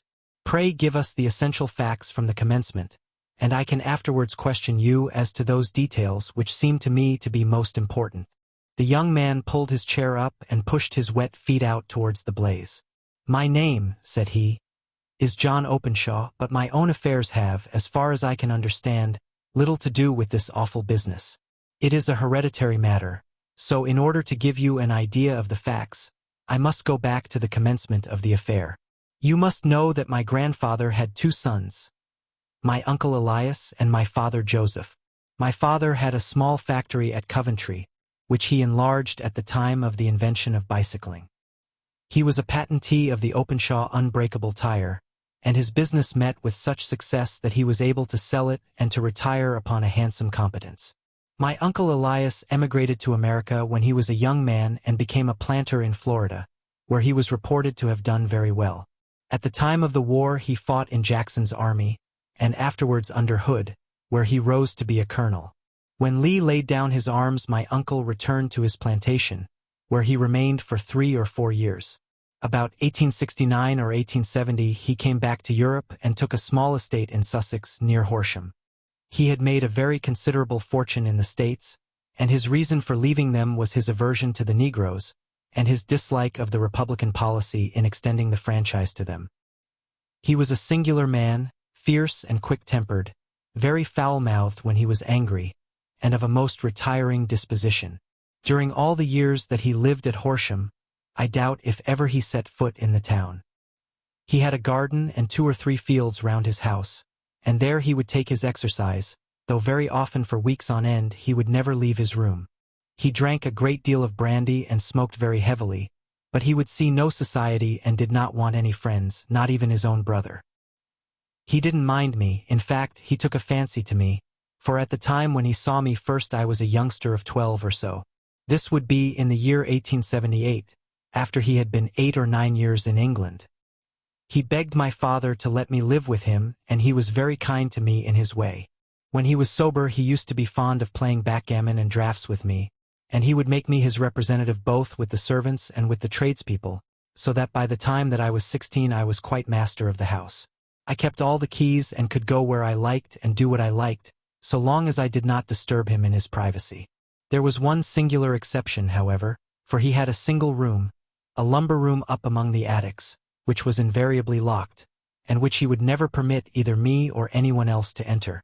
With a boy's curiosity I have peeped through the keyhole, but I was never able to see more than such a collection of old trunks and bundles as would be expected in such a room. One day, it was in March 1883, a letter with a foreign stamp lay upon the table in front of the colonel's plate. It was not a common thing for him to receive letters, for his bills were all paid in ready money, and he had no friends of any sort. "From India," said he as he took it up. "Pondicherry postmark. What can this be?" Opening it hurriedly, out there jumped 5 little dried orange pips, which pattered down upon his plate. I began to laugh at this, but the laugh was struck from my lips at the sight of his face. His lip had fallen, his eyes were protruding, his skin the color of putty, and he glared at the envelope which he still held in his trembling hand. K, he shrieked, and then, my God, my sins have overtaken me." "What is it, uncle?" I cried.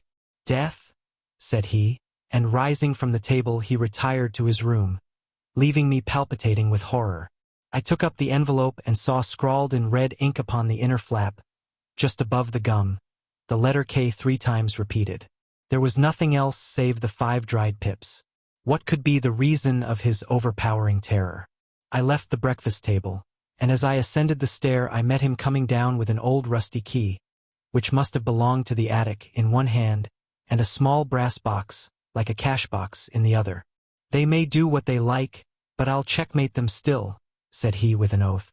"Tell Mary that I shall want a fire in my room today, and send down to Fordham the Horsham lawyer." I did as he ordered, and when the lawyer arrived I was asked to step up to the room. The fire was burning brightly, and in the grate there was a mass of black, fluffy ashes, as of burned paper, while the brass box stood open and empty beside it. As I glanced at the box I noticed, with a start, that upon the lid was printed the treble K which I had read in the morning upon the envelope. "I wish you, John," said my uncle, "to witness my will. I leave my estate, with all its advantages and all its disadvantages, to my brother, your father, whence it will, no doubt, descend to you. If you can enjoy it in peace, well and good. If you find you cannot, take my advice, my boy, and leave it to your deadliest enemy. I am sorry to give you such a two-edged thing, but I can't say what turn things are going to take. Kindly sign the paper where Mr. Fordham shows you." I signed the paper as directed, and the lawyer took it away with him. The singular incident made, as you may think, the deepest impression upon me, and I pondered over it and turned it every way in my mind without being able to make anything of it.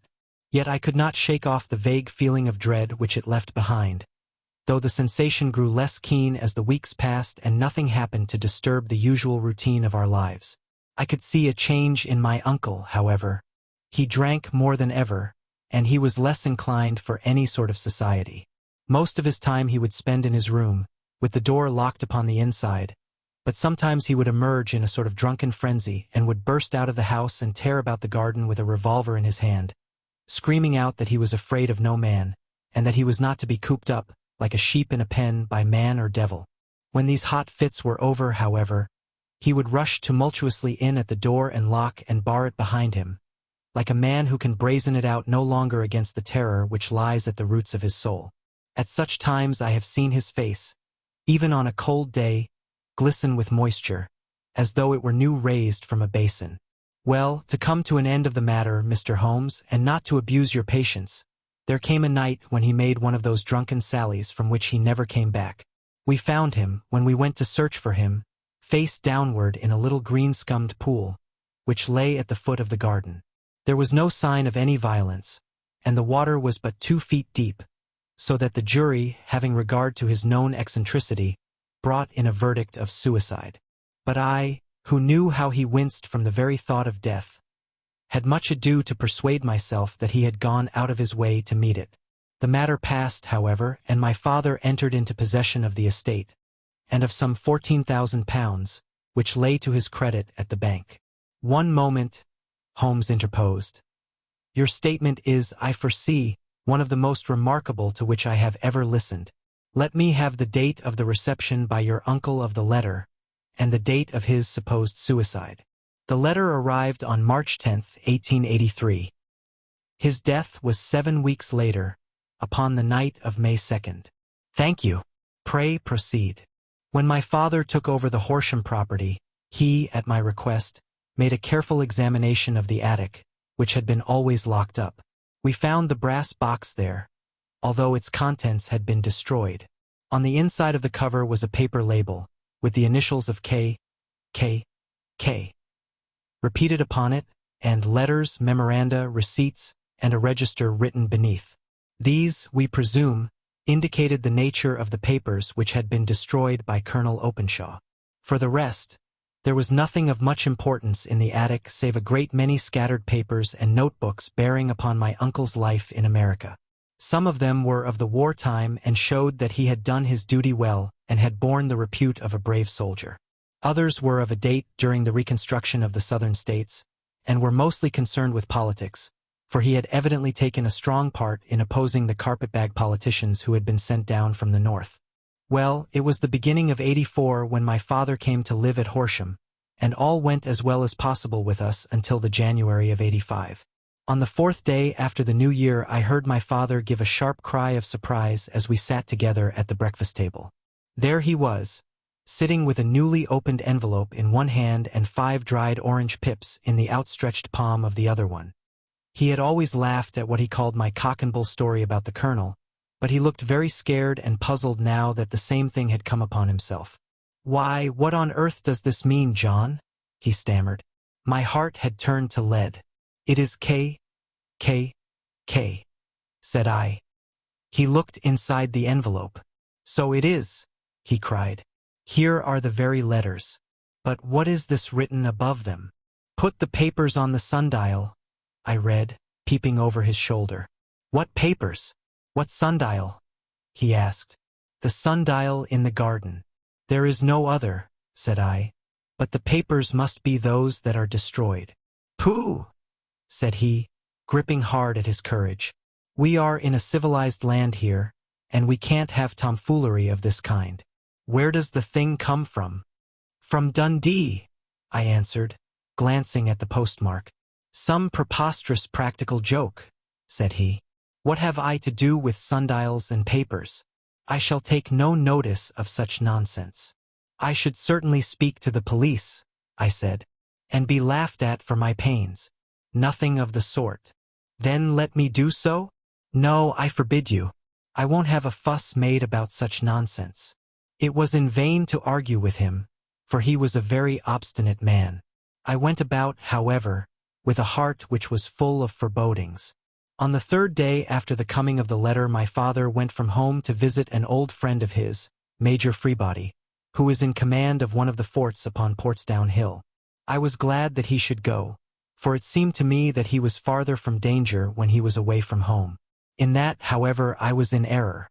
Upon the second day of his absence I received a telegram from the Major, imploring me to come at once. My father had fallen over one of the deep chalk pits which abound in the neighborhood, and was lying senseless, with a shattered skull. I hurried to him, but he passed away without having ever recovered his consciousness.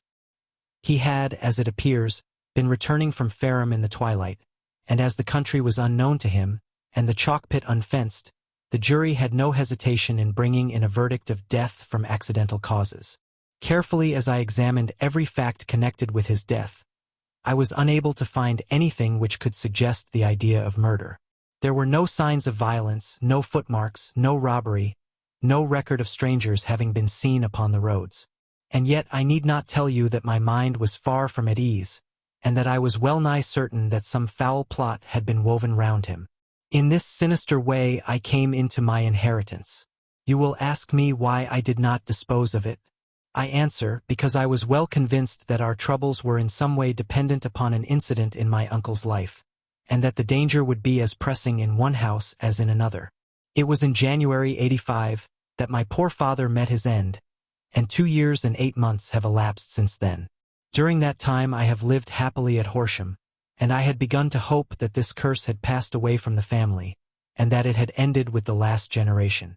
I had begun to take comfort too soon, however. Yesterday morning the blow fell in the very shape in which it had come upon my father. The young man took from his waistcoat a crumpled envelope, and turning to the table he shook out upon it 5 little dried orange pips. This is the envelope, he continued. The postmark is London Eastern Division. Within are the very words which were upon my father's last message, K. And then put the papers on the sundial. What have you done? Asked Holmes. Nothing. To tell the truth.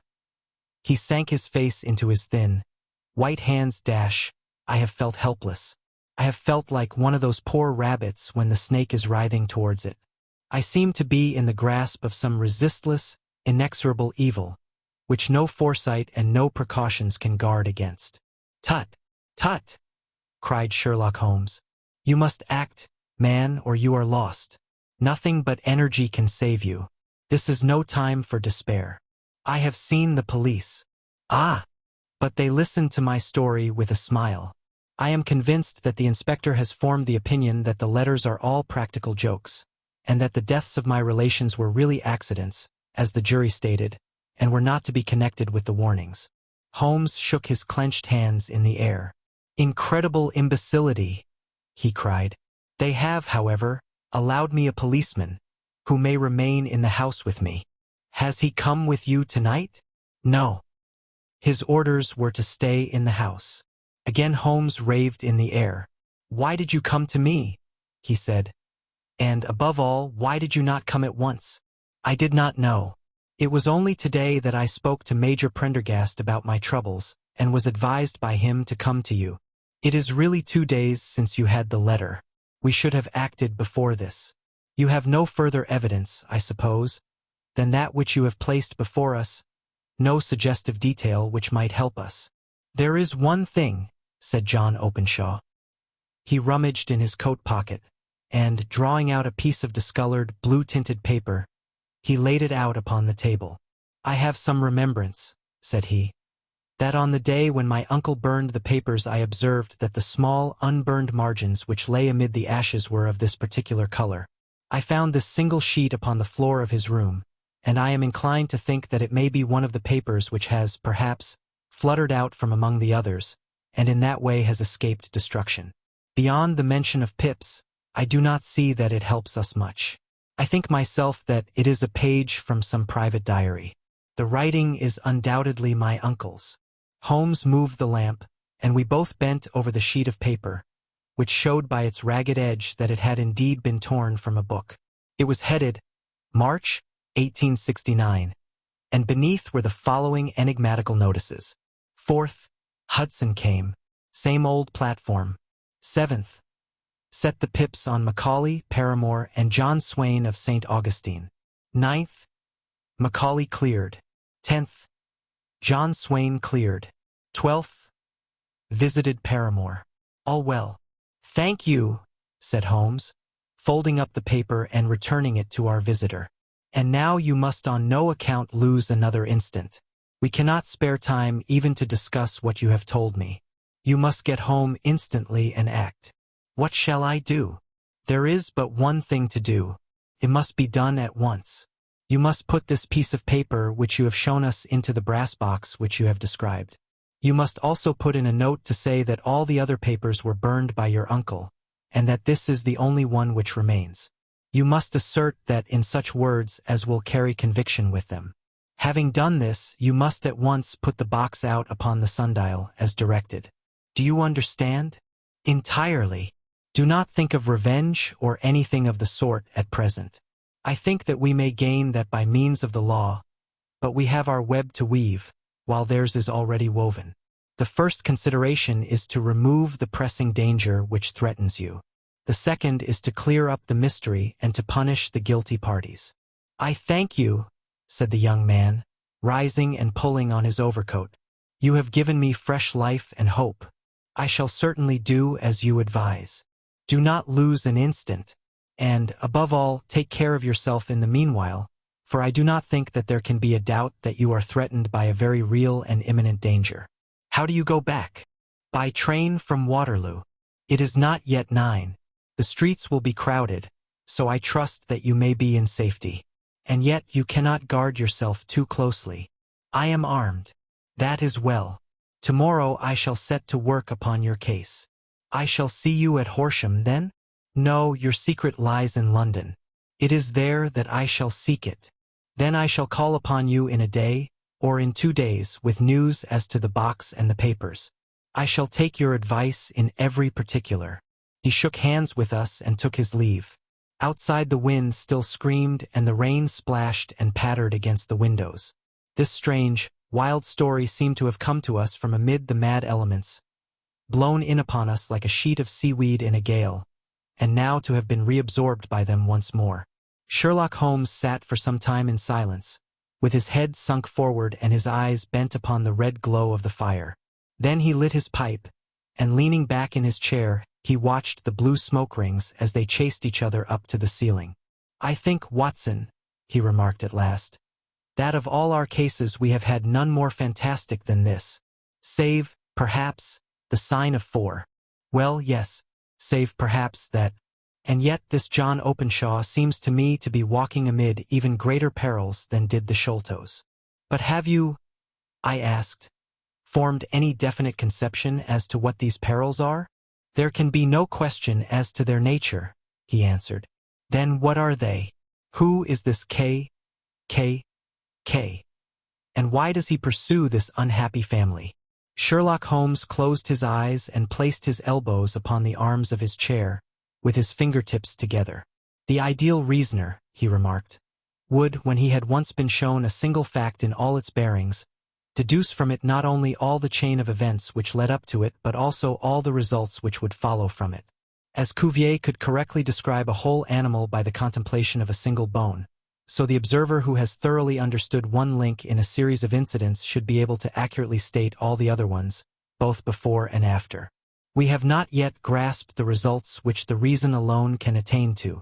Problems may be solved in the study which have baffled all those who have sought a solution by the aid of their senses. To carry the art, however, to its highest pitch, it is necessary that the reasoner should be able to utilize all the facts which have come to his knowledge, and this in itself implies, as you will readily see, a possession of all knowledge, which, even in these days of free education and encyclopedias, is a somewhat rare accomplishment. It is not so impossible, however, that a man should possess all knowledge which is likely to be useful to him in his work, and this I have endeavored in my case to do. If I remember rightly, you on one occasion, in the early days of our friendship, defined my limits in a very precise fashion. Yes, I answered, laughing.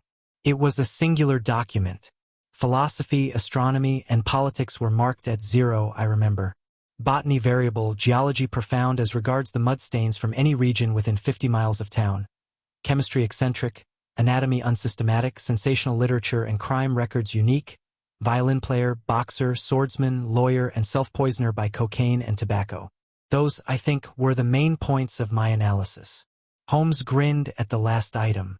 Well, he said, I say now, as I said then, that a man should keep his little brain attic stocked with all the furniture that he is likely to use, and the rest he can put away in the lumber room of his library, where he can get it if he wants it. Now, for such a case as the one which has been submitted to us tonight, we need certainly to muster all our resources. Kindly hand me down the letter K of the American Encyclopedia which stands upon the shelf beside you. Thank you. Now let us consider the situation and see what may be deduced from it.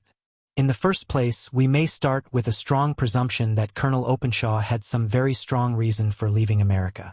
Men at his time of life do not change all their habits and exchange willingly the charming climate of Florida for the lonely life of an English provincial town. His extreme love of solitude in England suggests the idea that he was in fear of someone or something, so we may assume as a working hypothesis that it was fear of someone or something which drove him from America.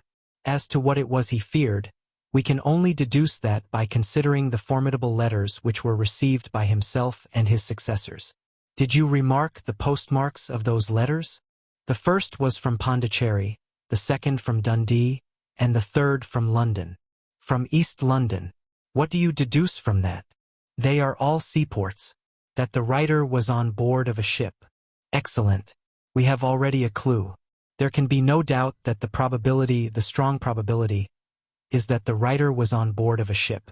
And now let us consider another point. In the case of Pondicherry, 7 weeks elapsed between the threat and its fulfillment. In Dundee it was only some 3 or 4 days. Does that suggest anything? A greater distance to travel. But the letter had also a greater distance to come. Then I do not see the point. There is at least a presumption that the vessel in which the man or men are is a sailing ship. It looks as if they always send their singular warning or token before them when starting upon their mission. You see how quickly the deed followed the sign when it came from Dundee. If they had come from Pondicherry in a steamer, they would have arrived almost as soon as their letter. But, as a matter of fact, 7 weeks elapsed. I think that those 7 weeks represented the difference between the mailboat which brought the letter and the sailing vessel which brought the writer. It is possible. More than that. It is probable. And now you see the deadly urgency of this new case, and why I urged young Openshaw to caution. The blow has always fallen at the end of the time which it would take the senders to travel the distance. But this one comes from London, and therefore we cannot count upon delay. Good God! I cried. What can it mean, this relentless persecution? The papers which Openshaw carried are obviously of vital importance to the person or persons in the sailing ship. I think that it is quite clear that there must be more than one of them. A single man could not have carried out 2 deaths in such a way as to deceive a coroner's jury. There must have been several in it, and they must have been men of resource and determination. Their papers they mean to have be the holder of them who it may. In this way you see K ceases to be the initials of an individual and becomes the badge of a society. But of what society? Have you never said Sherlock Holmes? bending forward and sinking his voice. Have you never heard of the Ku Klux Klan? I never have. Holmes turned over the leaves of the book upon his knee. Here it is, said he presently. Ku Klux Klan. A name derived from the fanciful resemblance to the sound produced by cocking a rifle. This terrible secret society was formed by some ex-Confederate soldiers in the southern states after the Civil War, and it rapidly formed local branches in different parts of the country, notably in Tennessee, Louisiana, the Carolinas, Georgia, and Florida. Its power was used for political purposes, principally for the terrorizing of the Negro voters and the murdering and driving from the country of those who were opposed to its views.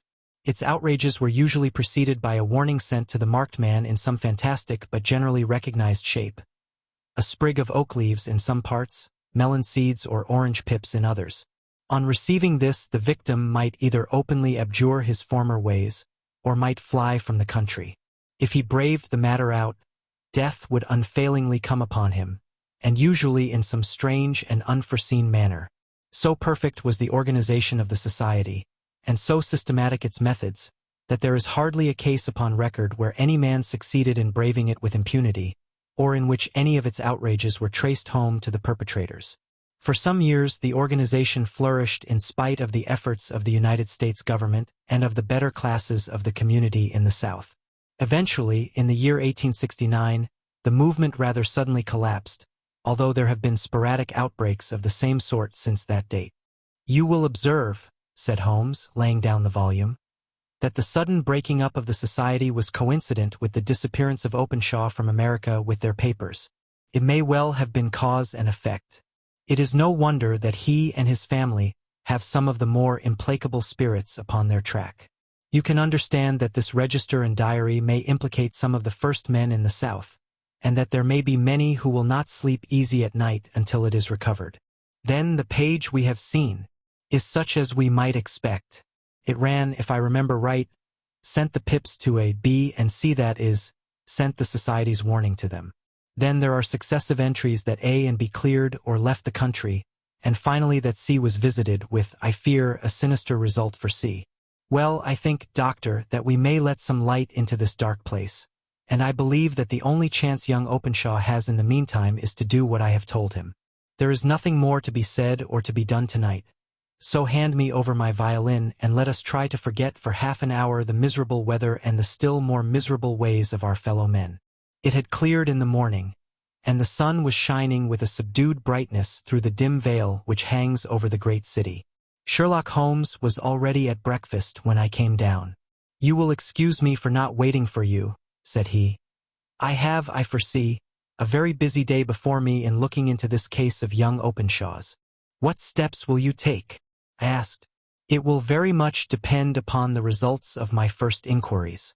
I may have to go down to Horsham, after all. You will not go there first? No, I shall commence with the city. Just ring the bell and the maid will bring up your coffee. As I waited, I lifted the unopened newspaper from the table and glanced my eye over it. It rested upon a heading which sent a chill to my heart. Holmes, I cried, you are too late. Ah, said he, laying down his cup. I feared as much. How was it done? He spoke calmly, but I could see that he was deeply moved. My eye caught the name of Openshaw, and the heading Tragedy near Waterloo Bridge. Here is the account. Between 9 and 10 last night, Police Constable Cook, of the H Division, on duty near Waterloo Bridge, heard a cry for help and a splash in the water. The night, however, was extremely dark and stormy, so that, in spite of the help of several passers-by, it was quite impossible to effect a rescue. The alarm, however, was given, and, by the aid of the water police, the body was eventually recovered. It proved to be that of a young gentleman whose name, as it appears from an envelope which was found in his pocket, was John Openshaw, and whose residence is near Horsham. It is conjectured that he may have been hurrying down to catch the last train from Waterloo Station, and that in his haste and the extreme darkness he missed his path and walked over the edge of one of the small landing places for river steamboats. The body exhibited no traces of violence, and there can be no doubt that the deceased had been the victim of an unfortunate accident, which should have the effect of calling the attention of the authorities to the condition of the riverside landing stages. We sat in silence for some minutes, Holmes more depressed and shaken than I had ever seen him. "That hurts my pride, Watson," he said at last. "It is a petty feeling, no doubt, but it hurts my pride. It becomes a personal matter with me now, and, if God sends me health, I shall set my hand upon this gang. That he should come to me for help, and that I should send him away to his death dash." He sprang from his chair and paced about the room in uncontrollable agitation, with a flush upon his sallow cheeks and a nervous clasping and unclasping of his long thin hands. "They must be cunning devils," he exclaimed at last. "How could they have decoyed him down there? The embankment is not on the direct line to the station. The bridge, no doubt, was too crowded, even on such a night, for their purpose. Well, Watson, we shall see who will win in the long run. I am going out now." "To the police?" "No, I shall be my own police. When I have spun the web they may take the flies, but not before. All day I was engaged in my professional work, and it was late in the evening before I returned to Baker Street. Sherlock Holmes had not come back yet. It was nearly 10 o'clock before he entered, looking pale and worn. He walked up to the sideboard, and tearing a piece from the loaf he devoured it voraciously, washing it down with a long draught of water. "You are hungry," I remarked. "Starving. It had escaped my memory. I have had nothing since breakfast." "Nothing? Not a bite. I had no time to think of it. And how have you succeeded? Well, you have a clue?" "I have them in the hollow of my hand. Young Openshaw shall not long remain unavenged. Why, Watson, let us put their own devilish trademark upon them. It is well thought of." "What do you mean?" He took an orange from the cupboard, and tearing it to pieces he squeezed out the pips upon the table. Of these he took 5 and thrust them into an envelope. On the inside of the flap he wrote S.H. for J.O. Then he sealed it and addressed it to Captain James Calhoun, Bark Lone Star, Savannah, Georgia. "That will await him when he enters port," said he, chuckling. "It may give him a sleepless night. He will find it as sure a precursor of his fate as Openshaw did before him." "And who is this Captain Calhoun?" "The leader of the gang. I shall have the others, but he first." "How did you trace it, then?" He took a large sheet of paper from his pocket, all covered with dates and names. "I have spent the whole day," said he, "over Lloyd's registers and files of the old papers, following the future career of every vessel which touched at Pondicherry in January and February in '83. There were 36 ships of fair tonnage which were reported there during those months. Of these, one, the Lone Star, instantly attracted my attention, since, although it was reported as having cleared from London, the name is that which is given to one of the states of the Union. Texas, I think. I was not and am not sure which, but I knew that the ship must have an American origin. What then? I searched the Dundee records, and when I found that the bark Lone Star was there in January '85, my suspicion became a certainty. I then inquired as to the vessels which lay at present in the port of London. Yes, the Lone Star had arrived here last week. I went down to the Albert Dock and found that she had been taken down the river by the early tide this morning, homeward bound to Savannah. I wired to Gravesend and learned that she had passed some time ago, and as the wind is easterly I have no doubt that she is now past the Goodwins and not very far from the Isle of Wight. What will you do, then? Oh, I have my hand upon him. He and the 2 mates are, as I learn, the only native-born Americans in the ship. The others are Finns and Germans. I know also that they were all 3 away from the ship last night. I had it from the stevedore who has been loading their cargo. By the time that their sailing ship reaches Savannah, the mailboat will have carried this letter, and the cable will have informed the police of Savannah that these 3 gentlemen are badly wanted here upon a charge of murder. There is ever a flaw, however, in the best laid of human plans, and the murderers of John Openshaw were never to receive the orange pips which would show them that another, as cunning and as resolute as themselves, was upon their track. Very long and very severe were the equinoctial gales that year. We waited long for news of the Lone Star of Savannah, but none ever reached us.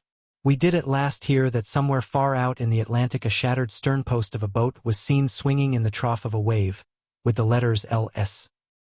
carved upon it, and that is all which we shall ever know of the fate of the Lone Star. The Adventures of Sherlock Holmes. Arthur Conan Doyle. 6. The Man with the Twisted Lip.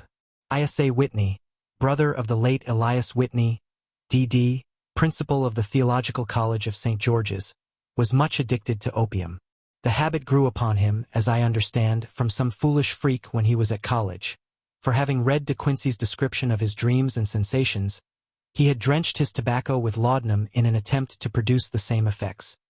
He found, as so many more have done, that the practice is easier to attain than to get rid of, and for many years he continued to be a slave to the drug, an object of mingled horror and pity to his friends and relatives.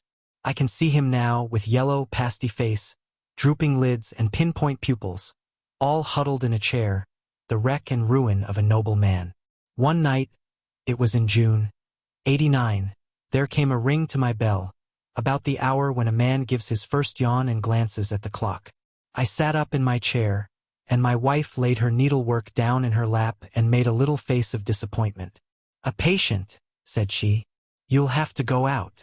I groaned, for I was newly come back from a weary day. We heard the door open, a few hurried words, and then quick steps upon the linoleum. Our own door flew open, and a lady, clad in some dark-colored stuff, with a black veil, entered the room. "You will excuse my calling so late," she began, and then, suddenly losing her self-control, she ran forward, threw her arms about my wife's neck, and sobbed upon her shoulder. "Oh, I'm in such trouble," she cried. "I do so want a little help." "Why," said my wife, pulling up her veil, "it is Kate Whitney. How you startled me. Kate, I had not an idea who you were when you came in.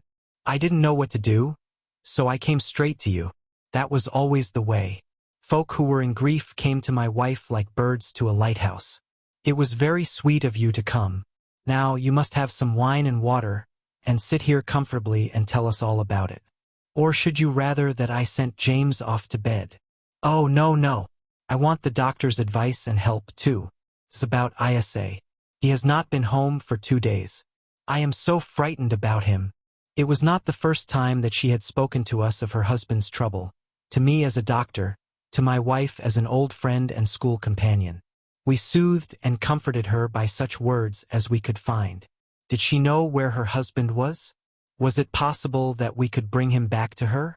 It seems that it was. She had the surest information that of late he had, when the fit was on him, made use of an opium den in the farthest east of the city. Hitherto his orgies had always been confined to one day, and he had come back, twitching and shattered, in the evening. But now the spell had been upon him 48 hours, and he lay there, doubtless among the dregs of the docks, breathing in the poison or sleeping off the effects. There he was to be found, she was sure of it, at the Bar of Gold in Upper Swandam Lane. But what was she to do? How could she, a young and timid woman, make her way into such a place and pluck her husband out from among the ruffians who surrounded him? There was the case, and of course there was but one way out of it. Might I not escort her to this place? And then, as a second thought, why should she come at all? I was Isa Whitney's medical advisor, and as such I had influence over him. I could manage it better if I were alone. I promised her on my word that I would send him home in a cab within 2 hours if he were indeed at the address which she had given me. And so in 10 minutes I had left my armchair and cheery sitting room behind me, and was speeding eastward in a hansom on a strange errand, as it seemed to me at the time, though the future only could show how strange it was to be. But there was no great difficulty in the first stage of my adventure. Upper Swandam Lane is a vile alley lurking behind the high wharves which line the north side of the river to the east of London Bridge. Between a slop shop and a gin shop, approached by a steep flight of steps leading down to a black gap like the mouth of a cave, I found the den of which I was in search. Ordering my cab to wait, I passed down the steps, worn hollow in the center by the ceaseless tread of drunken feet. And by the light of a flickering oil lamp above the door I found the latch and made my way into a long, low room, thick and heavy with the brown opium smoke, and terraced with wooden berths, like the forecastle of an emigrant ship. Through the gloom one could dimly catch a glimpse of bodies lying in strange fantastic poses, bowed shoulders, bent knees, heads thrown back, and chins pointing upward, With here and there a dark, lackluster eye turned upon the newcomer. Out of the black shadows there glimmered little red circles of light, now bright, now faint, as the burning poison waxed or waned in the bowls of the metal pipes. The most lay silent, but some muttered to themselves, and others talked together in a strange, low, monotonous voice, their conversation coming in gushes, and then suddenly tailing off into silence, each mumbling out his own thoughts and paying little heed to the words of his neighbor. At the farther end was a small brazier of burning charcoal, beside which on a three-legged wooden stool there sat a tall, thin old man, with his jaw resting upon his two fists, and his elbows upon his knees, staring into the fire. As I entered, a sallow Malay attendant had hurried up with a pipe for me and a supply of the drug, beckoning me to an empty berth. "Thank you. I have not come to stay," said I. "There is a friend of mine here, Mr. Isa Whitney, and I wish to speak with him." There was a movement and an exclamation from my right, and peering through the gloom, I saw Whitney, pale, haggard, and unkempt, staring out at me. "My God, it's Watson," said he. He was in a pitiable state of reaction, with every nerve in a twitter. "I say, Watson, what o'clock is it?" "Nearly 11. "Of what day?" "Of Friday, June 19th. "Good heavens! I thought it was Wednesday." "It is Wednesday. What d'you want to frighten a chap for?" He sank his face onto his arms and began to sob in a high treble key. "I tell you that it is Friday, man. Your wife has been waiting this 2 days for you. You should be ashamed of yourself." "So I am.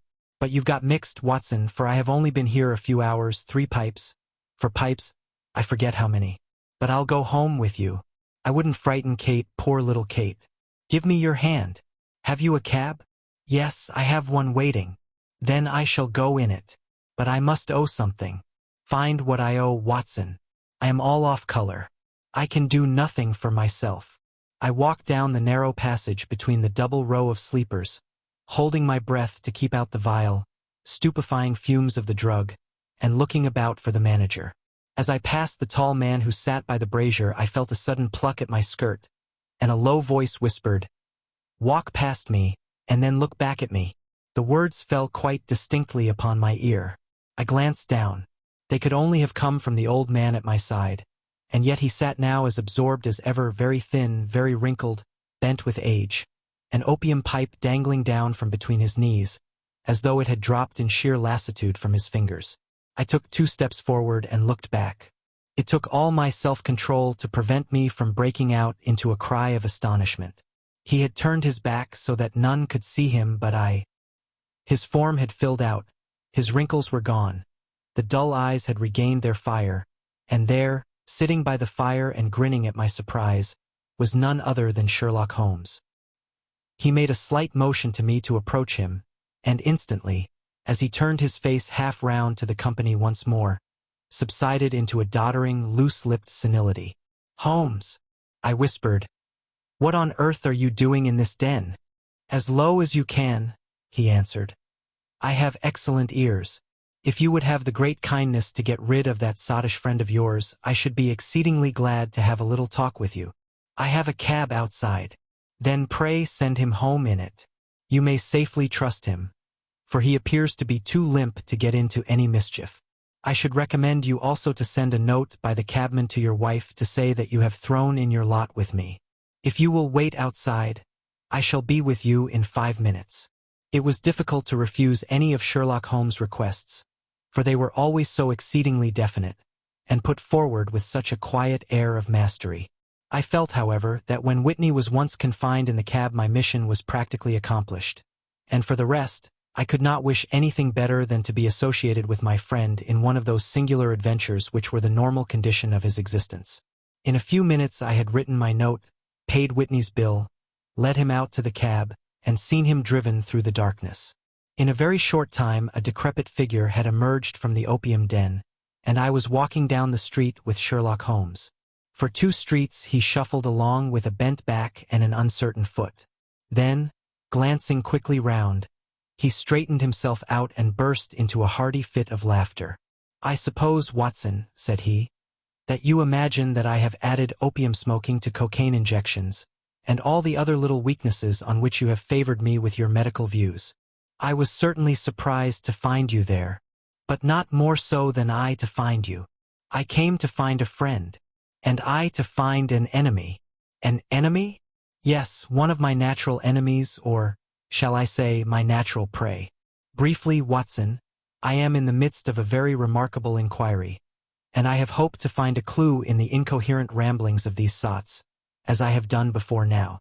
Had I been recognized in that den, my life would not have been worth an hour's purchase, for I have used it before now for my own purposes, and the rascally Lascar who runs it has sworn to have vengeance upon me. There is a trapdoor at the back of that building, near the corner of Paul's Wharf, which could tell some strange tales of what has passed through it upon the moonless nights. What? You do not mean bodies? Aye, bodies, Watson. We should be rich men if we had £1,000 for every poor devil who has been done to death in that den. It is the vilest murder trap on the whole riverside, and I fear that Neville St. Clair has entered it never to leave it more. But our trap should be here. He put his 2 forefingers between his teeth and whistled shrilly, a signal which was answered by a similar whistle from the distance, followed shortly by the rattle of wheels and the clink of horses' hoofs. Now, Watson, said Holmes, as a tall dog-cart dashed up through the gloom, throwing out 2 golden tunnels of yellow light from its side lanterns. You'll come with me, won't you? If I can be of use. Oh, a trusty comrade is always of use, and a chronicler still more so. My room at the Cedars is a double-bedded one. The Cedars? Yes, that is Mr. St. Clair's house. I am staying there while I conduct the inquiry. Where is it, then? Near Lee in Kent. We have a 7-mile drive before us. But I am all in the dark. Of course you are. You'll know all about it presently. Jump up here. All right, John, we shall not need you. Here's half a crown. Look out for me tomorrow about 11. Give her her head. So long, then. He flicked the horse with his whip, and we dashed away through the endless succession of somber and deserted streets, which widened gradually, until we were flying across a broad balustrade bridge, with the murky river flowing sluggishly beneath us. Beyond lay another dull wilderness of bricks and mortar, its silence broken only by the heavy, regular footfall of the policeman, or the songs and shouts of some belated party of revelers. A dull rack was drifting slowly across the sky, and a star or 2 twinkled dimly here and there through the rifts of the clouds. Holmes drove in silence, with his head sunk upon his breast, and the air of a man who is lost in thought, while I sat beside him, curious to learn what this new quest might be which seemed to tax his powers so sorely, and yet afraid to break in upon the current of his thoughts. We had driven several miles, and were beginning to get to the fringe of the belt of suburban villas, when he shook himself, shrugged his shoulders, and lit up his pipe with the air of a man who has satisfied himself that he is acting for the best. You have a grand gift of silence, Watson, said he. It makes you quite invaluable as a companion. 'Pon my word, it is a great thing for me to have someone to talk to, for my own thoughts are not over-pleasant. I was wondering what I should say to this dear little woman tonight when she meets me at the door. You forget that I know nothing about it. I shall just have time to tell you the facts of the case before we get to Lee. Seems absurdly simple, and yet, somehow I can get nothing to go upon. There's plenty of thread, no doubt, but I can't get the end of it into my hand. Now, I'll state the case clearly and concisely to you, Watson, and maybe you can see a spark where all is dark to me. Proceed, then. Some years ago, to be definite, in May, 1884, there came to Lee a gentleman, Neville St. Clair by name, who appeared to have plenty of money. He took a large villa, laid out the grounds very nicely, and lived generally in good style. By degrees he made friends in the neighborhood, and in 1887 he married the daughter of a local brewer, by whom he now has 2 children. He had no occupation, but was interested in several companies and went into town as a rule in the morning, returning by the 5:14 from Cannon Street every night. Mr. St. Clair is now 37 years of age, is a man of temperate habits, a good husband, a very affectionate father, and a man who is popular with all who know him. I may add that his whole debts at the present moment, as far as we have been able to ascertain, amount to £88 tens, while he has £220 standing to his credit in the Capital and Counties Bank. There is no reason, therefore, to think that money troubles have been weighing upon his mind. Last Monday Mr. Neville St. Clair went into town rather earlier than usual, remarking before he started that he had 2 important commissions to perform, and that he would bring his little boy home a box of bricks. Now, by the merest chance, his wife received a telegram upon this same Monday, very shortly after his departure, to the effect that a small parcel of considerable value which she had been expecting was waiting for her at the offices of the Aberdeen Shipping Company. Now, if you are well up in your London, you will know that the office of the company is in Fresno Street, which branches out of Upper Swandam Lane, where you found me tonight. Mrs. St. Clair had her lunch, started for the city, did some shopping, proceeded to the company's office, got her packet, and found herself at exactly 4:35 walking through Swandam Lane on her way back to the station. Have you followed me so far? It is very clear. If you remember, Monday was an exceedingly hot day, and Mrs. St. Clair walked slowly, glancing about in the hope of seeing a cab, as she did not like the neighborhood in which she found herself. While she was walking in this way down Swandam Lane, she suddenly heard an ejaculation or cry, and was struck cold to see her husband looking down at her and, as it seemed to her, beckoning to her from a second-floor window. The window was open, and she distinctly saw his face, which she describes as being terribly agitated. He waved his hands frantically to her, and then vanished from the window so suddenly that it seemed to her that he had been plucked back by some irresistible force from behind. One singular point which struck her quick feminine eye was that although he wore some dark coat, such as he had started to town in, he had on neither collar nor necktie. Convinced that something was amiss with him, she rushed down the steps, for the house was none other than the opium den in which you found me tonight, and running through the front room she attempted to ascend the stairs which led to the first floor. At the foot of the stairs, however, she met this Lascar scoundrel of whom I have spoken, who thrust her back and, aided by a Dane, who acts as assistant there, pushed her out into the street. Filled with the most maddening doubts and fears, she rushed down the lane and, by rare good fortune, met in Fresno Street a number of constables with an inspector, all on their way to their beat. The inspector and 2 men accompanied her back, and in spite of the continued resistance of the proprietor, they made their way to the room in which Mr. St. Clair had last been seen. There was no sign of him there. In fact, in the whole of that floor there was no one to be found save a crippled wretch of hideous aspect, who, it seems, made his home there. Both he and the Lascar stoutly swore that no one else had been in the front room during the afternoon.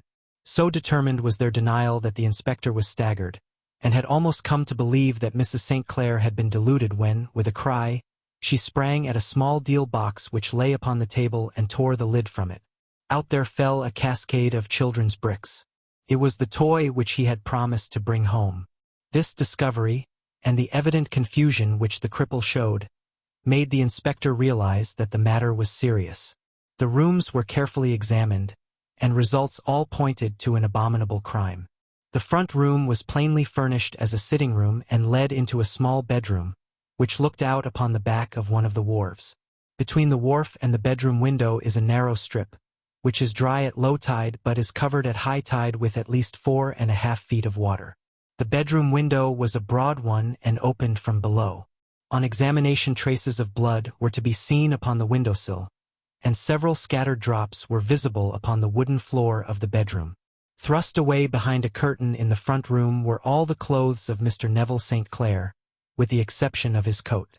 His boots, his socks, his hat, and his watch, all were there. There were no signs of violence upon any of these garments, and there were no other traces of Mr. Neville St. Clair.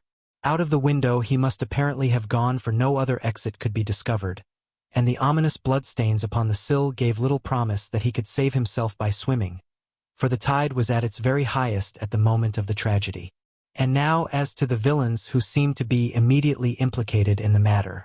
The Lascar was known to be a man of the vilest antecedents, but as, by Mrs. St. Clair's story, he was known to have been at the foot of the stair within a very few seconds of her husband's appearance at the window, he could hardly have been more than an accessory to the crime. His defense was one of absolute ignorance, and he protested that he had no knowledge as to the doings of Hugh Boone, his lodger, and that he could not account in any way for the presence of the missing gentleman's clothes. So much for the Lascar manager. Now for the sinister cripple who lives upon the second floor of the opium den, and who was certainly the last human being whose eyes rested upon Neville St. Clair. His name is Hugh Boone, and his hideous face is one which is familiar to every man who goes much to the city. He is a professional beggar, though in order to avoid the police regulations he pretends to a small trade in wax vestas. Some little distance down Threadneedle Street, upon the left-hand side, there is, as you may have remarked, a small angle in the wall.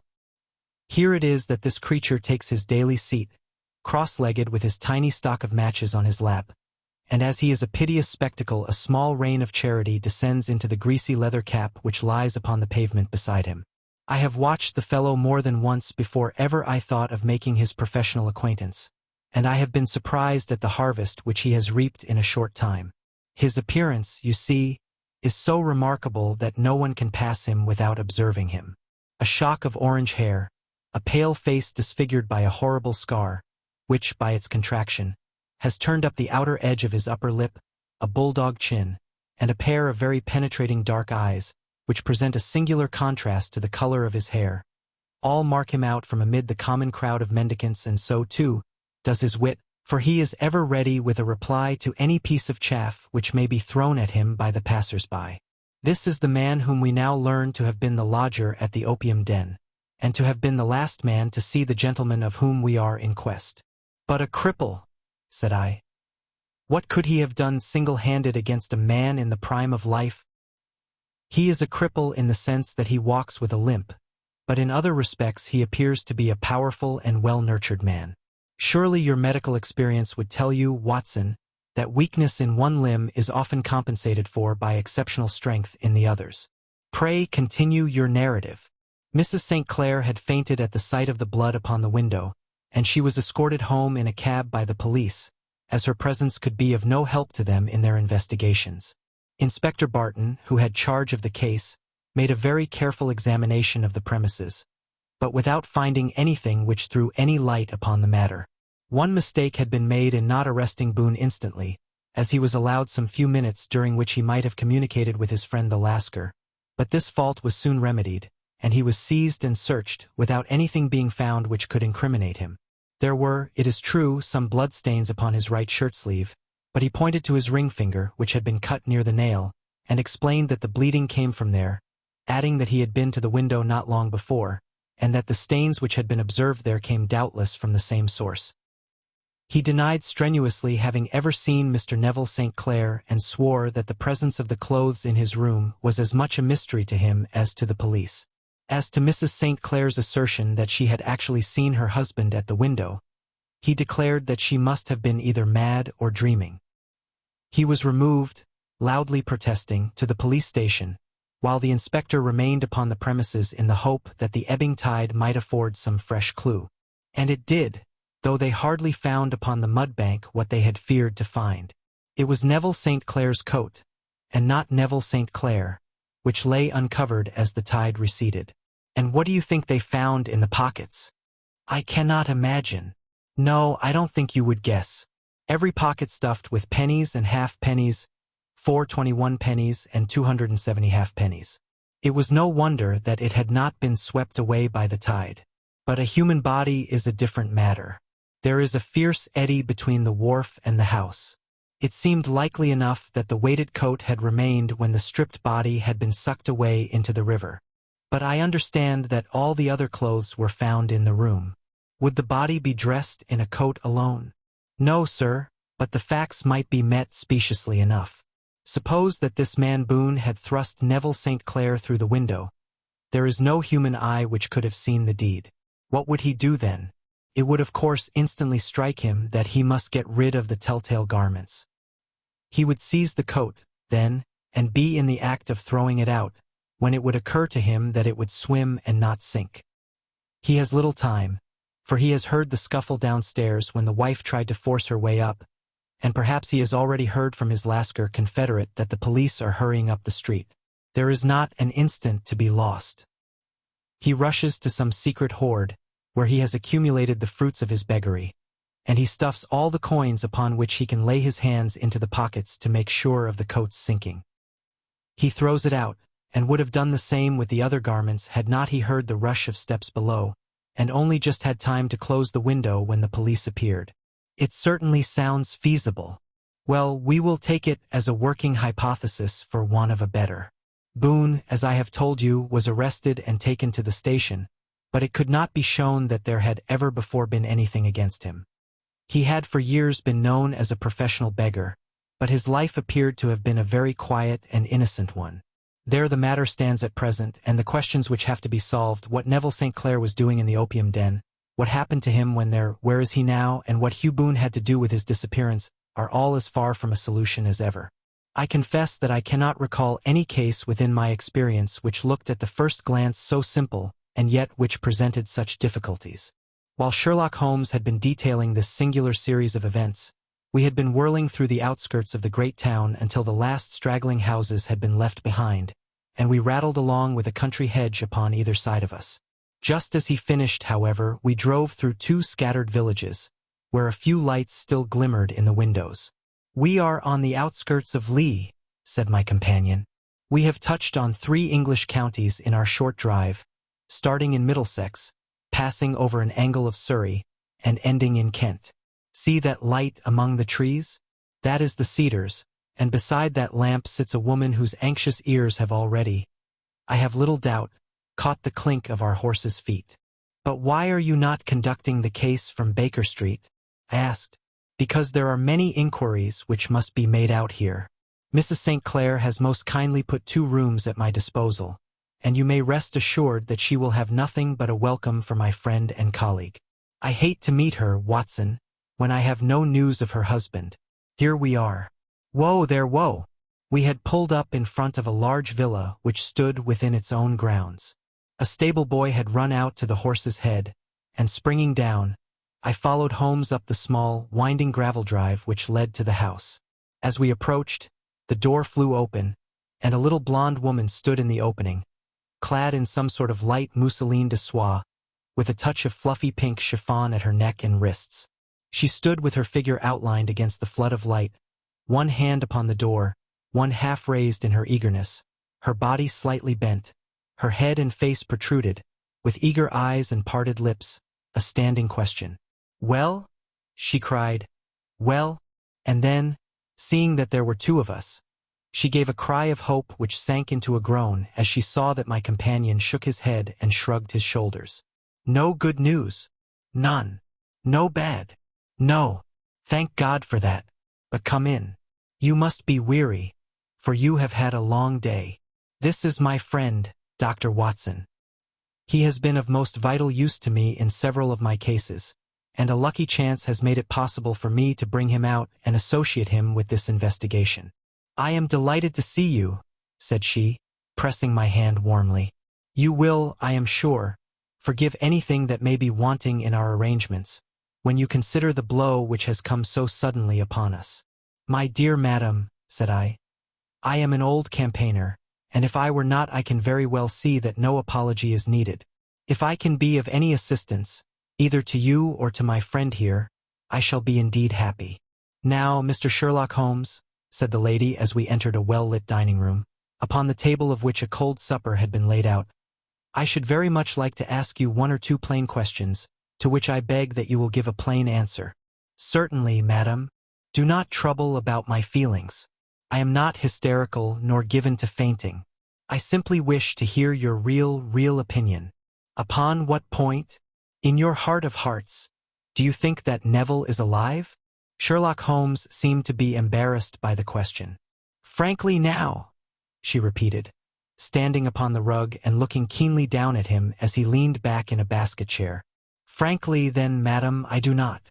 "You think that he is dead?" "I do." "Murdered?" "I don't say that. Perhaps." "And on what day did he meet his death?" "On Monday." "Then perhaps, Mr. Holmes, you will be good enough to explain how it is that I have received a letter from him today." Sherlock Holmes sprang out of his chair as if he had been galvanized. "What?" he roared. "Yes, today." She stood smiling, holding up a little slip of paper in the air. "May I see it?" "Certainly." He snatched it from her in his eagerness, and smoothing it out upon the table, he drew over the lamp and examined it intently. I had left my chair and was gazing at it over his shoulder. The envelope was a very coarse one and was stamped with the Gravesend postmark and with the date of that very day, or rather of the day before, for it was considerably after midnight. "Coarse writing," murmured Holmes. "Surely this is not your husband's writing, madam." "No, but the enclosure is." I perceive also that whoever addressed the envelope had to go and inquire as to the address. "How can you tell that?" "The name, you see, is in perfectly black ink, which has dried itself. The rest is of the grayish color, which shows that blotting paper has been used.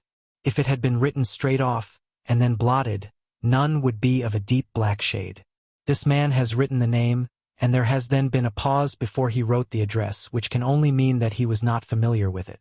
It is, of course, a trifle, but there is nothing so important as trifles. Let us now see the letter. Ha! There has been an enclosure here. Yes, there was a ring, his signet ring. And you are sure that this is your husband's hand? One of his hands. One. His hand when he wrote hurriedly. It is very unlike his usual writing, and yet I know it well. Dearest, do not be frightened. All will come well. There is a huge error which it may take some little time to rectify. Wait in patience. Neville. Written in pencil upon the fly-leaf of a book, octavo size, no watermark. Posted today in Gravesend by a man with a dirty thumb. Ha! And the flap has been gummed, if I am not very much in error, by a person who had been chewing tobacco. And you have no doubt that it is your husband's hand, madam? None. Neville wrote those words. And they were posted today at Gravesend. Well, Mrs. St. Clair, the clouds lighten, though I should not venture to say that the danger is over. But he must be alive, Mr. Holmes. Unless this is a clever forgery to put us on the wrong scent. The ring, after all, proves nothing. It may have been taken from him. No, it is his very own writing. Very well. It may, however, have been written on Monday and only posted today. That is possible. If so, much may have happened between. Oh, you must not discourage me, Mr. Holmes. I know that all is well with him. There is so keen a sympathy between us that I should know if evil came upon him. On the very day that I saw him last he cut himself in the bedroom, and yet I in the dining room rushed upstairs instantly with the utmost certainty that something had happened. Do you think that I would respond to such a trifle and yet be ignorant of his death? I have seen too much not to know that the impression of a woman may be more valuable than the conclusion of an analytical reasoner. And in this letter you certainly have a very strong piece of evidence to corroborate your view. But if your husband is alive and able to write letters, why should he remain away from you? I cannot imagine. It is unthinkable. And on Monday he made no remarks before leaving you? No. And you were surprised to see him in Swandam Lane? Very much so. Was the window open? Yes. Then he might have called to you? He might. He only, as I understand, gave an inarticulate cry? Yes. A call for help, you thought? Yes. He waved his hands. But it might have been a cry of surprise. Astonishment at the unexpected sight of you might cause him to throw up his hands. It is possible. And you thought he was pulled back? He disappeared so suddenly. He might have leaped back. You did not see anyone else in the room. No, but this horrible man confessed to having been there, and the Lascar was at the foot of the stairs. Quite so. Your husband, as far as you could see, had his ordinary clothes on, but without his collar or tie. I distinctly saw his bare throat. Had he ever spoken of Swandam Lane? Never. Had he ever showed any signs of having taken opium? Never. Thank you, Mrs. St. Clair. Those are the principal points about which I wish to be absolutely clear. We shall now have a little supper and then retire, for we may have a very busy day tomorrow. A large and comfortable double-bedded room had been placed at our disposal, and I was quickly between the sheets, for I was weary after my night of adventure. Sherlock Holmes was a man, however, who, when he had an unsolved problem upon his mind, would go for days and even for a week without rest, turning it over, rearranging his facts, looking at it from every point of view until he had either fathomed it or convinced himself that his data were insufficient. It was soon evident to me that he was now preparing for an all-night sitting. He took off his coat and waistcoat, put on a large blue dressing gown, and then wandered about the room collecting pillows from his bed and cushions from the sofa and armchairs. With these he constructed a sort of Eastern divan, upon which he perched himself cross-legged, with an ounce of shag tobacco and a box of matches laid out in front of him. In the dim light of the lamp I saw him sitting there, an old briar pipe between his lips, his eyes fixed vacantly upon the corner of the ceiling, the blue smoke curling up from him, silent, motionless, with the light shining upon his strong-set aquiline features. So he sat as I dropped off to sleep, and so he sat when a sudden ejaculation caused me to wake up, and I found the summer sun shining into the apartment. The pipe was still between his lips, the smoke still curled upward, and the room was full of a dense tobacco haze, but nothing remained of the heap of shag which I had seen upon the previous night. "Awake, Watson?" he asked. "Yes. Game for a morning drive?" "Certainly." "Then dress. No one is stirring yet, but I know where the stable boy sleeps, and we shall soon have the trap out."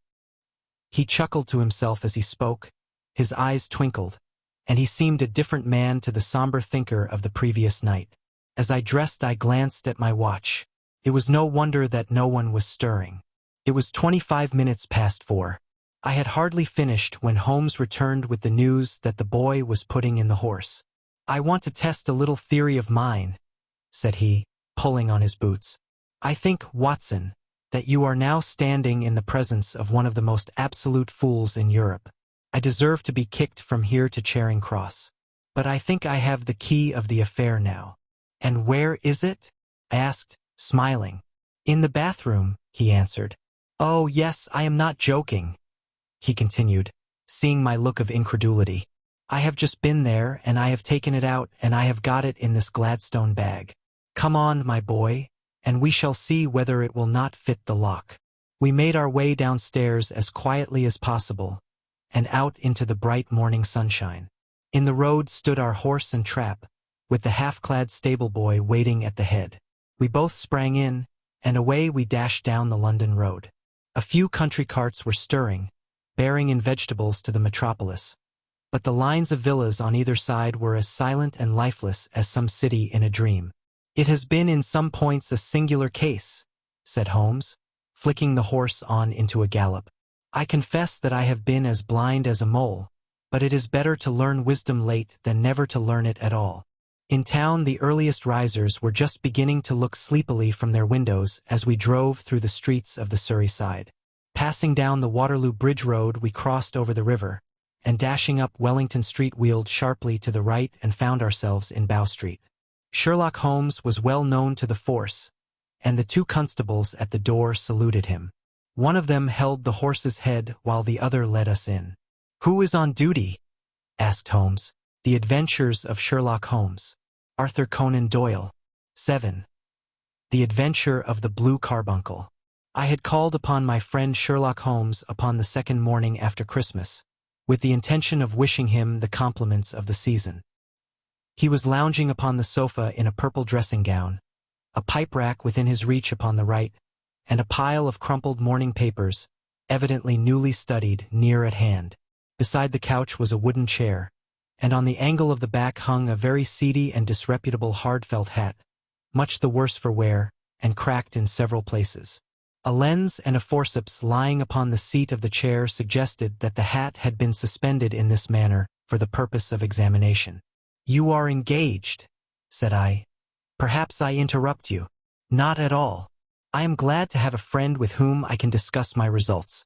The matter is a perfectly trivial 1 inch. He jerked his thumb in the direction of the old hat dash, but there are points in connection with it which are not entirely devoid of interest and even of instruction. I seated myself in his armchair and warmed my hands before his crackling fire, for a sharp frost had set in, and the windows were thick with the ice crystals. "I suppose," I remarked, "that, homely as it looks, this thing has some deadly story linked on to it, that it is the clue which will guide you in the solution of some mystery and the punishment of some crime." No crime," said Sherlock Holmes, laughing. Only one of those whimsical little incidents which will happen when you have 4 million human beings all jostling each other within the space of a few square miles. Amid the action and reaction of so dense a swarm of humanity, every possible combination of events may be expected to take place, and many a little problem will be presented which may be striking and bizarre without being criminal. We have already had experience of such. So much so, I remarked, that of the last 6 cases which I have added to my notes, 3 have been entirely free of any legal crime. Precisely. You allude to my attempt to recover the Irene Adler papers, to the singular case of Miss Mary Sutherland, and to the adventure of the man with the twisted lip. Well, I have no doubt that this small matter will fall into the same innocent category.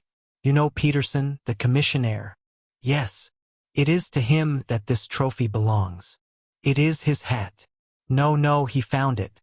Its owner is unknown. I beg that you will look upon it not as a battered billycock but as an intellectual problem. And first as to how it came here. It arrived upon Christmas morning, in company with a good fat goose, which is, I have no doubt, roasting at this moment in front of Peterson's fire. The facts are these. About 4 o'clock on Christmas morning, Peterson, who, as you know, is a very honest fellow, was returning from some small jollification and was making his way homeward down Tottenham Court Road. In front of him he saw, in the gaslight, a tallish man, walking with a slight stagger, and carrying a white goose slung over his shoulder. As he reached the corner of Goodge Street, a row broke out between this stranger and a little knot of roughs. One of the latter knocked off the man's hat, on which he raised his stick to defend himself and, swinging it over his head, smashed the shop window behind him. Peterson had rushed forward to protect the stranger from his assailants. But the man, shocked at having broken the window, and seeing an official-looking person in uniform rushing towards him, dropped his goose, took to his heels, and vanished amid the labyrinth of small streets which lie at the back of Tottenham Court Road. The roughs had also fled at the appearance of Peterson, so that he was left in possession of the field of battle, and also of the spoils of victory in the shape of this battered hat and a most unimpeachable Christmas goose, which surely he restored to their owner? My dear fellow, there lies the problem. It is true that for Mrs. Henry Baker was printed upon a small card which was tied to the bird's left leg, and it is also true that the initials H.B. are legible upon the lining of this hat, but as there are some thousands of Bakers and some hundreds of Henry Bakers in this city of ours, it is not easy to restore lost property to any one of them. What, then, did Peterson do? He brought round both hat and goose to me on Christmas morning, knowing that even the smallest problems are of interest to me. The goose we retained until this morning, when there were signs that, in spite of the slight frost, it would be well that it should be eaten without unnecessary delay. Its finder has carried it off, therefore, to fulfill the ultimate destiny of a goose, while I continue to retain the hat of the unknown gentleman who lost his Christmas dinner. Did he not advertise? No. Then, what clue could you have as to his identity? Only as much as we can deduce. From his hat. Precisely. But you are joking. What can you gather from this old battered felt? Here is my lens. You know my methods. What can you gather yourself as to the individuality of the man who has worn this article? I took the tattered object in my hands and turned it over rather ruefully. It was a very ordinary black hat of the usual round shape, hard and much the worse for wear. The lining had been of red silk, but was a good deal discolored. There was no maker's name, but, as Holmes had remarked, the initials H.B. were scrawled upon one side. It was pierced in the brim for a hat securer, but the elastic was missing. For the rest, it was cracked, exceedingly dusty, and spotted in several places, although there seemed to have been some attempt to hide the discolored patches by smearing them with ink. I can see nothing, said I, handing it back to my friend. On the contrary, Watson, you can see everything. You fail, however, to reason from what you see. You are too timid in drawing your inferences. Then, pray tell me what it is that you can infer from this hat? He picked it up and gazed at it in the peculiar introspective fashion which was characteristic of him. It is perhaps less suggestive than it might have been, he remarked, and yet there are a few inferences which are very distinct, and a few others which represent at least a strong balance of probability. That the man was highly intellectual is of course obvious upon the face of it, and also that he was fairly well-to-do within the last 3 years, although he has now fallen upon evil days. He had foresight, but has less now than formerly, pointing to a moral retrogression, which, when taken with the decline of his fortunes, seems to indicate some evil influence, probably drink, at work upon him.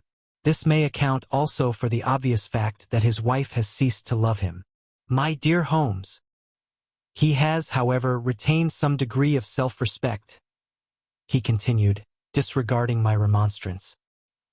He is a man who leads a sedentary life, goes out little, is out of training entirely, is middle-aged, has grizzled hair which he has had cut within the last few days, and which he anoints with lime cream. These are the more patent facts which are to be deduced from his hat. Also, by the way, that it is extremely improbable that he has gas laid on in his house. You are certainly joking, Holmes? Not in the least. Is it possible that even now, when I give you these results, you are unable to see how they are attained? I have no doubt that I am very stupid, but I must confess that I am unable to follow you. For example, how did you deduce that this man was intellectual? For answer Holmes clapped the hat upon his head. It came right over the forehead and settled upon the bridge of his nose. It is a question of cubic capacity, said he. A man with so large a brain must have something in it. The decline of his fortunes, then? This hat is 3 years old. These flat brims curled at the edge came in then. It is a hat of the very best quality. Look at the band of ribbed silk and the excellent lining. If this man could afford to buy so expensive a hat 3 years ago, and has had no hat since, then he has assuredly gone down in the world. Well, that is clear enough, certainly. But how about the foresight and the moral retrogression? Sherlock Holmes laughed. Here is the foresight, said he, putting his finger upon the little disc and loop of the hat securer. They are never sold upon hats. If this man ordered one, it is a sign of a certain amount of foresight, since he went out of his way to take this precaution against the wind. But since we see that he has broken the elastic and has not troubled to replace it, it is obvious that he has less foresight now than formerly, which is a distinct proof of a weakening nature. On the other hand, he has endeavored to conceal some of these stains upon the felt by daubing them with ink, which is a sign that he has not entirely lost his self-respect. Your reasoning is certainly plausible.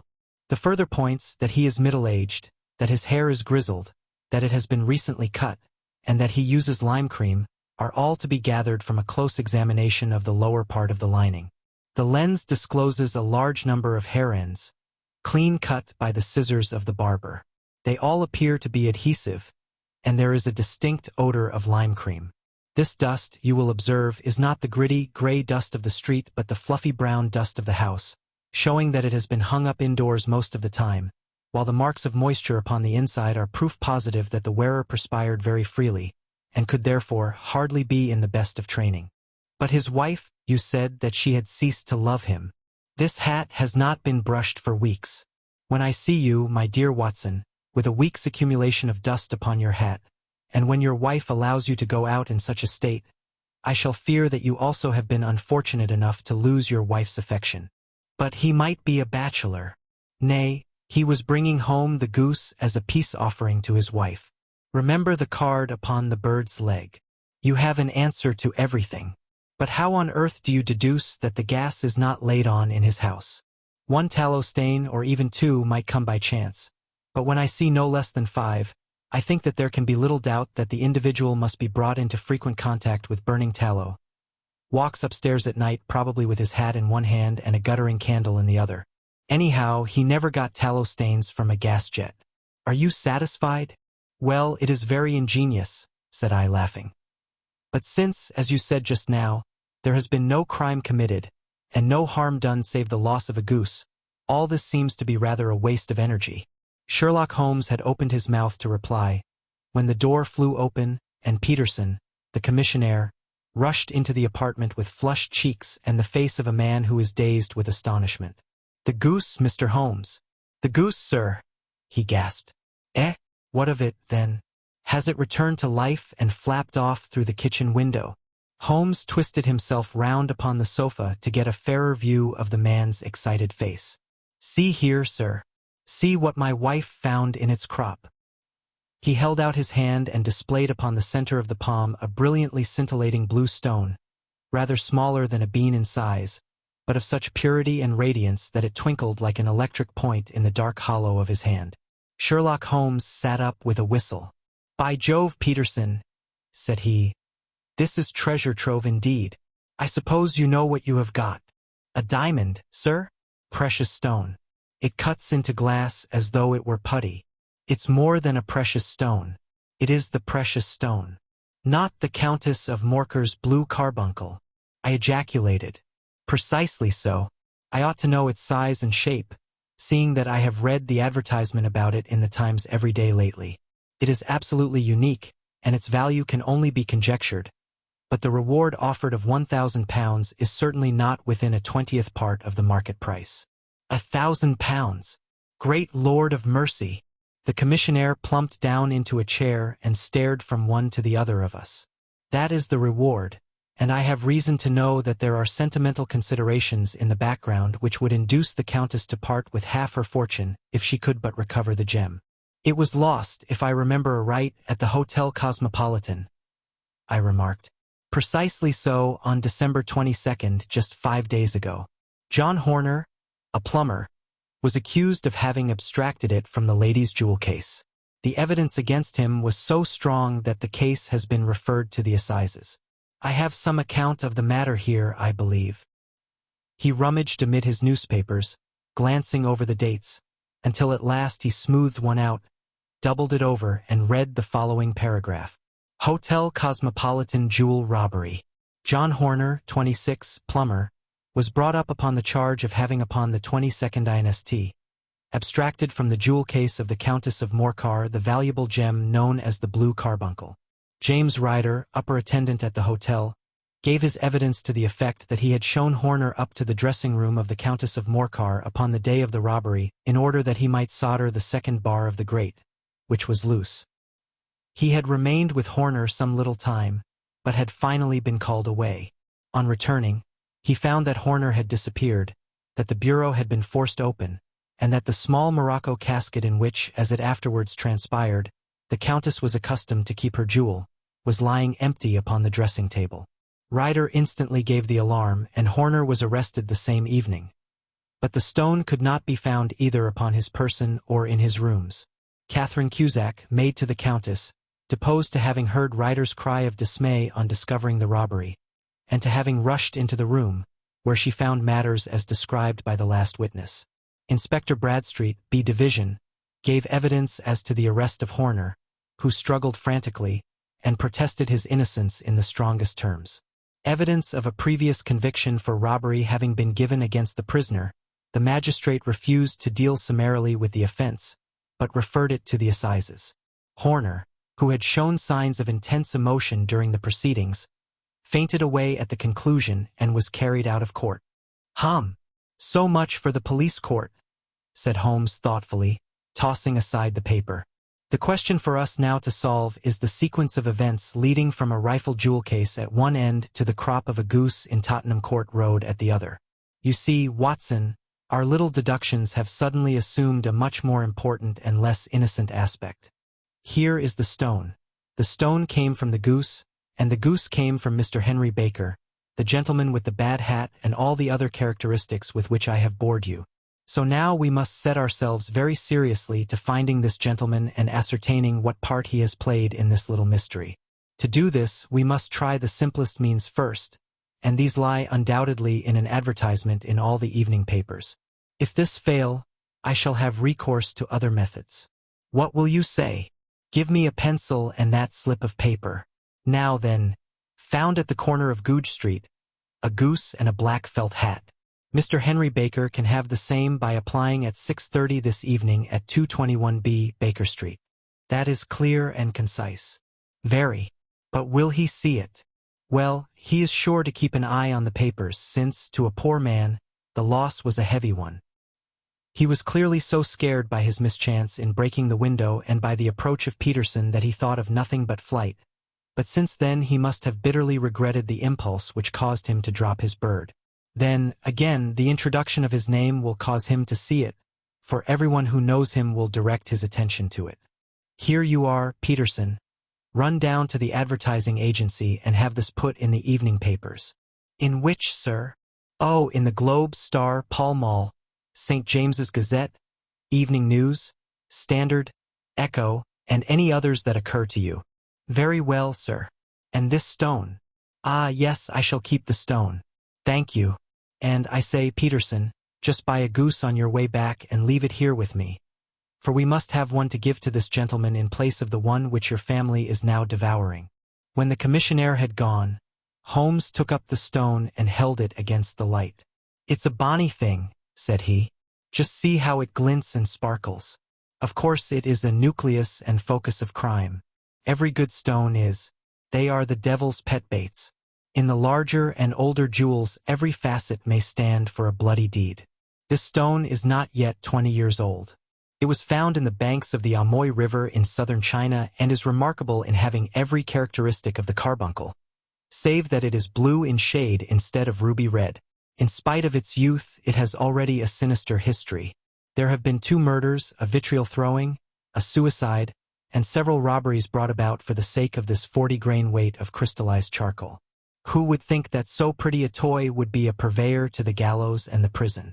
I'll lock it up in my strong box now and drop a line to the Countess to say that we have it. Do you think that this man Horner is innocent? I cannot tell. Well, then, do you imagine that this other one, Henry Baker, had anything to do with the matter? It is, I think, much more likely that Henry Baker is an absolutely innocent man, who had no idea that the bird which he was carrying was of considerably more value than if it were made of solid gold. That, however, I shall determine by a very simple test if we have an answer to our advertisement. And you can do nothing until then? Nothing. In that case, I shall continue my professional round. But I shall come back in the evening at the hour you have mentioned, for I should like to see the solution of so tangled a business. Very glad to see you. I dine at 7. There is a woodcock, I believe. By the way, in view of recent occurrences, perhaps I ought to ask Mrs. Hudson to examine its crop. I had been delayed at a case, and it was a little after 6:30 when I found myself in Baker Street once more. As I approached the house, I saw a tall man in a Scotch bonnet with a coat which was buttoned up to his chin waiting outside in the bright semicircle which was thrown from the fanlight. Just as I arrived, the door was opened, and we were shown up together to Holmes' room. Mr. Henry Baker, I believe, said he, rising from his armchair and greeting his visitor with the easy air of geniality which he could so readily assume. Pray take this chair by the fire, Mr. Baker. It is a cold night, and I observe that your circulation is more adapted for summer than for winter. Ah, Watson, you have just come at the right time. Is that your hat, Mr. Baker? Yes, sir, that is undoubtedly my hat. He was a large man with rounded shoulders, a massive head, and a broad, intelligent face, sloping down to a pointed beard of grizzled brown. A touch of red in nose and cheeks, with a slight tremor of his extended hand, recalled Holmes' surmise as to his habits. His rusty black frock-coat was buttoned right up in front, with the collar turned up, and his lank wrists protruded from his sleeves without a sign of cuff or shirt. He spoke in a slow staccato fashion, choosing his words with care, and gave the impression generally of a man of learning and letters who had had ill usage at the hands of fortune. We have retained these things for some days, said Holmes, because we expected to see an advertisement from you giving your address. I am at a loss to know now why you did not advertise. Our visitor gave a rather shamefaced laugh. Shillings have not been so plentiful with me as they once were, he remarked. I had no doubt that the gang of roughs who assaulted me had carried off both my hat and the bird. I did not care to spend more money in a hopeless attempt at recovering them. Very naturally. By the way, about the bird, we were compelled to eat it. To eat it! Our visitor half rose from his chair in his excitement. Yes, it would have been of no use to anyone had we not done so. But I presume that this other goose upon the sideboard, which is about the same weight and perfectly fresh, will answer your purpose equally well. Oh, certainly, certainly, answered Mr. Baker with a sigh of relief. Of course, we still have the feathers, legs, crop, and so on of your own bird, so if you wish, the man burst into a hearty laugh. They might be useful to me as relics of my adventure, said he. But beyond that I can hardly see what use the disjecta membra of my late acquaintance are going to be to me. No, sir, I think that, with your permission, I will confine my attentions to the excellent bird which I perceive upon the sideboard. Sherlock Holmes glanced sharply across at me with a slight shrug of his shoulders. There is your hat, then, and there your bird, said he. By the way, would it bore you to tell me where you got the other one from? I am somewhat of a fowl fancier, and I have seldom seen a better-grown goose. Certainly, sir, said Baker, who had risen and tucked his newly gained property under his arm. There are a few of us who frequent the Alpha Inn near the museum. We are to be found in the museum itself during the day, you understand. This year our good host, Windigate by name, instituted a goose club, by which, on consideration of some few pence every week, we were each to receive a bird at Christmas. My pence were duly paid, and the rest is familiar to you. I am much indebted to you, sir, for a Scotch bonnet is fitted neither to my years nor my gravity. With a comical pomposity of manner, he bowed solemnly to both of us and strode off upon his way. So much for Mr. Henry Baker, said Holmes when he had closed the door behind him. It is quite certain that he knows nothing whatever about the matter. Are you hungry, Watson? Not particularly. Then I suggest that we turn our dinner into a supper and follow up this clue while it is still hot. By all means. It was a bitter night, so we drew on our ulsters and wrapped cravats about our throats. Outside, the stars were shining coldly in a cloudless sky, and the breath of the passers-by blew out into smoke like so many pistol shots. Our footfalls rang out crisply and loudly as we swung through the Doctor's Quarter, Wimpole Street, Harley Street, and so through Wigmore Street into Oxford Street. In a quarter of an hour we were in Bloomsbury at the Alpha Inn, which is a small public house at the corner of one of the streets which runs down into Holborn. Holmes pushed open the door of the private bar and ordered 2 glasses of beer from the ruddy-faced, white-aproned landlord. Your beer should be excellent if it is as good as your geese, said he. My geese? The man seemed surprised. Yes, I was speaking only half an hour ago to Mr. Henry Baker, who was a member of your goose club. Ah, yes, I see. But you see, sir, them's not our geese. Indeed. Whose, then? Well, I got the 2 dozen from a salesman in Covent Garden. Indeed? I know some of them. Which was it? Breckenridge is his name. Ah, I don't know him. Well, here's your good health, landlord, and prosperity to your house. Good night. Now for Mr. Breckenridge, he continued, buttoning up his coat as we came out into the frosty air. Remember, Watson, that though we have so homely a thing as a goose at one end of this chain, we have at the other a man who will certainly get 7 years penal servitude unless we can establish his innocence. It is possible that our inquiry may but confirm his guilt, but in any case we have a line of investigation which has been missed by the police, and which a singular chance has placed in our hands. Let us follow it out to the bitter end. Faces to the south, then, and quick march. We passed across Holborn, down in Dell Street, and so through a zigzag of slums to Covent Garden Market. One of the largest stalls bore the name of Breckenridge upon it, and the proprietor, a horsey-looking man, with a sharp face and trim side whiskers, was helping a boy to put up the shutters. Good evening. It's a cold night, said Holmes. The salesman nodded and shot a questioning glance at my companion. Sold out of geese, I see, continued Holmes, pointing at the bare slabs of marble. Let you have 500 tomorrow morning. That's no good. Well, there are some on the stall with the gas flare. Ah, but I was recommended to you. Who by? The landlord of the Alpha. Oh, yes. I sent him a couple of dozen. Fine birds they were, too. Now, where did you get them from? To my surprise, the question provoked a burst of anger from the salesman. Now then, mister, said he, with his head cocked and his arms akimbo. What are you driving at? Let's have it straight now. It is straight enough. I should like to know who sold you the geese which you supplied to the Alpha. Well then, I shan't tell you. So now. Oh, it is a matter of no importance. But I don't know why you should be so warm over such a trifle. Warm? You'd be as warm, maybe, if you were as pestered as I am. When I pay good money for a good article, there should be an end of the business. But it's where are the geese? And who did you sell the geese to? And what will you take for the geese? One would think they were the only geese in the world, to hear the fuss that is made over them. Well, I have no connection with any other people who have been making inquiries, said Holmes carelessly. If you won't tell us, the bet is off, that is all. But I'm always ready to back my opinion on a matter of fowls, and I have a fiver on it that the bird I ate is country bred. Well, then, you've lost your fiver, for it's town bred, snapped the salesman. It's nothing of the kind. I say it is. I don't believe it. Do you think you know more about fowls than I, who have handled them ever since I was a nipper? I tell you, all those birds that went to the Alpha were town bred. You'll never persuade me to believe that. Will you bet, then? It's merely taking your money, for I know that I am right. But I'll have a sovereign on with you, just to teach you not to be obstinate. The salesman chuckled grimly. Bring me the books, Bill, said he.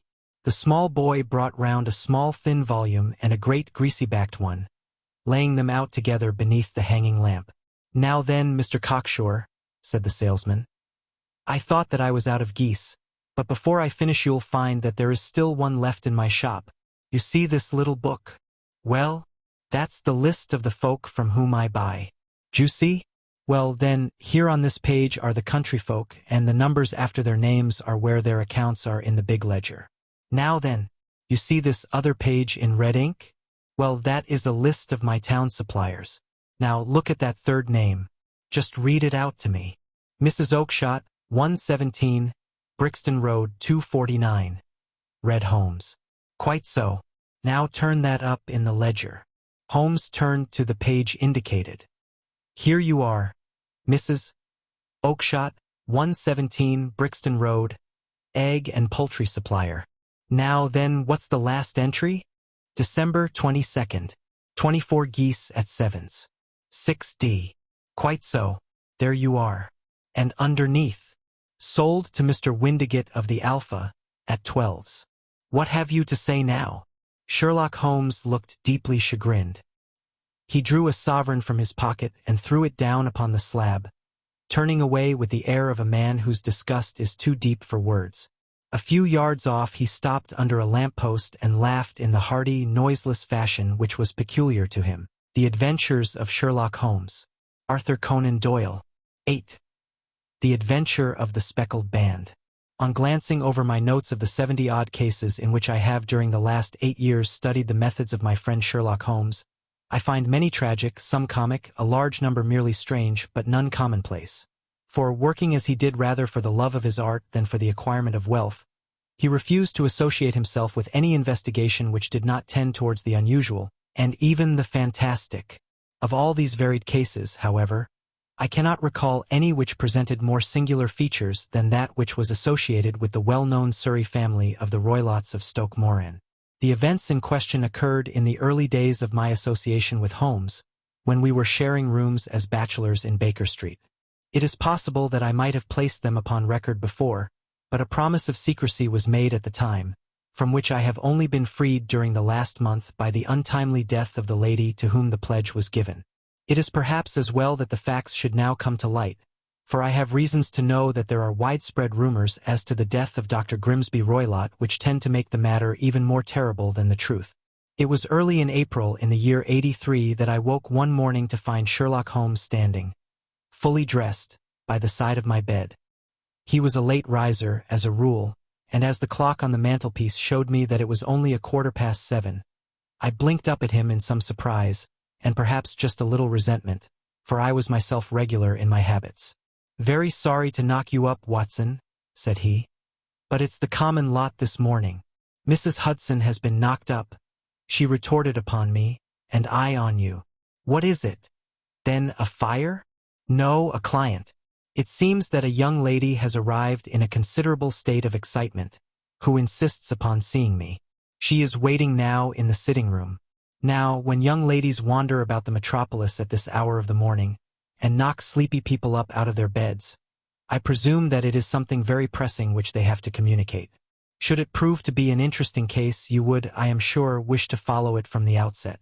I thought, at any rate, that I should call you and give you the chance. My dear fellow, I would not miss it for anything. I had no keener pleasure than in following Holmes in his professional investigations, and in admiring the rapid deductions, as swift as intuitions, and yet always founded on a logical basis with which he unraveled the problems which were submitted to him. I rapidly threw on my clothes and was ready in a few minutes to accompany my friend down to the sitting room. A lady dressed in black and heavily veiled, who had been sitting in the window, rose as we entered. "Good morning, madam," said Holmes cheerily. "My name is Sherlock Holmes. This is my intimate friend and associate, Dr. Watson, before whom you can speak as freely as before myself. Ha! I am glad to see that Mrs. Hudson has had the good sense to light the fire. Pray draw up to it, and I shall order you a cup of hot coffee, for I observe that you are shivering." "It is not cold which makes me shiver," said the woman in a low voice, changing her seat as requested. "What then?" "It is fear, Mr. Holmes. It is terror." She raised her veil as she spoke, and we could see that she was indeed in a pitiable state of agitation, her face all drawn and gray, with restless, frightened eyes, like those of some hunted animal. Her features and figure were those of a woman of 30, but her hair was shot with premature gray, and her expression was weary and haggard. Sherlock Holmes ran her over with one of his quick, all-comprehensive glances. "You must not fear," said he soothingly, bending forward and patting her forearm. "We shall soon set matters right, I have no doubt. You have come in by train this morning, I see. You know me, then?" "No, but I observed the second half of a return ticket in the palm of your left glove. You must have started early, and yet you had a good drive in a dog-cart, along heavy roads, before you reached the station." The lady gave a violent start and stared in bewilderment at my companion. "There is no mystery, my dear madam," said he, smiling. "The left arm of your jacket is spattered with mud in no less than 7 places. The marks are perfectly fresh. There is no vehicle save a dog-cart which throws up mud in that way, and then only when you sit on the left-hand side of the driver. Whatever your reasons may be, you are perfectly correct," said she. "I started from home before 6, reached Leatherhead at 20 past, and came in by the first train to Waterloo. Sir, I can stand this strain no longer. I shall go mad if it continues. I have no one to turn to, none, save only one, who cares for me, and he, poor fellow, can be of little aid. I have heard of you, Mr. Holmes. I have heard of you from Mrs. Farintosh, whom you helped in the hour of her sore need. It was from her that I had your address. Oh, sir, do you not think that you could help me, too, and at least throw a little light through the dense darkness which surrounds me? At present it is out of my power to reward you for your services, but in a month or 6 weeks I shall be married, with the control of my own income, and then at least you shall not find me ungrateful." Holmes turned to his desk and, unlocking it, drew out a small case-book, which he consulted. "Farintosh," said he. "Ah, yes, I recall the case. It was concerned with an opal tiara. I think it was before your time, Watson. I can only say, madam, that I shall be happy to devote the same care to your case as I did to that of your friend. As to reward, my profession is its own reward, but you are at liberty to defray whatever expenses I may be put to, at the time which suits you best. And now I beg that you will lay before us everything that may help us in forming an opinion upon the matter." "Alas," replied our visitor, "the very horror of my situation lies in the fact that my fears are so vague, and my suspicions depend so entirely upon small points, which might seem trivial to another, that even he to whom of all others I have a right to look for help and advice looks upon all that I tell him about it as the fancies of a nervous woman. He does not say so, but I can read it from his soothing answers and averted eyes. But I have heard, Mr. Holmes, that you can see deeply into the manifold wickedness of the human heart. You may advise me how to walk amid the dangers which encompass me."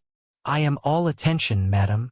My name is Helen Stoner, and I am living with my stepfather, who is the last survivor of one of the oldest Saxon families in England, the Roylotts of Stoke Moran, on the western border of Surrey." Holmes nodded his head. "The name is familiar to me," said he. "The family was at one time among the richest in England, and the estates extended over the borders into Berkshire in the north, and Hampshire in the west. In the last century, however, for successive heirs were of a dissolute and wasteful disposition, and the family ruin was eventually completed by a gambler in the days of the Regency.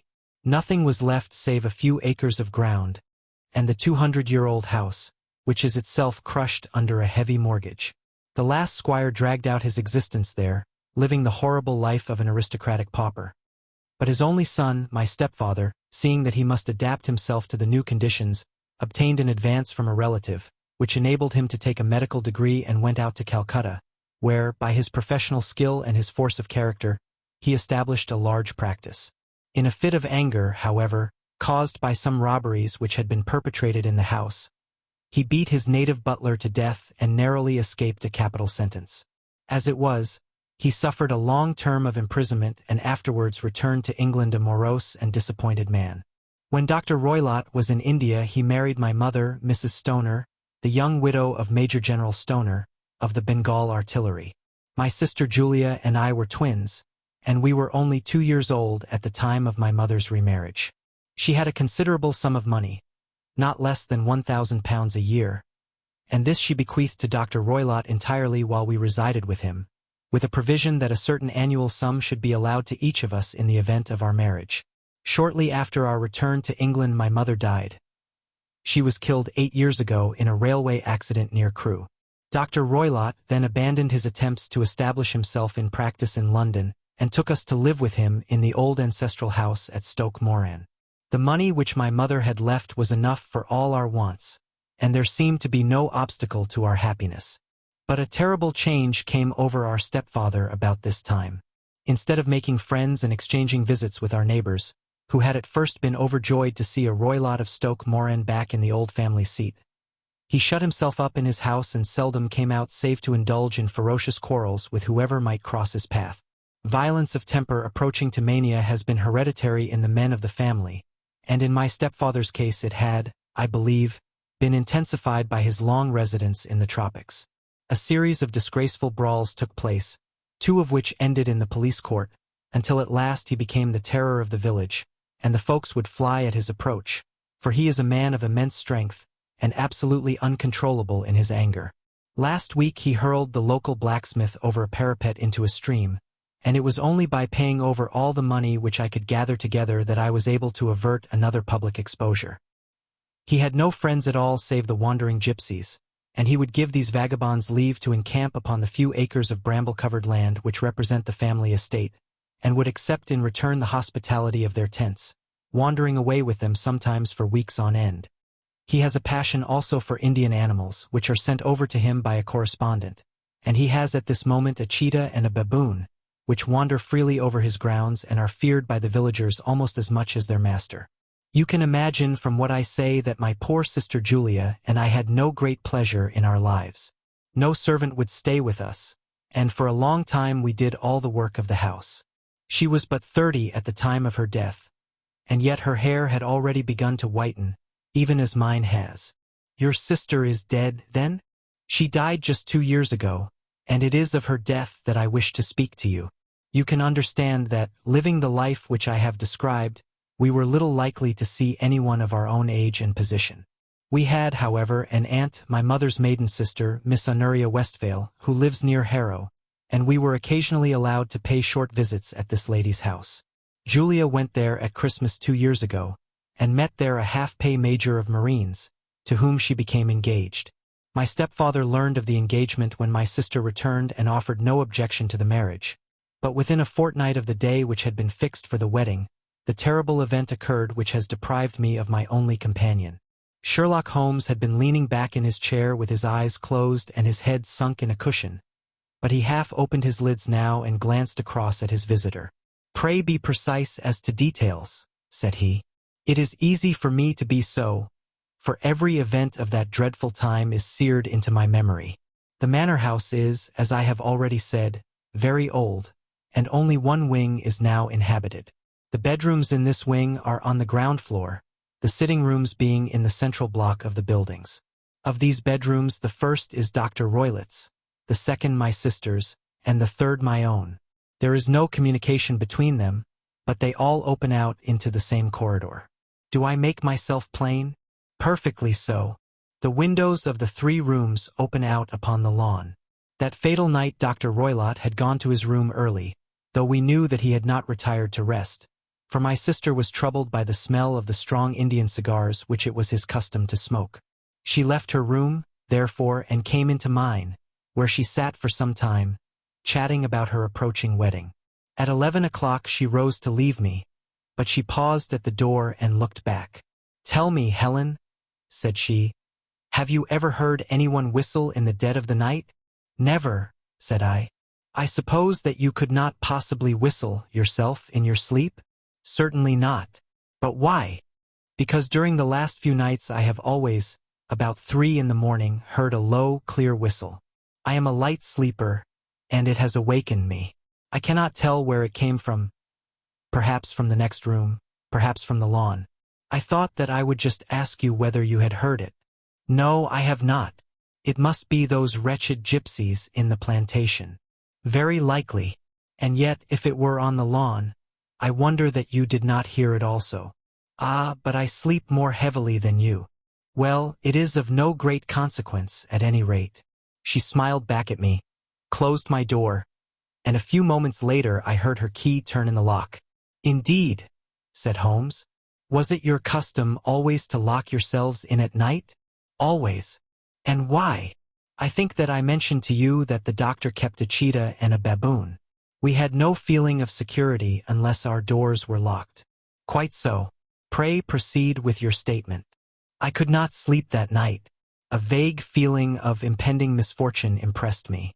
My sister and I, you will recollect, were twins, and you know how subtle are the links which bind 2 souls which are so closely allied. It was a wild night. The wind was howling outside, and the rain was beating and splashing against the windows. Suddenly, amid all the hubbub of the gale, there burst forth the wild scream of a terrified woman. I knew that it was my sister's voice. I sprang from my bed, wrapped a shawl round me, and rushed into the corridor.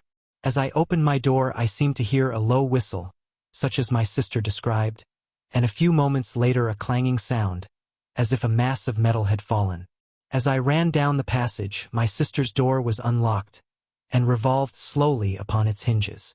I stared at it horror-stricken, not knowing what was about to issue from it.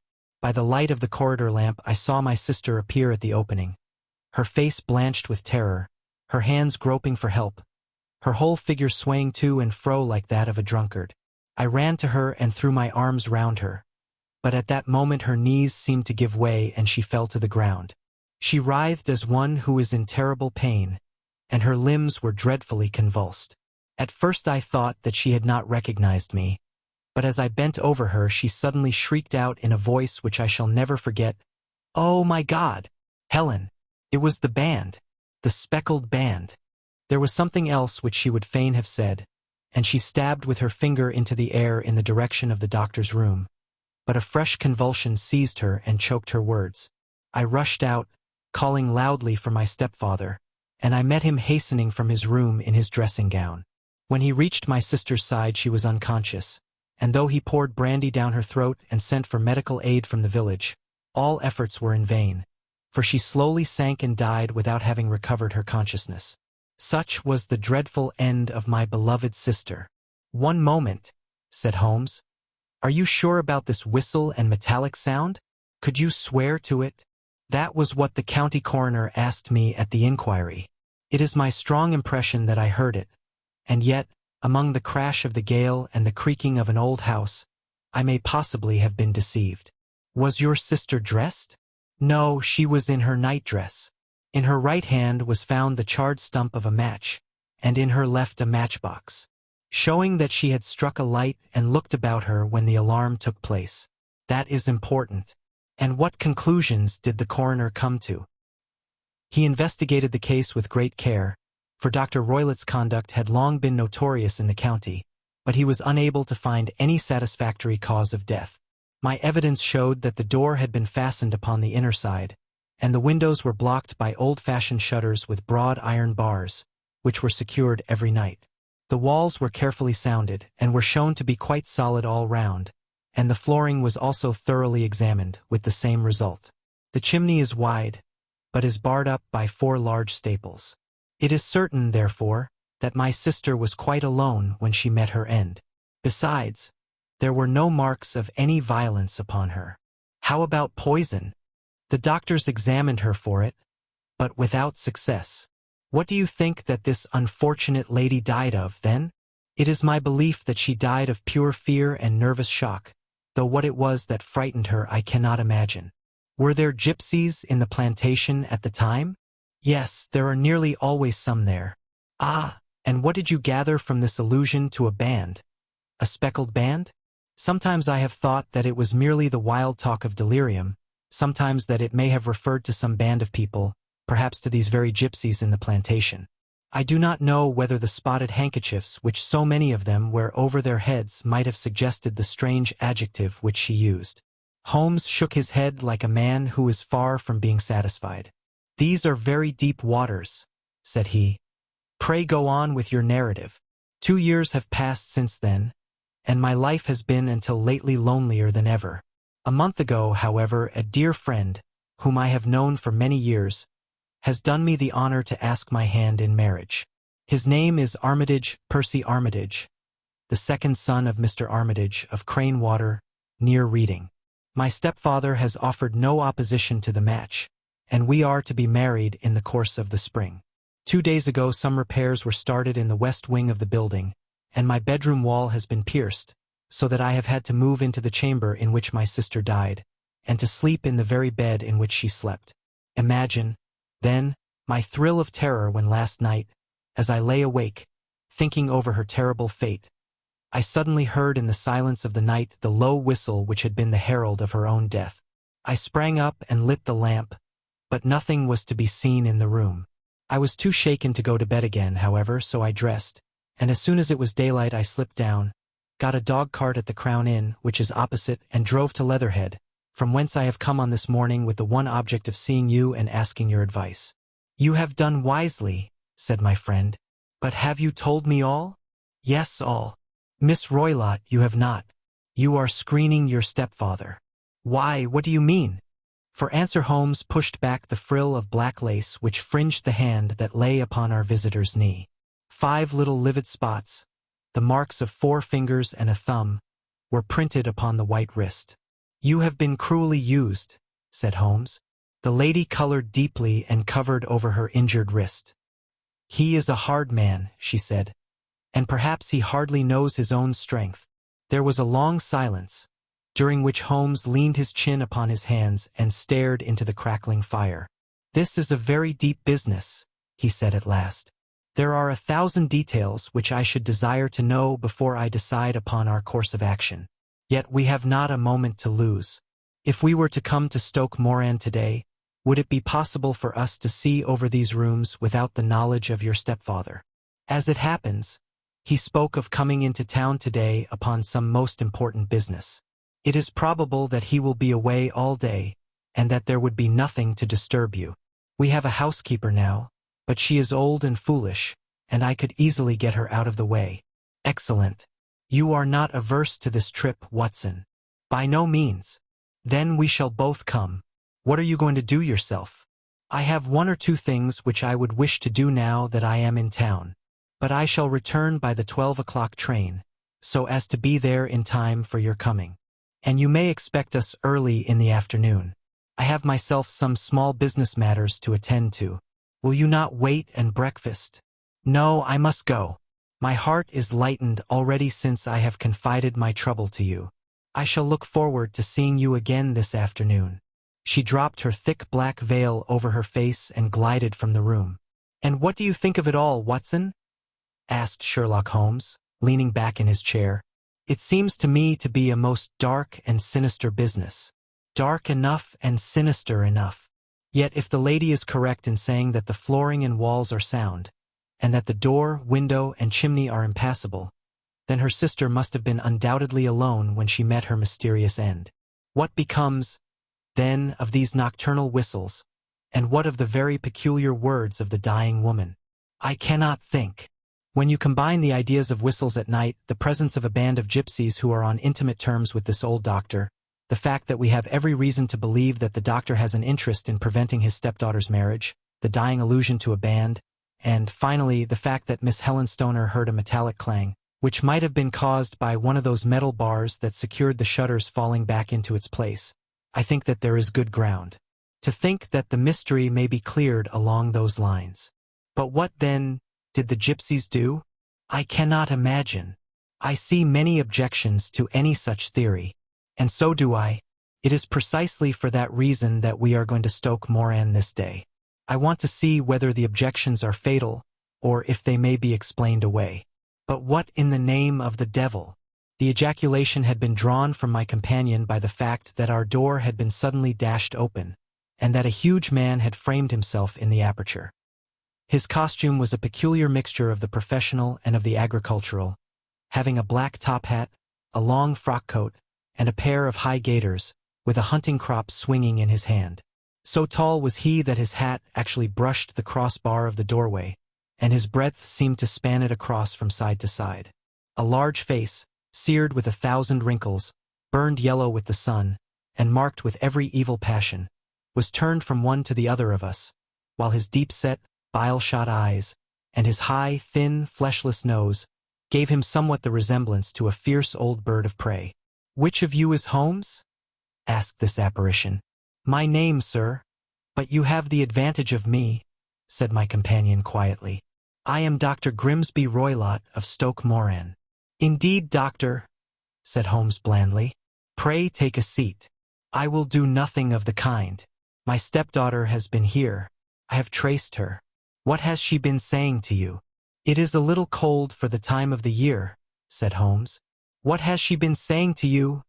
screamed the old man furiously. "But I have heard that the crocuses promise well," continued my companion imperturbably. "Ha! You put me off, do you?" said our new visitor, taking a step forward and shaking his hunting crop. "I know you, you scoundrel. I have heard of you before. You are Holmes, the meddler." My friend smiled. "Holmes, the busybody." His smile broadened. "Holmes, the Scotland Yard Jack in office." Holmes chuckled heartily. "Your conversation is most entertaining," said he. "When you go out, close the door, for there is a decided draught. I will go when I have had my say. Don't you dare to meddle with my affairs. I know that Miss Stoner has been here. I traced her. I am a dangerous man to fall foul of. See here." He stepped swiftly forward, seized the poker, and bent it into a curve with his huge brown hands. "See that you keep yourself out of my grip," he snarled, and hurling the twisted poker into the fireplace, he strode out of the room. "He seems a very amiable person," said Holmes, laughing. "I am not quite so bulky, but if he had remained I might have shown him that my grip was not much more feeble than his own." As he spoke he picked up the steel poker and, with a sudden effort, straightened it out again. Fancy his having the insolence to confound me with the official detective force. This incident gives zest to our investigation, however, and I only trust that our little friend will not suffer from her imprudence in allowing this brute to trace her. And now, Watson, we shall order breakfast, and afterwards I shall walk down to Doctors' Commons, where I hope to get some data which may help us in this matter. It was nearly 1 o'clock when Sherlock Holmes returned from his excursion. He held in his hand a sheet of blue paper, scrawled over with notes and figures. "I have seen the will of the deceased wife," said he. "To determine its exact meaning I have been obliged to work out the present prices of the investments with which it is concerned. The total income, which at the time of the wife's death was little short of £1,100, is now, through the fall in agricultural prices, not more than £750. Each daughter can claim an income of £250 in case of marriage. It is evident, therefore, that if both girls had married, this beauty would have had a mere pittance, while even one of them would cripple him to a very serious extent. My morning's work has not been wasted, since it has proved that he has the very strongest motives for standing in the way of anything of the sort. And now, Watson, this is too serious for dawdling, especially as the old man is aware that we are interesting ourselves in his affairs. So if you are ready, we shall call a cab and drive to Waterloo. I should be very much obliged if you would slip your revolver into your pocket." And Ely's number 2 is an excellent argument with gentlemen who can twist steel pokers into knots. That and a toothbrush are, I think, all that we need. At Waterloo we were fortunate in catching a train for Leatherhead, where we hired a trap at the station inn and drove for 4 or 5 miles through the lovely Surrey lanes. It was a perfect day, with a bright sun and a few fleecy clouds in the heavens. The trees and wayside hedges were just throwing out their first green shoots, and the air was full of the pleasant smell of the moist earth.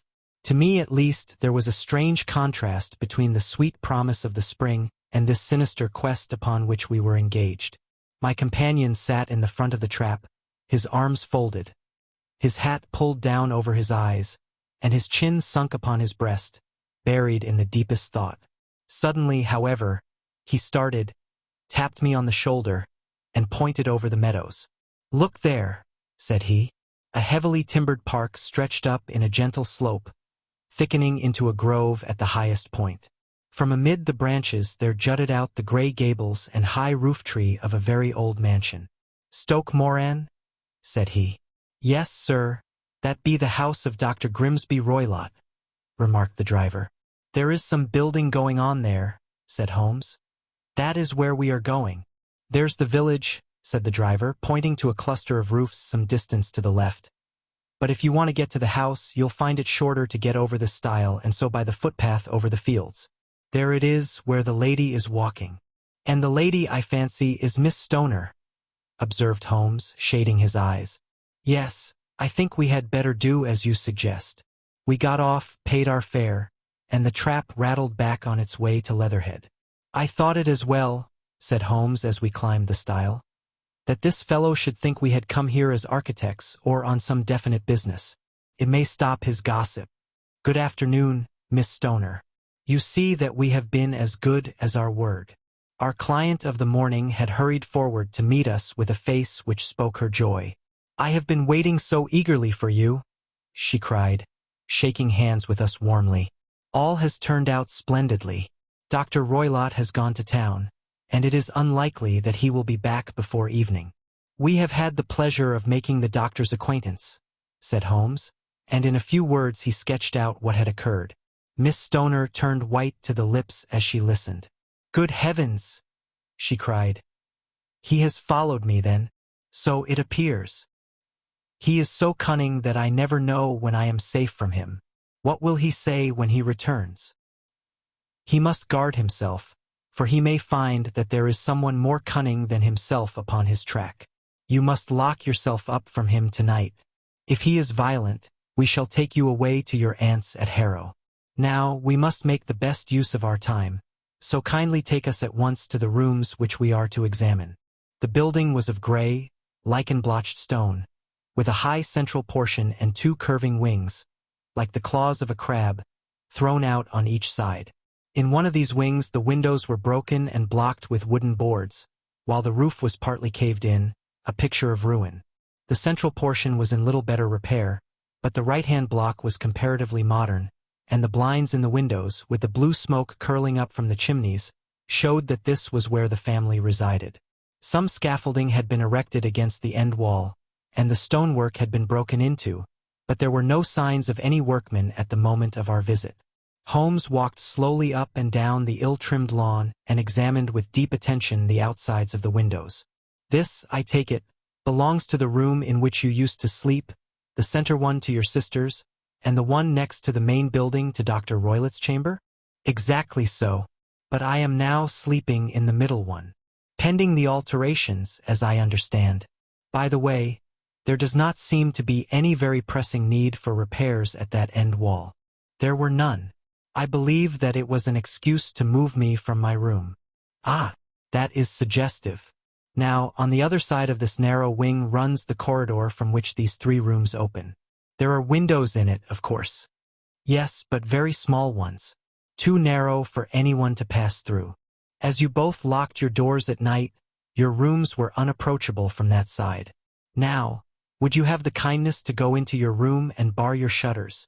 Miss Stoner did so, and Holmes, after a careful examination through the open window, endeavored in every way to force the shutter open, but without success. There was no slit through which a knife could be passed to raise the bar. Then with his lens he tested the hinges, but they were of solid iron, built firmly into the massive masonry. Said he, scratching his chin in some perplexity. My theory certainly presents some difficulties. No one could pass these shutters if they were bolted. Well, we shall see if the inside throws any light upon the matter. A small side door led into the whitewashed corridor from which the 3 bedrooms opened. Holmes refused to examine the 3rd chamber, so we passed at once to the 2nd, that in which Miss Stoner was now sleeping, and in which her sister had met with her fate. It was a homely little room, with a low ceiling and a gaping fireplace, after the fashion of old country houses. A brown chest of drawers stood in one corner, a narrow white counterpaned bed in another, and a dressing table on the left-hand side of the window. These articles, with 2 small wickerwork chairs, made up all the furniture in the room save for a square of Wilton carpet in the center. The boards round and the paneling of the walls were of brown, worm-eaten oak, so old and discolored that it may have dated from the original building of the house. Holmes drew one of the chairs into a corner and sat silent, while his eyes traveled round and up and down, taking in every detail of the apartment. "Where does that bell communicate with?" he asked at last, pointing to a thick bell rope which hung down beside the bed, the tassel actually lying upon the pillow. "It goes to the housekeeper's room." "It looks newer than the other things?" "Yes, it was only put there a couple of years ago." "Your sister asked for it, I suppose?" "No, I never heard of her using it. We used always to get what we wanted for ourselves." "Indeed, it seemed unnecessary to put so nice a bell-pull there. You will excuse me for a few minutes while I satisfy myself as to this floor." He threw himself down upon his face with his lens in his hand and crawled swiftly backward and forward, examining minutely the cracks between the boards. Then he did the same with the woodwork with which the chamber was paneled. Finally he walked over to the bed and spent some time in staring at it and in running his eye up and down the wall. Finally he took the bell rope in his hand and gave it a brisk tug. "Why, it's a dummy," said he. "Won't it ring?" "No, it is not even attached to a wire. This is very interesting. You can see now that it is fastened to a hook just above where the little opening for the ventilator is." "How very absurd. I never noticed that before." "Very strange," muttered Holmes, pulling at the rope. "There are 1 or 2 very singular points about this room. For example, what a fool a builder must be to open a ventilator into another room, when, with the same trouble, he might have communicated with the outside air." "That is also quite modern," said the lady. "Done about the same time as the bell rope?" remarked Holmes. "Yes, there were several little changes carried out about that time. They seem to have been of a most interesting character, dummy bell ropes, and ventilators which do not ventilate. With your permission, Miss Stoner, we shall now carry our researches into the inner apartment." Dr. Grimsby Roylott's chamber was larger than that of his stepdaughter, but was as plainly furnished. A camp bed, a small wooden shelf full of books, mostly of a technical character, an armchair beside the bed, a plain wooden chair against the wall, a round table, and a large iron safe were the principal things which met the eye. Holmes walked slowly round and examined each and all of them with the keenest interest. "What's in here?" he asked, tapping the safe. "My stepfather's business papers." "Oh, you have seen inside, then?" "Only once, some years ago. I remember that it was full of papers." "There isn't a cat in it, for example?" "No." "What a strange idea." "Well, look at this." He took up a small saucer of milk which stood on the top of it. "No, we don't keep a cat. But there is a cheetah and a baboon." "Ah, yes, of course. Well, a cheetah is just a big cat, and yet a saucer of milk does not go very far in satisfying its wants, I dare say. There is one point which I should wish to determine." He squatted down in front of the wooden chair and examined the seat of it with the greatest attention. "Thank you. That is quite settled," said he, rising and putting his lens in his pocket. "Hullo! Here is something interesting." The object which had caught his eye was a small dog lash hung on one corner of the bed. The lash, however, was curled upon itself and tied so as to make a loop of whipcord. "What do you make of that, Watson?" "It's a common enough lash, but I don't know why it should be tied." "That is not quite so common, is it?" "Ah me, It's a wicked world, and when a clever man turns his brains to crime, it is the worst of all. I think that I have seen enough now, Miss Stoner, and with your permission we shall walk out upon the lawn." I had never seen my friend's face so grim or his brow so dark as it was when we turned from the scene of this investigation. We had walked several times up and down the lawn, neither Miss Stoner nor myself liking to break in upon his thoughts before he roused himself from his reverie. "It is very essential, Miss Stoner," said he, "that you should absolutely follow my advice in every respect." "I shall most certainly do so. The matter is too serious for any hesitation. Your life may depend upon your compliance. I assure you that I am in your hands. In the first place, both my friend and I must spend the night in your room." Both Miss Stoner and I gazed at him in astonishment. "Yes, it must be so. Let me explain. I believe that is the village inn over there." "Yes, that is the Crown." "Very good. Your windows would be visible from there." "Certainly. You must confine yourself to your room on pretense of a headache when your stepfather comes back.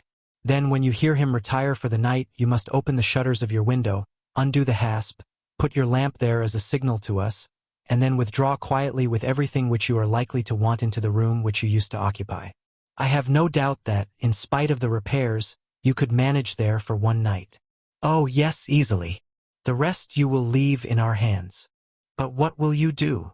"We shall spend the night in your room, and we shall investigate the cause of this noise which has disturbed you."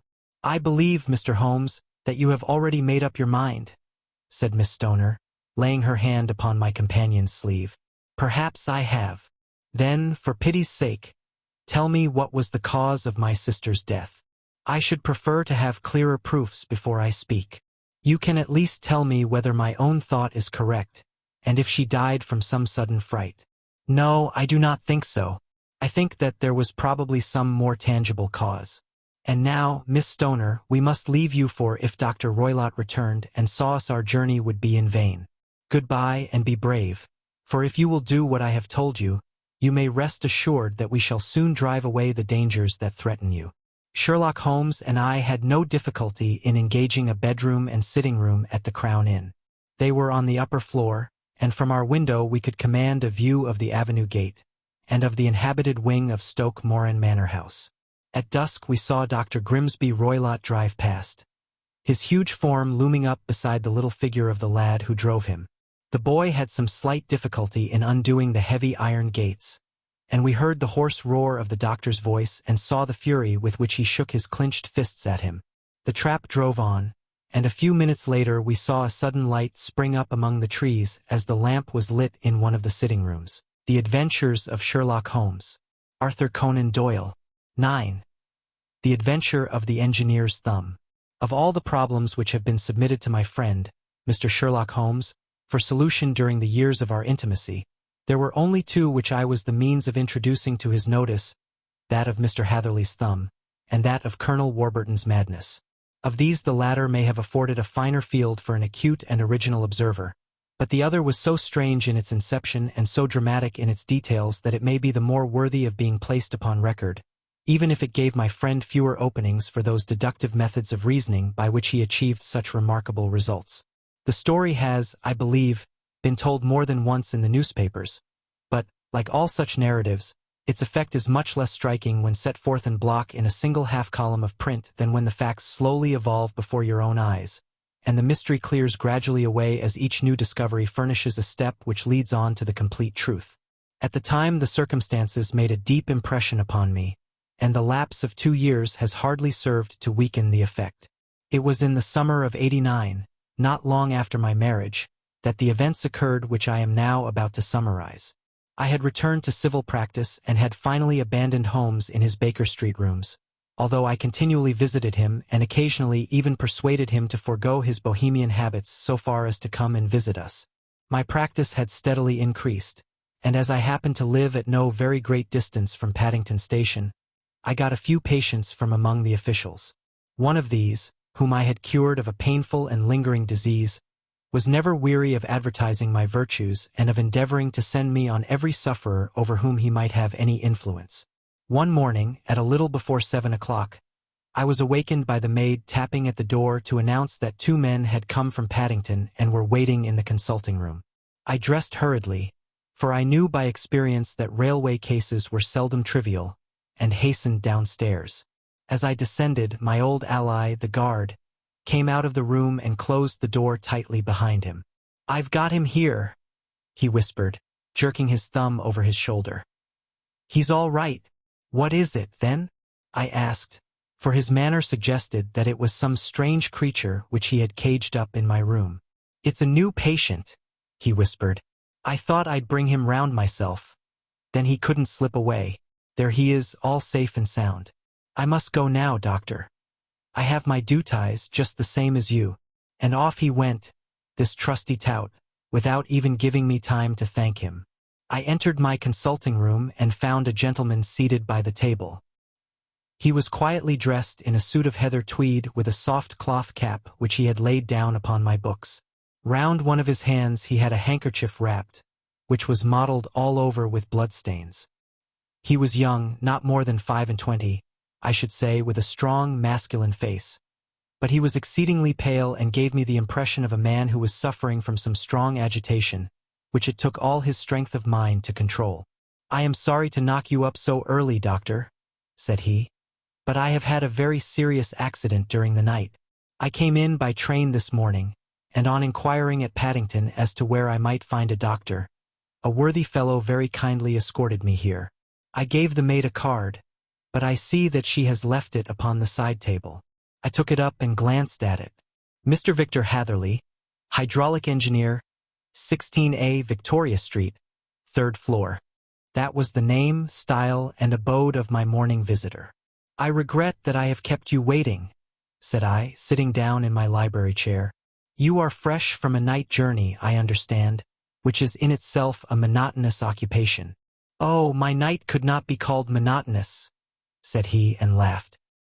He laughed very heartily, with a high, ringing note, leaning back in his chair and shaking his sides. All my medical instincts rose up against that laugh. "Stop it," I cried. "Pull yourself together." And I poured out some water from a carafe. It was useless, however. He was off in one of those hysterical outbursts which come upon a strong nature when some great crisis is over and gone. Presently he came to himself once more, very weary and pale-looking. "I have been making a fool of myself," he gasped. "Not at all. Drink this." I dashed some brandy into the water, and the color began to come back to his bloodless cheeks. "That's better," said he. "And now, doctor, perhaps you would kindly attend to my thumb, or rather to the place where my thumb used to be." He unwound the handkerchief and held out his hand. It gave even my hardened nerves a shudder to look at it. There were 4 protruding fingers and a horrid red, spongy surface where the thumb should have been. It had been hacked or torn right out from the roots. "Good heavens!" I cried. "This is a terrible injury. It must have bled considerably." Yes, it did. I fainted when it was done, and I think that I must have been senseless for a long time. When I came to, I found that it was still bleeding, so I tied one end of my handkerchief very tightly round the wrist and braced it up with a twig. "Excellent. You should have been a surgeon. It is a question of hydraulics, you see, and came within my own province." "This has been done," said I, examining the wound, "by a very heavy and sharp instrument." "A thing like a cleaver," said he. "An accident, I presume?" "By no means." "What?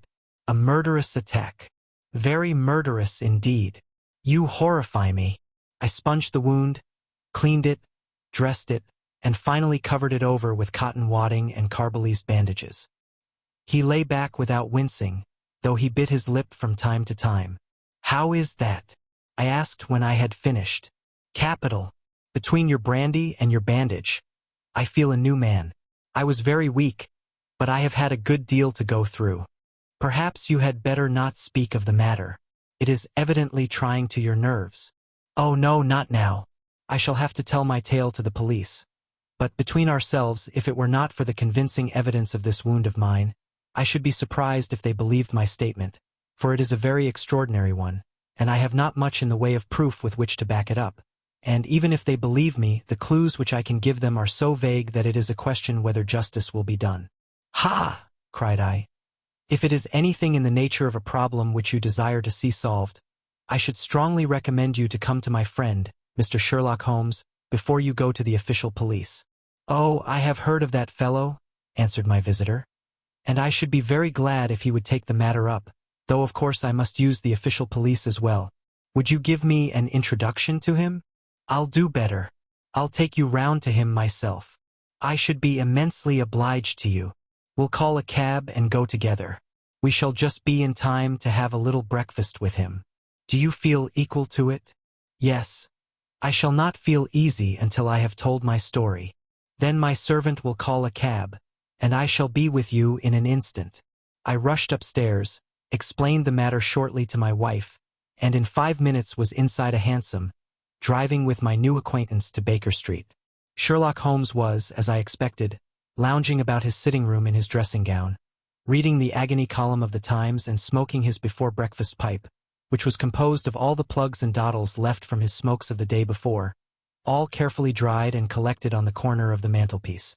He received us in his quietly genial fashion, ordered fresh rashers and eggs, and joined us in a hearty meal. When it was concluded, he settled our new acquaintance upon the sofa, placed a pillow beneath his head, and laid a glass of brandy and water within his reach. "It is easy to see that your experience has been no common one, Mr. Hatherley," said he. "Pray, lie down there and make yourself absolutely at home. Tell us what you can. But stop when you are tired and keep up your strength with a little stimulant." "Thank you," said my patient, "but I have felt another man since the doctor bandaged me, and I think that your breakfast has completed the cure. I shall take up as little of your valuable time as possible, so I shall start at once upon my peculiar experiences." Holmes sat in his big armchair with the weary, heavy-lidded expression which veiled his keen and eager nature, while I sat opposite to him, and we listened in silence to the strange story which our visitor detailed to us. "You must know," said he, "that I am an orphan and a bachelor, residing alone in lodgings in London. By profession I am a hydraulic engineer, and I have had considerable experience of my work during the 7 years that I was apprenticed to Venner Amp, Matheson, the well-known firm of Greenwich. 2 years ago, having served my time, and having also come into a fair sum of money through my poor father's death, I determined to start in business for myself and took professional chambers in Victoria Street. I suppose that everyone finds his first independent start in business a dreary experience. To me it has been exceptionally so. During 2 years I have had 3 consultations and 1 small job, and that is absolutely all that my profession has brought me. My gross takings amount to £27.10. Every day, from 9 in the morning until 4 in the afternoon, I waited in my little den, until at last my heart began to sink, and I came to believe that I should never have any practice at all. Yesterday, however, just as I was thinking of leaving the office, my clerk entered to say there was a gentleman waiting who wished to see me upon business. He brought up a card, too, with the name of Colonel Lysander Stark engraved upon it. Close at his heels came the colonel himself, a man rather over the middle size, but of an exceeding thinness. I do not think that I have ever seen so thin a man. His whole face sharpened away into nose and chin, and the skin of his cheeks was drawn quite tense over his outstanding bones. Yet this emaciation seemed to be his natural habit, and due to no disease, for his eye was bright, his step brisk, and his bearing assured. He was plainly but neatly dressed, and his age, I should judge, would be nearer 40 than 30. "Mr. Hatherley?" said he, with something of a German accent. "You have been recommended to me, Mr. Hatherley, as being a man who is not only proficient in his profession but is also discreet and capable of preserving a secret." I bowed, feeling as flattered as any young man would at such an address. "May I ask who it was who gave me so good a character?" "Well, perhaps it is better that I should not tell you that just at this moment. I have it from the same source that you are both an orphan and a bachelor and are residing alone in London." "That is quite correct," I answered. "But you will excuse me if I say that I cannot see how all this bears upon my professional qualifications. I understand that it was on a professional matter that you wished to speak to me." "Undoubtedly so, but you will find that all I say is really to the point. I have a professional commission for you, but absolute secrecy is quite essential, Absolute secrecy, you understand? And of course we may expect that more from a man who is alone than from one who lives in the bosom of his family. If I promise to keep a secret, said I, you may absolutely depend upon my doing so.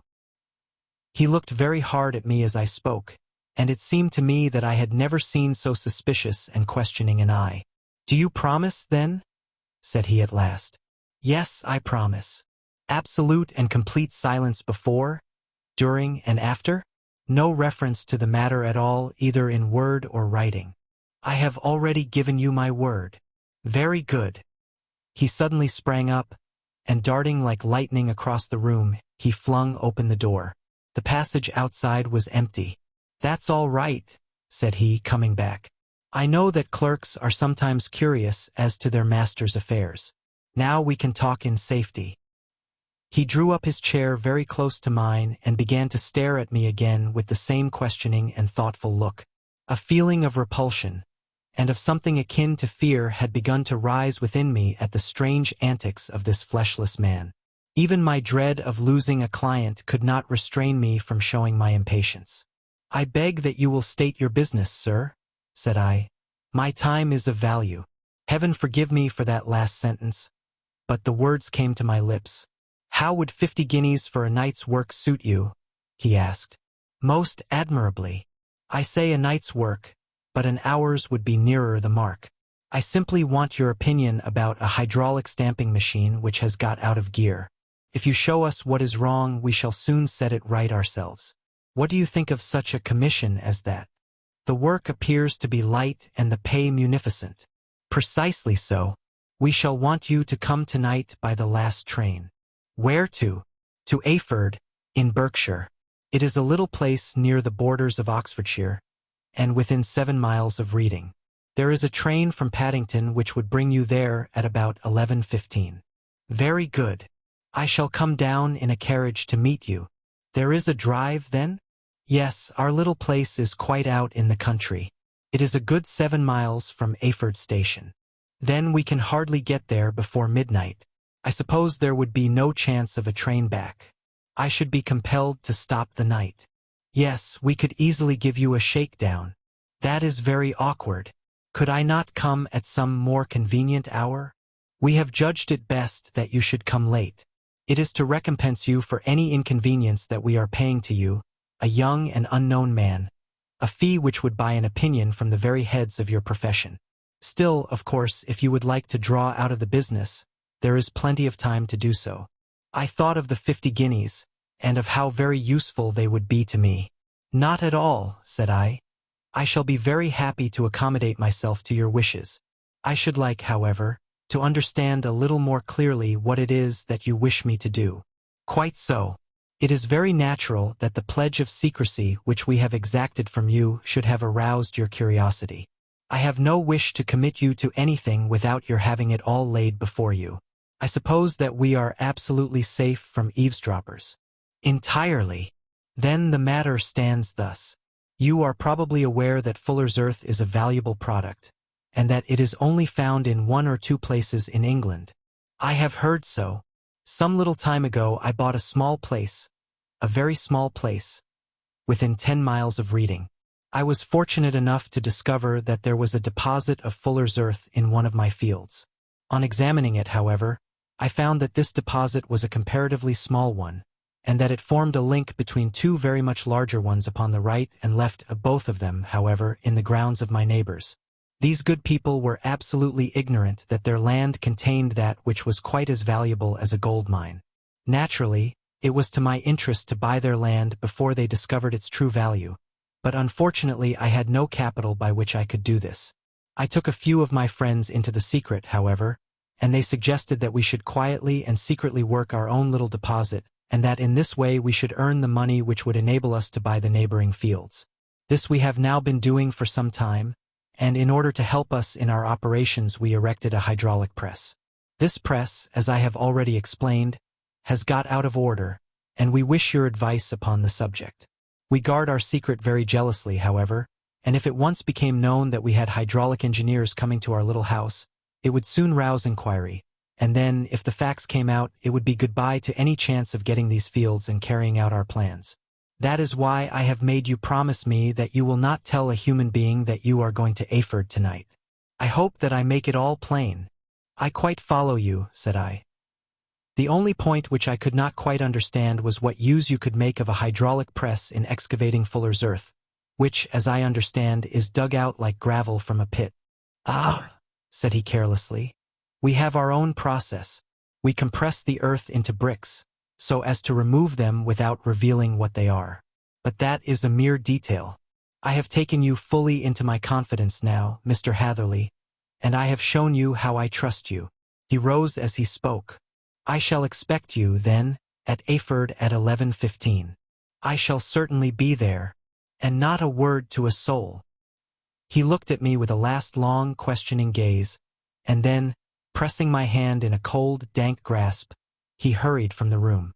Well, when I came to think it all over in cool blood, I was very much astonished, as you may both think, at this sudden commission which had been entrusted to me. On the one hand, of course, I was glad, for the fee was at least tenfold what I should have asked had I set a price upon my own services, and it was possible that this order might lead to other ones. On the other hand, the face and manner of my patron had made an unpleasant impression upon me, and I could not think that his explanation of the fuller's earth was sufficient to explain the necessity for my coming at midnight, and his extreme anxiety lest I should tell anyone of my errand. However, I threw all fears to the winds, ate a hearty supper, drove to Paddington, and started off, having obeyed to the letter the injunction as to holding my tongue. At Reading I had to change not only my carriage but my station. However, I was in time for the last train to Ayford, and I reached the little dim-lit station after 11 o'clock. I was the only passenger who got out there, and there was no one upon the platform save a single sleepy porter with a lantern. As I passed out through the wicket gate, however, I found my acquaintance of the morning waiting in the shadow upon the other side. Without a word he grasped my arm and hurried me into a carriage, the door of which was standing open. He drew up the windows on either side, tapped on the woodwork, and away we went as fast as the horse could go. "One horse?" interjected Holmes. "Yes, only one." "Did you observe the color?" "Yes. I saw it by the sidelights when I was stepping into the carriage. It was a chestnut." "Tired-looking or fresh?" "Oh, fresh and glossy." "Thank you. I am sorry to have interrupted you. Pray continue your most interesting statement." Away we went then, and we drove for at least an hour. Colonel Lysander Stark had said that it was only 7 miles, but I should think, from the rate that we seemed to go, and from the time that we took, that it must have been nearer 12.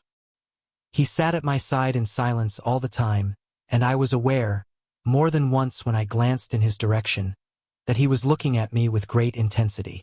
The country roads seemed to be not very good in that part of the world, for we lurched and jolted terribly. I tried to look out of the windows to see something of where we were, but they were made of frosted glass, and I could make out nothing save the occasional bright blur of a passing light. Now and then I hazarded some remark to break the monotony of the journey, but the colonel answered only in monosyllables, and the conversation soon flagged. At last, however, the bumping of the road was exchanged for the crisp smoothness of a gravel drive, and the carriage came to a stand. Colonel Lysander Stark sprang out, and, as I followed after him, pulled me swiftly into a porch which gaped in front of us. We stepped, as it were, right out of the carriage and into the hall, so that I failed to catch the most fleeting glance of the front of the house. The instant that I had crossed the threshold, the door slammed heavily behind us, and I heard faintly the rattle of the wheels as the carriage drove away. It was pitch dark inside the house, and the colonel fumbled about looking for matches and muttering under his breath. Suddenly a door opened at the other end of the passage, and a long golden bar of light shot out in our direction. It grew broader, and a woman appeared with a lamp in her hand, which she held above her head, pushing her face forward and peering at us. I could see that she was pretty, and from the gloss with which the light shone upon her dark dress I knew that it was a rich material. She spoke a few words in a foreign tongue in a tone as though asking a question, and when my companion answered in a gruff monosyllable, she gave such a start that the lamp nearly fell from her hand. Colonel Stark went up to her, whispered something in her ear, and then, pushing her back into the room from whence she had come, he walked towards me again with the lamp in his hand. "Perhaps you will have the kindness to wait in this room for a few minutes," said he, throwing open another door. It was a quiet, little, plainly furnished room, with a round table in the center, on which several German books were scattered. Colonel Stark laid down the lamp on the top of a harmonium beside the door. "I shall not keep you waiting an instant," said he, and vanished into the darkness. I glanced at the books upon the table, and in spite of my ignorance of German I could see that 2 of them were treatises on science, the others being volumes of poetry. Then I walked across to the window, hoping that I might catch some glimpse of the countryside, but an oak shutter, heavily barred, was folded across it. It was a wonderfully silent house. There was an old clock ticking loudly somewhere in the passage, but otherwise everything was deadly still. A vague feeling of uneasiness began to steal over me. Who were these German people, and what were they doing living in this strange, out-of-the-way place? And where was the place? I was 10 miles or so from Erfurt. That was all I knew, but whether north, south, east, or west I had no idea. For that matter, Reading and possibly other large towns were within that radius, so the place might not be so secluded after all. Yet it was quite certain, from the absolute stillness, that we were in the country. I paced up and down the room, humming a tune under my breath to keep up my spirits and feeling that I was thoroughly earning my 50-guinea fee. Suddenly, without any preliminary sound in the midst of the utter stillness, the door of my room swung slowly open. The woman was standing in the aperture, the darkness of the hall behind her, the yellow light from my lamp beating upon her eager and beautiful face. I could see at a glance that she was sick with fear, and the sight sent a chill to my own heart. She held up one shaking finger to warn me to be silent, and she shot a few whispered words of broken English at me, her eyes glancing back, like those of a frightened horse, into the gloom behind her. "I would go," said she, trying hard, as it seemed to me, to speak calmly. "I would go. I should not stay here. There is no good for you to do." "But, madam," said I have not yet done what I came for. I cannot possibly leave until I have seen the machine." "It is not worth your while to wait," she went on. "You can pass through the door. No one hinders." And then, seeing that I smiled and shook my head, she suddenly threw aside her constraint and made a step forward, with her hands wrung together. "For the love of heaven," she whispered, "get away from here before it is too late." But I am somewhat headstrong by nature, and the more ready to engage in an affair when there is some obstacle in the way. I thought of my 50-guinea fee, of my wearisome journey, and of the unpleasant night which seemed to be before me. Was it all to go for nothing? Why should I slink away without having carried out my commission, and without the payment which was my due? This woman might, for all I knew, be a monomaniac. With a stout bearing, therefore, though her manner had shaken me more than I cared to confess, I still shook my head and declared my intention of remaining where I was.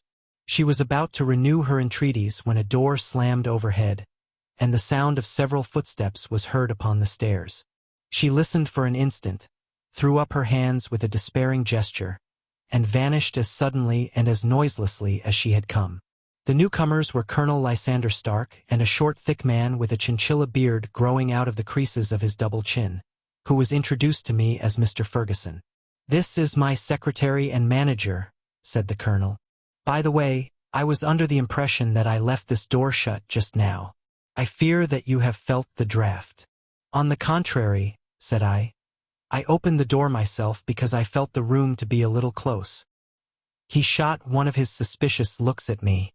"Perhaps we had better proceed to business, then," said he. "Mr. Ferguson and I will take you up to see the machine. I had better put my hat on, I suppose?" "Oh, no, it is in the house." "What, you dig fuller's earth in the house?" "No, no. This is only where we compress it. But never mind that. All we wish you to do is to examine the machine and to let us know what is wrong with it." We went upstairs together, the colonel first with the lamp, the fat manager and I behind him. It was a labyrinth of an old house, with corridors, passages, narrow winding staircases, and little low doors, the thresholds of which were hollowed out by the generations who had crossed them. There were no carpets and no signs of any furniture above the ground floor, while the plaster was peeling off the walls, and the damp was breaking through in green, unhealthy blotches. I tried to put on as unconcerned an air as possible, but I had not forgotten the warnings of the lady, even though I disregarded them, and I kept a keen eye upon my two companions. Ferguson appeared to be a morose and silent man, but I could see from the little that he said that he was at least a fellow countryman. Colonel Lysander Stark stopped at last before a low door, which he unlocked. Within was a small, square room, in which the three of us could hardly get at one time. Ferguson remained outside, and the colonel ushered me in.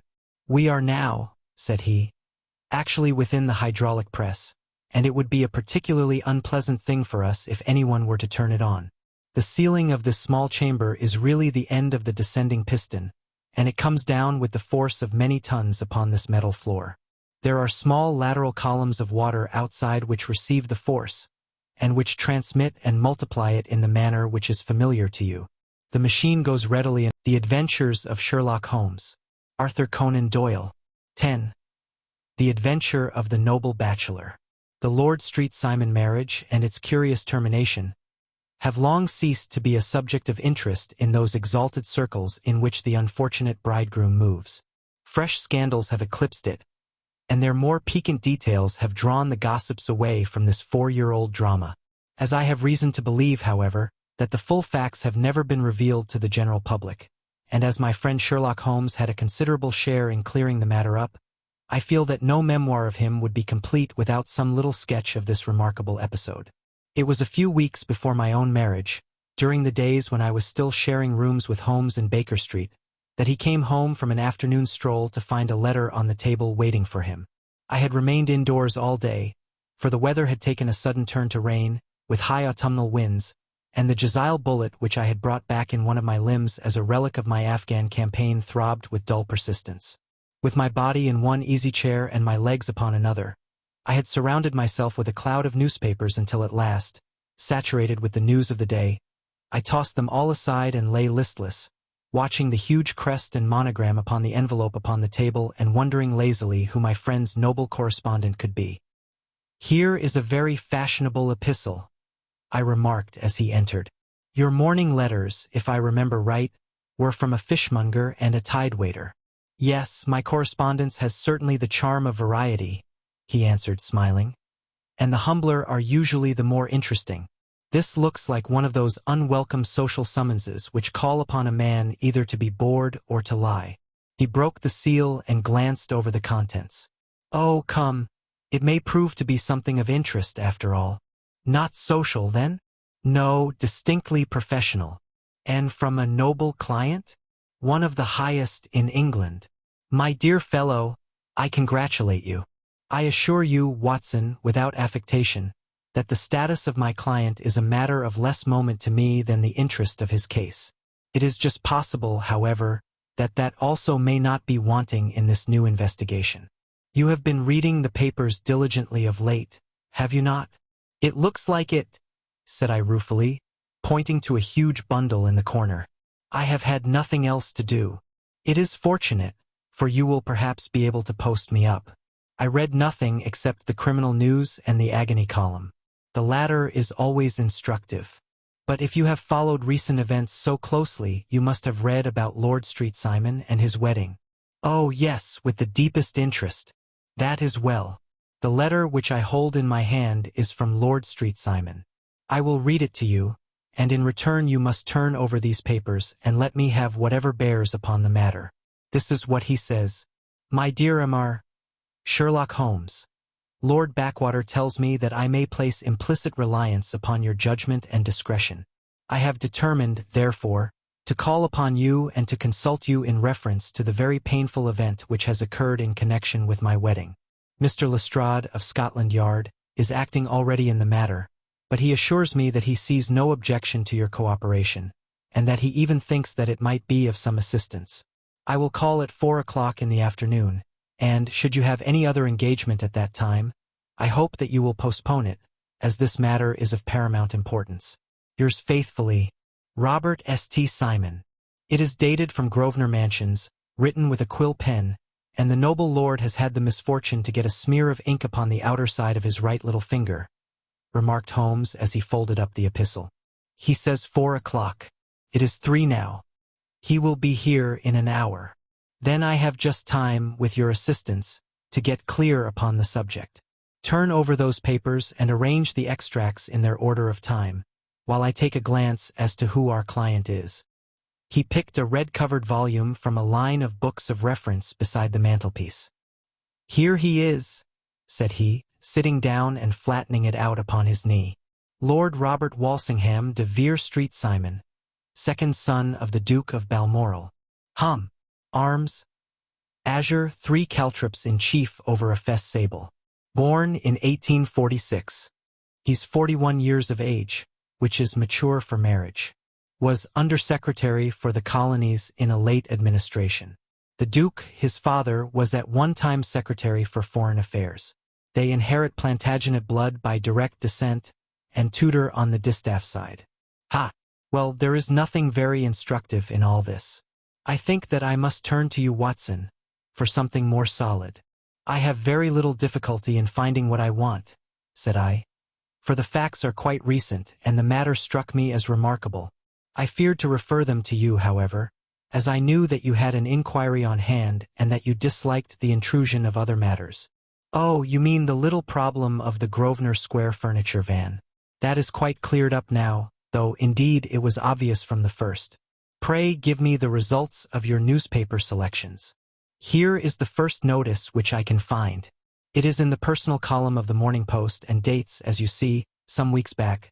A marriage has been arranged, it says, and will, if rumor is correct, very shortly take place between Lord Robert St. Simon, second son of the Duke of Balmoral, and Miss Hattie Doran, the only daughter of Aloysius Doran, Yesque of San Francisco, California, USA. That is all. Terse and to the point, remarked Holmes, stretching his long, thin legs towards the fire. There was a paragraph amplifying this in one of the society papers of the same week. Here it is. There will soon be a call for protection in the marriage market, for the present free trade principle appears to tell heavily against our home product. One by one, the management of the noble houses of Great Britain is passing into the hands of our fair cousins from across the Atlantic. An important addition has been made during the last week to the list of the prizes which have been borne away by these charming invaders. Lord Street Simon, who has shown himself for over 20 years proof against the little god's arrows, has now definitely announced his approaching marriage with Miss Hattie Doran, the fascinating daughter of a California millionaire. Miss Doran, whose graceful figure and striking face attracted much attention at the Westbury House festivities, is an only child, and it is currently reported that her dowry will run to considerably over the 6 figures, with expectancies for the future. As it is an open secret that the Duke of Balmoral has been compelled to sell his pictures within the last few years, and as Lord St. Simon has no property of his own save the small estate of Birchmoor, it is obvious that the Californian heiress is not the only gainer by an alliance which will enable her to make the easy and common transition from a Republican lady to a British peeress. Anything else?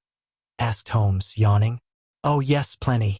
Then there is another note in the Morning Post to say that the marriage would be an absolutely quiet one, that it would be at St. George's, Hanover Square, that only half a dozen intimate friends would be invited, and that the party would return to the furnished house at Lancaster Gate which has been taken by Mr. Aloysius Doran. 2 days later, that is, on Wednesday last, there is a curt announcement that the wedding had taken place, and that the honeymoon would be passed at Lord Backwater's place, near Petersfield. Those are all the notices which appeared before the disappearance of the bride. Before the what? Asked Holmes with a start. The vanishing of the lady. When did she vanish, then? At the wedding breakfast. Indeed, this is more interesting than it promised to be. Quite dramatic, in fact. Yes. It struck me as being a little out of the common. They often vanish before the ceremony, and occasionally during the honeymoon, but I cannot call to mind anything quite so prompt as this. Pray let me have the details. I warn you that they are very incomplete. Perhaps we may make them less so. Such as they are set forth in a single article of a morning paper of yesterday, which I will read to you. It is headed, Singular Occurrence at a Fashionable Wedding. The family of Lord Robert St. Simon has been thrown into the greatest consternation by the strange and painful episodes which have taken place in connection with his wedding. The ceremony, as shortly announced in the papers of yesterday, occurred on the previous morning. But it is only now that it has been possible to confirm the strange rumors which have been so persistently floating about. In spite of the attempts of the friends to hush the matter up, so much public attention has now been drawn to it that no good purpose can be served by affecting to disregard what is a common subject for conversation. The ceremony, which was performed at St. George's, Hanover Square, was a very quiet one, no one being present save the father of the bride, Mr. Aloysius Doran, the Duchess of Balmoral, Lord Backwater, Lord Eustace and Lady Clara St. Simon, the younger brother and sister of the bridegroom, and Lady Alicia Whittington.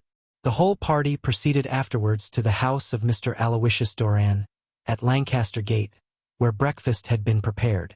It appears that some little trouble was caused by a woman, whose name has not been ascertained, who endeavored to force her way into the house after the bridal party, alleging that she had some claim upon Lord St. Simon. It was only after a painful and prolonged scene that she was ejected by the butler and the footman. The bride, who had fortunately entered the house before this unpleasant interruption, had sat down to breakfast with the rest, when she complained of a sudden indisposition and retired to her room. Her prolonged absence having caused some comment, her father followed her, but learned from her maid that she had only come up to her chamber for an instant, caught up an ulster and bonnet, and hurried down to the passage. One of the footmen declared that he had seen a lady leave the house thus apparelled, but had refused to credit that it was his mistress, believing her to be with the company. On ascertaining that his daughter had disappeared, Mr. Aloysius Doran, in conjunction with the bridegroom, instantly put themselves in communication with the police, and very energetic inquiries are being made, which will probably result in a speedy clearing up of this very singular business. Up to a late hour last night, however, nothing had transpired as to the whereabouts of the missing lady. There are rumors of foul play in the matter, and it is said that the police have caused the arrest of the woman who had caused the original disturbance, in the belief that, from jealousy or some other motive, she may have been concerned in the strange disappearance of the bride. And is that all? Only one little item in another of the morning papers, but it is a suggestive one. And it is that Miss Flora Miller, the lady who had caused the disturbance, has actually been arrested. It appears that she was formerly a danseuse at the Allegro, and that she has known the bridegroom for some years. There are no further particulars, and the whole case is in your hands now, so far as it has been set forth in the public press. And an exceedingly interesting case it appears to be. I would not have missed it for worlds. But there is a ring at the bell, Watson, and as the clock makes it a few minutes after 4, I have no doubt that this will prove to be our noble client. Do not dream of going, Watson, for I very much prefer having a witness, if only as a check to my own memory. Lord Robert St. Simon, announced our page boy, throwing open the door. A gentleman entered, with a pleasant, cultured face, high-nosed and pale, with something perhaps of petulance about the mouth, and with the steady, well-opened eye of a man whose pleasant lot it had ever been to command and to be obeyed. His manner was brisk, and yet his general appearance gave an undue impression of age, for he had a slight forward stoop and a little bend of the knees as he walked. His hair, too, as he swept off his very curly-brimmed hat, was grizzled round the edges and thin upon the top. As to his dress, it was careful to the verge of foppishness, with high collar, black frock-coat, white waistcoat, yellow gloves, patent leather shoes, and light-colored gaiters. He advanced slowly into the room, turning his head from left to right, and swinging in his right hand the cord which held his golden eyeglasses. "Good day, Lord St. Simon," said Holmes, rising and bowing. "Pray take the basket chair. This is my friend and colleague, Dr. Watson. Draw up a little to the fire, and we will talk this matter over. A most painful matter to me, as you can most readily imagine, Mr. Holmes. I have been cut to the quick. I understand that you have already managed several delicate cases of this sort, sir, though I presume that they were hardly from the same class of society." "No, I am descending. I beg pardon. My last client of the sort was a king." "Oh, really? I had no idea. And which king?" "The king of Scandinavia." "What? Had he lost his wife?" "You can understand," said Holmes suavely, "that I extend to the affairs of my other clients the same secrecy which I promised to you in yours." "Of course. Very right. Very right. I'm sure I beg pardon. As to my own case, I am ready to give you any information which may assist you in forming an opinion. Thank you. I have already learned all that is in the public prints, nothing more. I presume that I may take it as correct, or this article, for example, as to the disappearance of the bride. Lord Street Simon glanced over it. Yes, it is correct as far as it goes. But it needs a great deal of supplementing before anyone could offer an opinion. I think that I may arrive at my facts most directly by questioning you. Pray do so. When did you first meet Miss Hattie Doran? In San Francisco, a year ago. You were traveling in the States? Yes. Did you become engaged then? No. But you were on a friendly footing? I was amused by her society, and she could see that I was amused. Her father is very rich? He is said to be the richest man on the Pacific Slope. And how did he make his money? In mining. He had nothing a few years ago. Then he struck gold, invested it, and came up by leaps and bounds. Now, what is your own impression as to the young ladies? Your wife's character? The nobleman swung his glasses a little faster and stared down into the fire. You see, Mr. Holmes, said he, my wife was 20 before her father became a rich man. During that time she ran free in a mining camp and wandered through woods or mountains, so that her education has come from nature rather than from the schoolmaster. She is what we call in England a tomboy, with a strong nature, wild and free, unfettered by any sort of traditions. She is impetuous, volcanic, I was about to say. She is swift in making up her mind and fearless in carrying out her resolutions. On the other hand, I would not have given her the name which I have the honor to bear. He gave a little stately cough-dash, had I not thought her to be at bottom a noble woman. I believe that she is capable of heroic self-sacrifice and that anything dishonorable would be repugnant to her. Have you her photograph? I brought this with me. He opened a locket and showed us the full face of a very lovely woman. It was not a photograph but an ivory miniature, and the artist had brought out the full effect of the lustrous black hair, the large dark eyes, and the exquisite mouth. Holmes gazed long and earnestly at it. Then he closed the locket and handed it back to Lord Street Simon. The young lady came to London, then, and you renewed your acquaintance? Yes, her father brought her over for this last London season. I met her several times, became engaged to her, and have now married her. She brought, I understand, a considerable dowry? A fair dowry, not more than is usual in my family. And this, of course, remains to you, since the marriage is a fait accompli? I really have made no inquiries on the subject. Very naturally not. Did you see Miss Doran on the day before the wedding? Yes. Was she in good spirits? Never better. She kept talking of what we should do in our future lives. Indeed, that is very interesting. And on the morning of the wedding, she was as bright as possible, at least until after the ceremony. And did you observe any change in her then? Well, to tell the truth, I saw then the first signs that I had ever seen that her temper was just a little sharp. The incident, however, was too trivial to relate and can have no possible bearing upon the case. Pray let us have it, for all that. Oh, it is childish. She dropped her bouquet as we went towards the vestry. She was passing the front pew at the time, and it fell over into the pew. There was a moment's delay, but the gentleman in the pew handed it up to her again, and it did not appear to be the worse for the fall. Yet when I spoke to her of the matter, she answered me abruptly. And in the carriage, on our way home, she seemed absurdly agitated over this trifling cause. Indeed, you say that there was a gentleman in the pew. Some of the general public were present. Then, oh yes, it is impossible to exclude them when the church is open. This gentleman was not one of your wife's friends? No, no. I call him a gentleman by courtesy, but he was quite a common-looking person.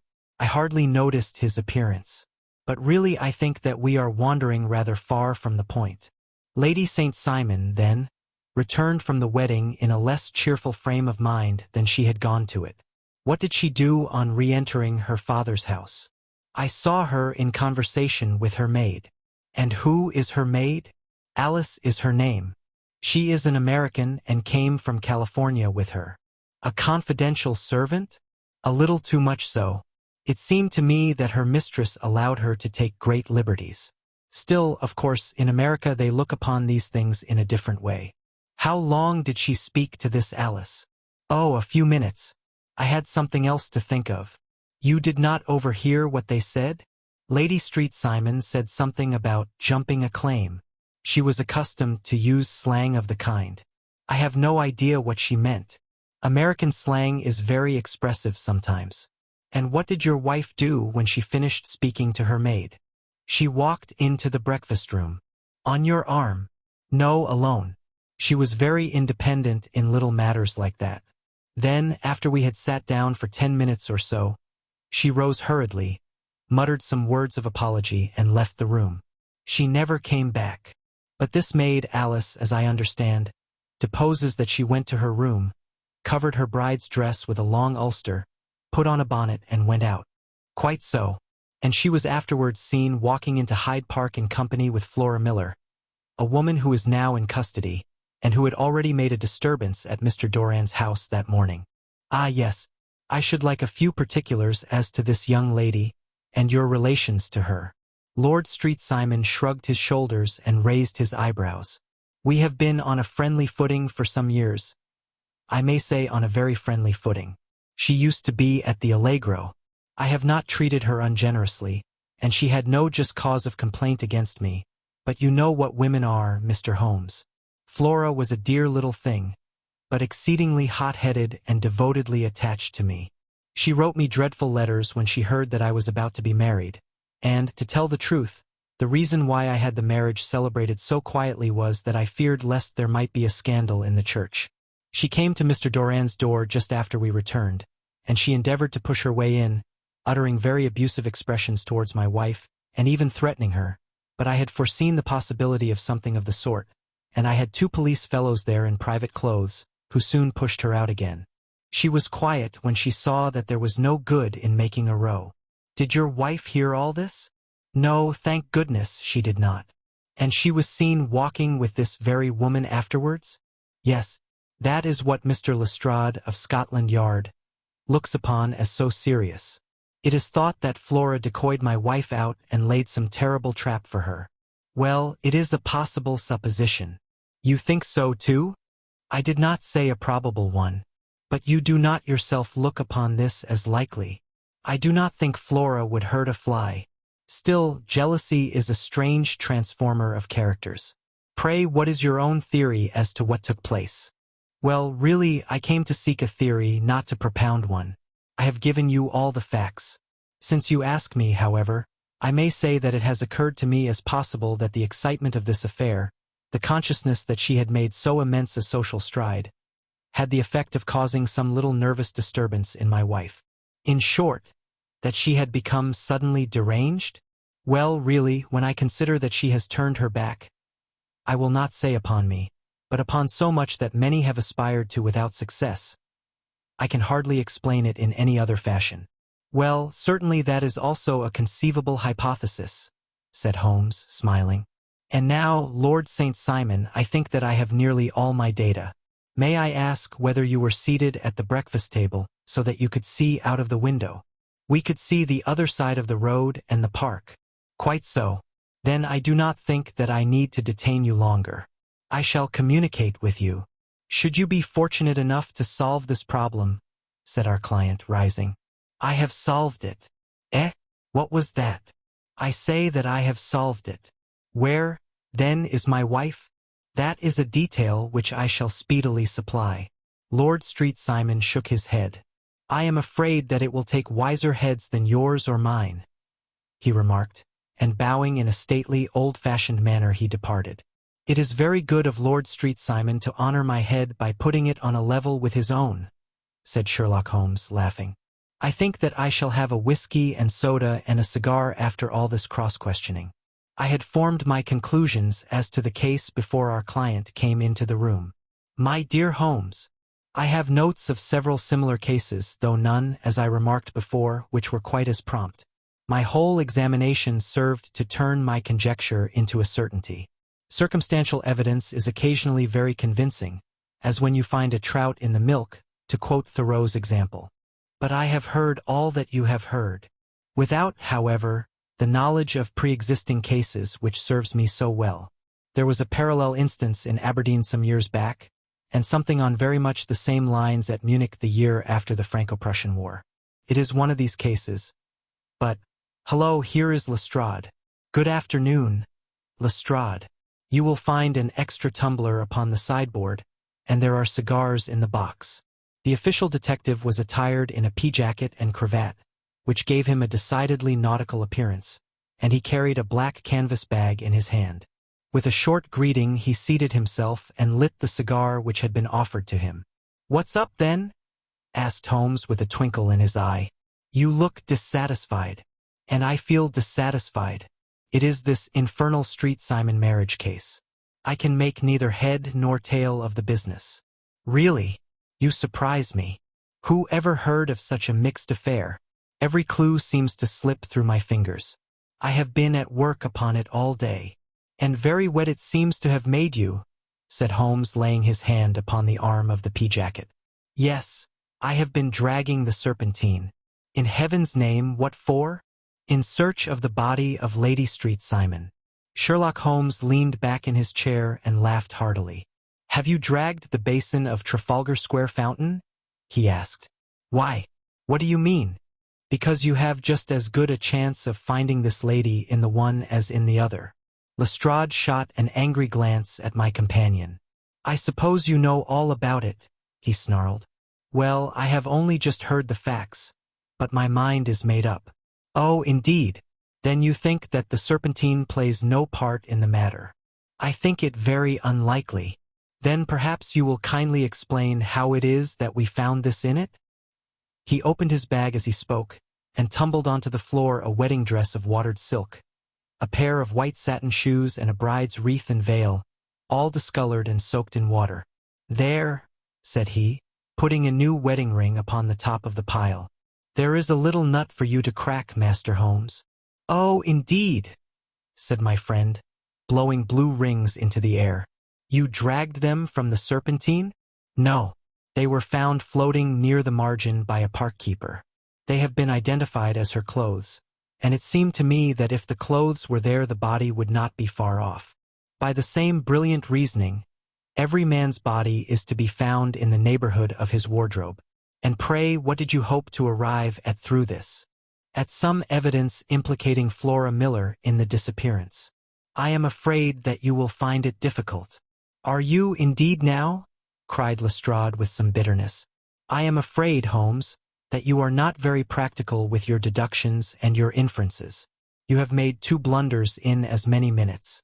This dress does implicate Miss Flora Miller." "And how?" "In the dress is a pocket. In the pocket is a card case. In the card case is a note. And here is the very note." He slapped it down upon the table in front of him. "Listen to this. You will see me when all is ready. Come at once. F. H. M." Now my theory all along has been that Lady Street Simon was decoyed away by Flora Miller, and that she, with confederates, no doubt, was responsible for her disappearance. Here, signed with her initials, is the very note which was no doubt quietly slipped into her hand at the door and which lured her within their reach. "Very good, Lestrade," said Holmes, laughing. "You really are very fine indeed. Let me see it." He took up the paper in a listless way, but his attention instantly became riveted, and he gave a little cry of satisfaction. "This is indeed important," said he. "Ha! You find it so?" "Extremely so. I congratulate you warmly." Lestrade rose in his triumph and bent his head to look. "Why," he shrieked, "you're looking at the wrong side. On the contrary, this is the right side." "The right side? You're mad. Here is the note written in pencil over here. And over here is what appears to be the fragment of a hotel bill, which interests me deeply. There's nothing in it." "I looked at it before," said Lestrade. "October 4th, rooms 8s. Breakfast 2s. 6D. Cocktail 1s. Lunch 2s. 6D. Glass sherry, 8D. I see nothing in that." "Very likely not. It is most important all the same. As to the note, it is important also, or at least the initials are, so I congratulate you again. I've wasted time enough, said Lestrade, rising. I believe in hard work and not in sitting by the fire spinning fine theories. Good day, Mr. Holmes, and we shall see which gets to the bottom of the matter first. He gathered up the garments, thrust them into the bag, and made for the door. Just one hint to you, Lestrade, drawled Holmes before his rival vanished. I will tell you the true solution of the matter. Lady Street-Simon is a myth. There is not, and there never has been, any such person. Lestrade looked sadly at my companion. Then he turned to me, tapped his forehead 3 times, shook his head solemnly, and hurried away. He had hardly shut the door behind him when Holmes rose to put on his overcoat. There is something in what the fellow says about outdoor work, he remarked. So I think, Watson, that I must leave you to your papers for a little. It was after 5 o'clock when Sherlock Holmes left me, but I had no time to be lonely, for within an hour there arrived a confectioner's man with a very large flat box. This he unpacked with the help of a youth whom he had brought with him, and presently, to my very great astonishment, a quite Epicurean little cold supper began to be laid out upon our humble lodging-house mahogany. There were a couple of brace of cold woodcock, a pheasant, a pâté de foie gras pie with a group of ancient and cobwebby bottles. Having laid out all these luxuries, my 2 visitors vanished away, like the genii of the Arabian Nights, with no explanation save that the things had been paid for and were ordered to this address. Just before 9 o'clock Sherlock Holmes stepped briskly into the room.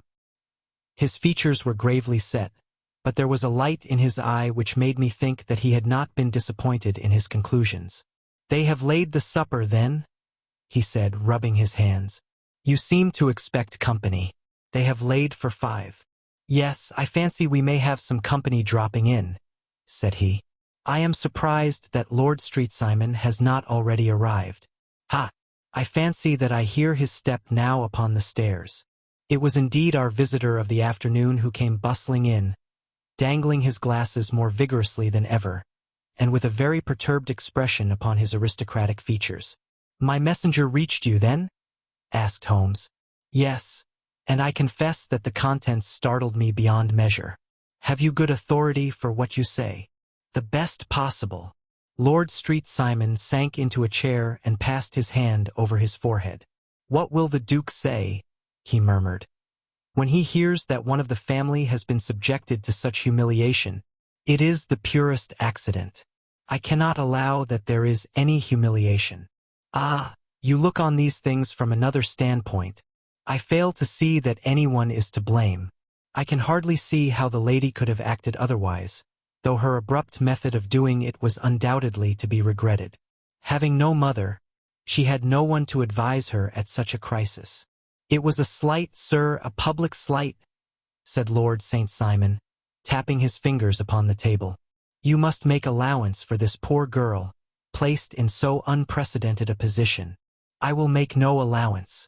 I am very angry indeed, and I have been shamefully used." "I think that I heard a ring," said Holmes. "Yes, there are steps on the landing. If I cannot persuade you to take a lenient view of the matter, Lord St. Simon, I have brought an advocate here who may be more successful." He opened the door and ushered in a lady and gentleman. "Lord Street-Simon," said he, "allow me to introduce you to Mr. and Mrs. Francis Hay Moulton. The lady, I think, you have already met." At the sight of these newcomers our client had sprung from his seat and stood very erect, with his eyes cast down and his hand thrust into the breast of his frock-coat, a picture of offended dignity. The lady had taken a quick step forward and had held out her hand to him, but he still refused to raise his eyes. It was as well for his resolution, perhaps, for her pleading face was one which it was hard to resist. "You're angry, Robert," said she. "Well, I guess you have every cause to be." "Pray make no apology to me," said Lord Street-Simon bitterly. "Oh, yes, I know that I have treated you real bad and that I should have spoken to you before I went. But I was kind of rattled, and from the time when I saw Frank here again I just didn't know what I was doing or saying. I only wonder I didn't fall down and do a faint right there before the altar. Perhaps, Mrs. Moulton, you would like my friend and me to leave the room while you explain this matter?" "If I may give an opinion," remarked the strange gentleman. "We've had just a little too much secrecy over this business already. For my part, I should like all Europe and America to hear the rights of it." He was a small, wiry, sunburnt man, clean-shaven, with a sharp face and alert manner. "Then I'll tell our story right away," said the lady. "Frank here and I met in '84 in McQuire's camp, near the Rockies, where Pa was working a claim. We were engaged to each other, Frank and I. But then one day Father struck a rich pocket and made a pile, while poor Frank here had a claim that petered out and came to nothing. The richer Pa grew, the poorer was Frank. So at last Pa wouldn't hear of our engagement lasting any longer, and he took me away to Frisco. Frank wouldn't throw up his hand, though. So he followed me there, and he saw me without Pa knowing anything about it. It would only have made him mad to know, so we just fixed it all up for ourselves. Frank said that he would go and make his pile, too, and never come back to claim me until he had as much as Pa. So then I promised to wait for him to the end of time and pledged myself not to marry anyone else while he lived. "Why shouldn't we be married right away then?" said he. "And then I will feel sure of you, and I won't claim to be your husband until I come back?" Well, we talked it over, and he had fixed it all up so nicely with a clergyman all ready and waiting that we just did it right there. And then Frank went off to seek his fortune, and I went back to Pa. The next I heard of Frank was that he was in Montana, and then he went prospecting in Arizona, and then I heard of him from New Mexico. After that came a long newspaper story about how a miners' camp had been attacked by Apache Indians, and there was my Frank's name among the killed.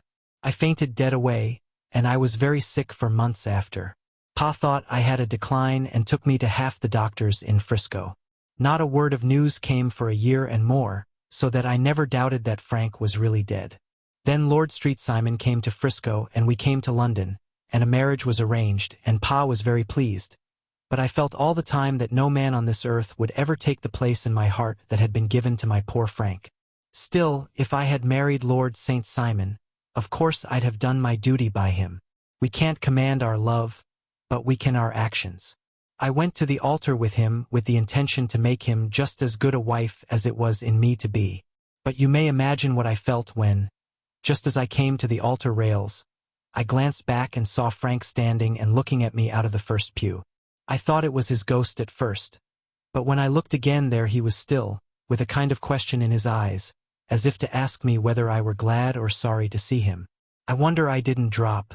I know that everything was turning round, and the words of the clergyman were just like the buzz of a bee in my ear. I didn't know what to do. Should I stop the service and make a scene in the church?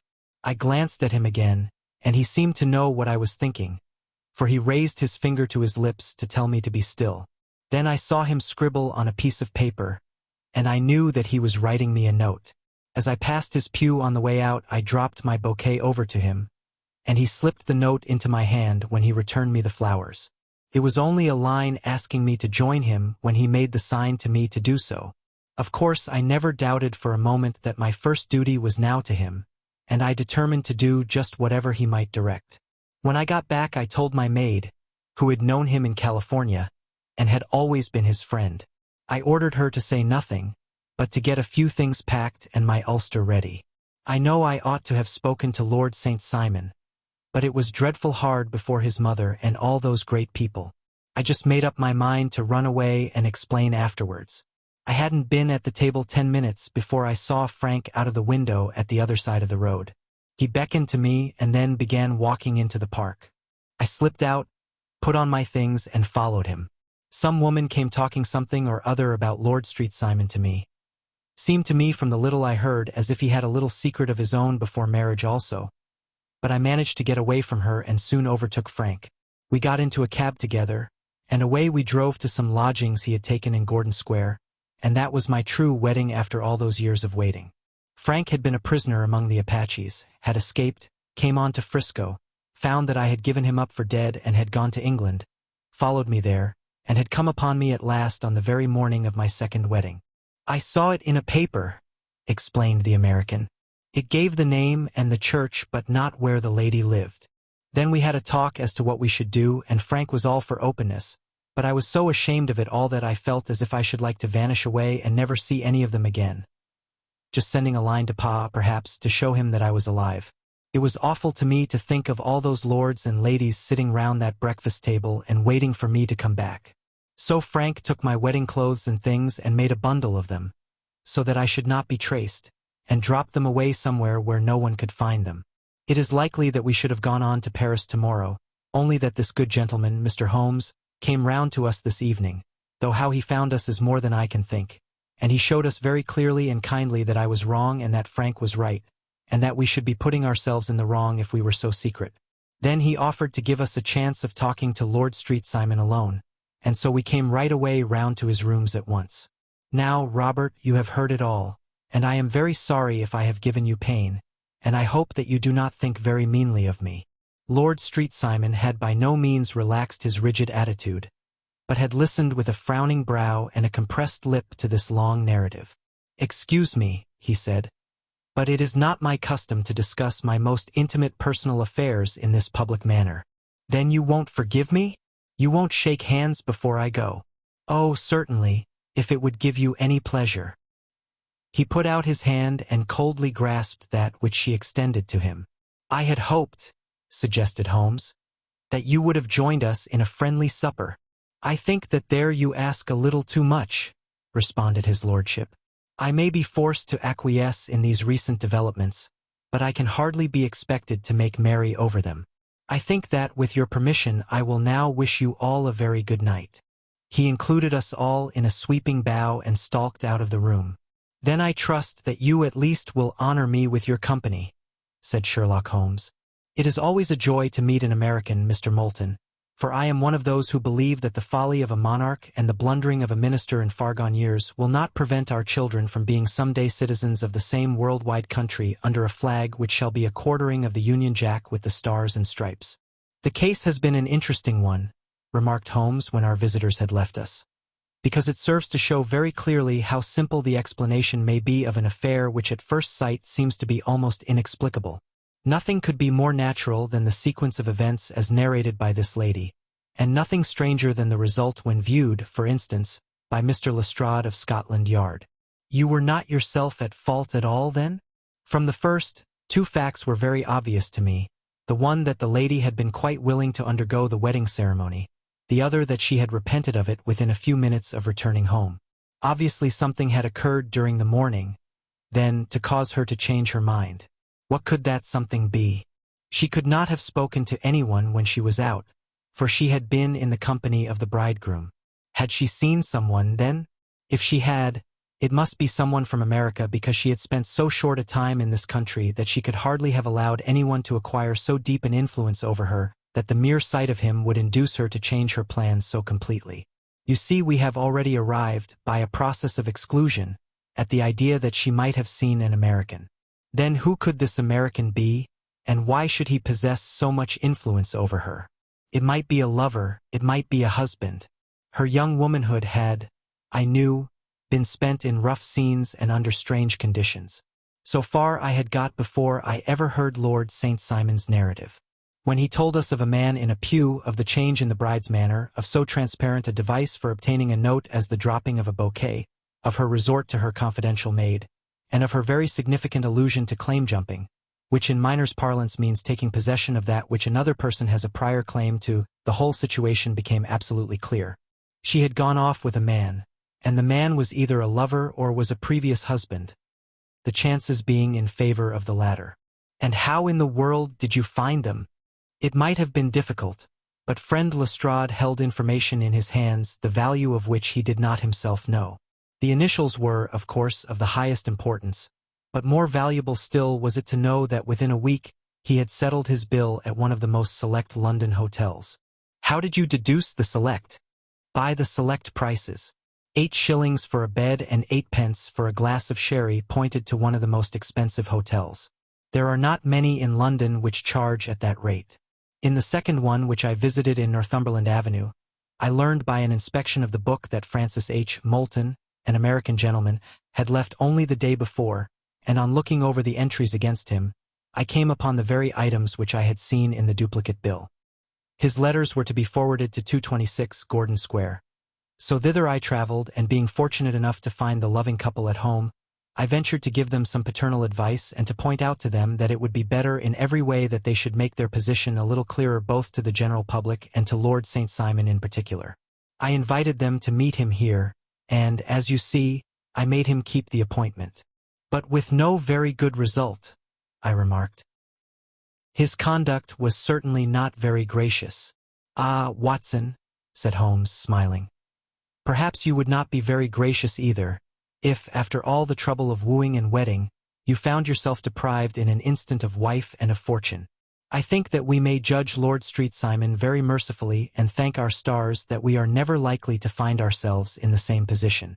Draw your chair up and hand me my violin, for the only problem we have still to solve is how to while away these bleak autumnal evenings. The Adventures of Sherlock Holmes. Arthur Conan Doyle. 11. The Adventure of the Barrel Coronet.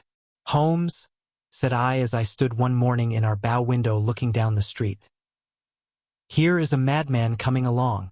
It seems rather sad that his relatives should allow him to come out alone. My friend rose lazily from his armchair and stood with his hands in the pockets of his dressing gown, looking over my shoulder. It was a bright, crisp February morning, and the snow of the day before still lay deep upon the ground, shimmering brightly in the wintry sun. Down the center of Baker Street it had been plowed into a brown crumbly band by the traffic, but at either side and on the heaped-up edges of the footpaths it still lay as white as when it fell. The gray pavement had been cleaned and scraped, but was still dangerously slippery, so that there were fewer passengers than usual. Indeed, from the direction of the Metropolitan Station no one was coming save the single gentleman whose eccentric conduct had drawn my attention.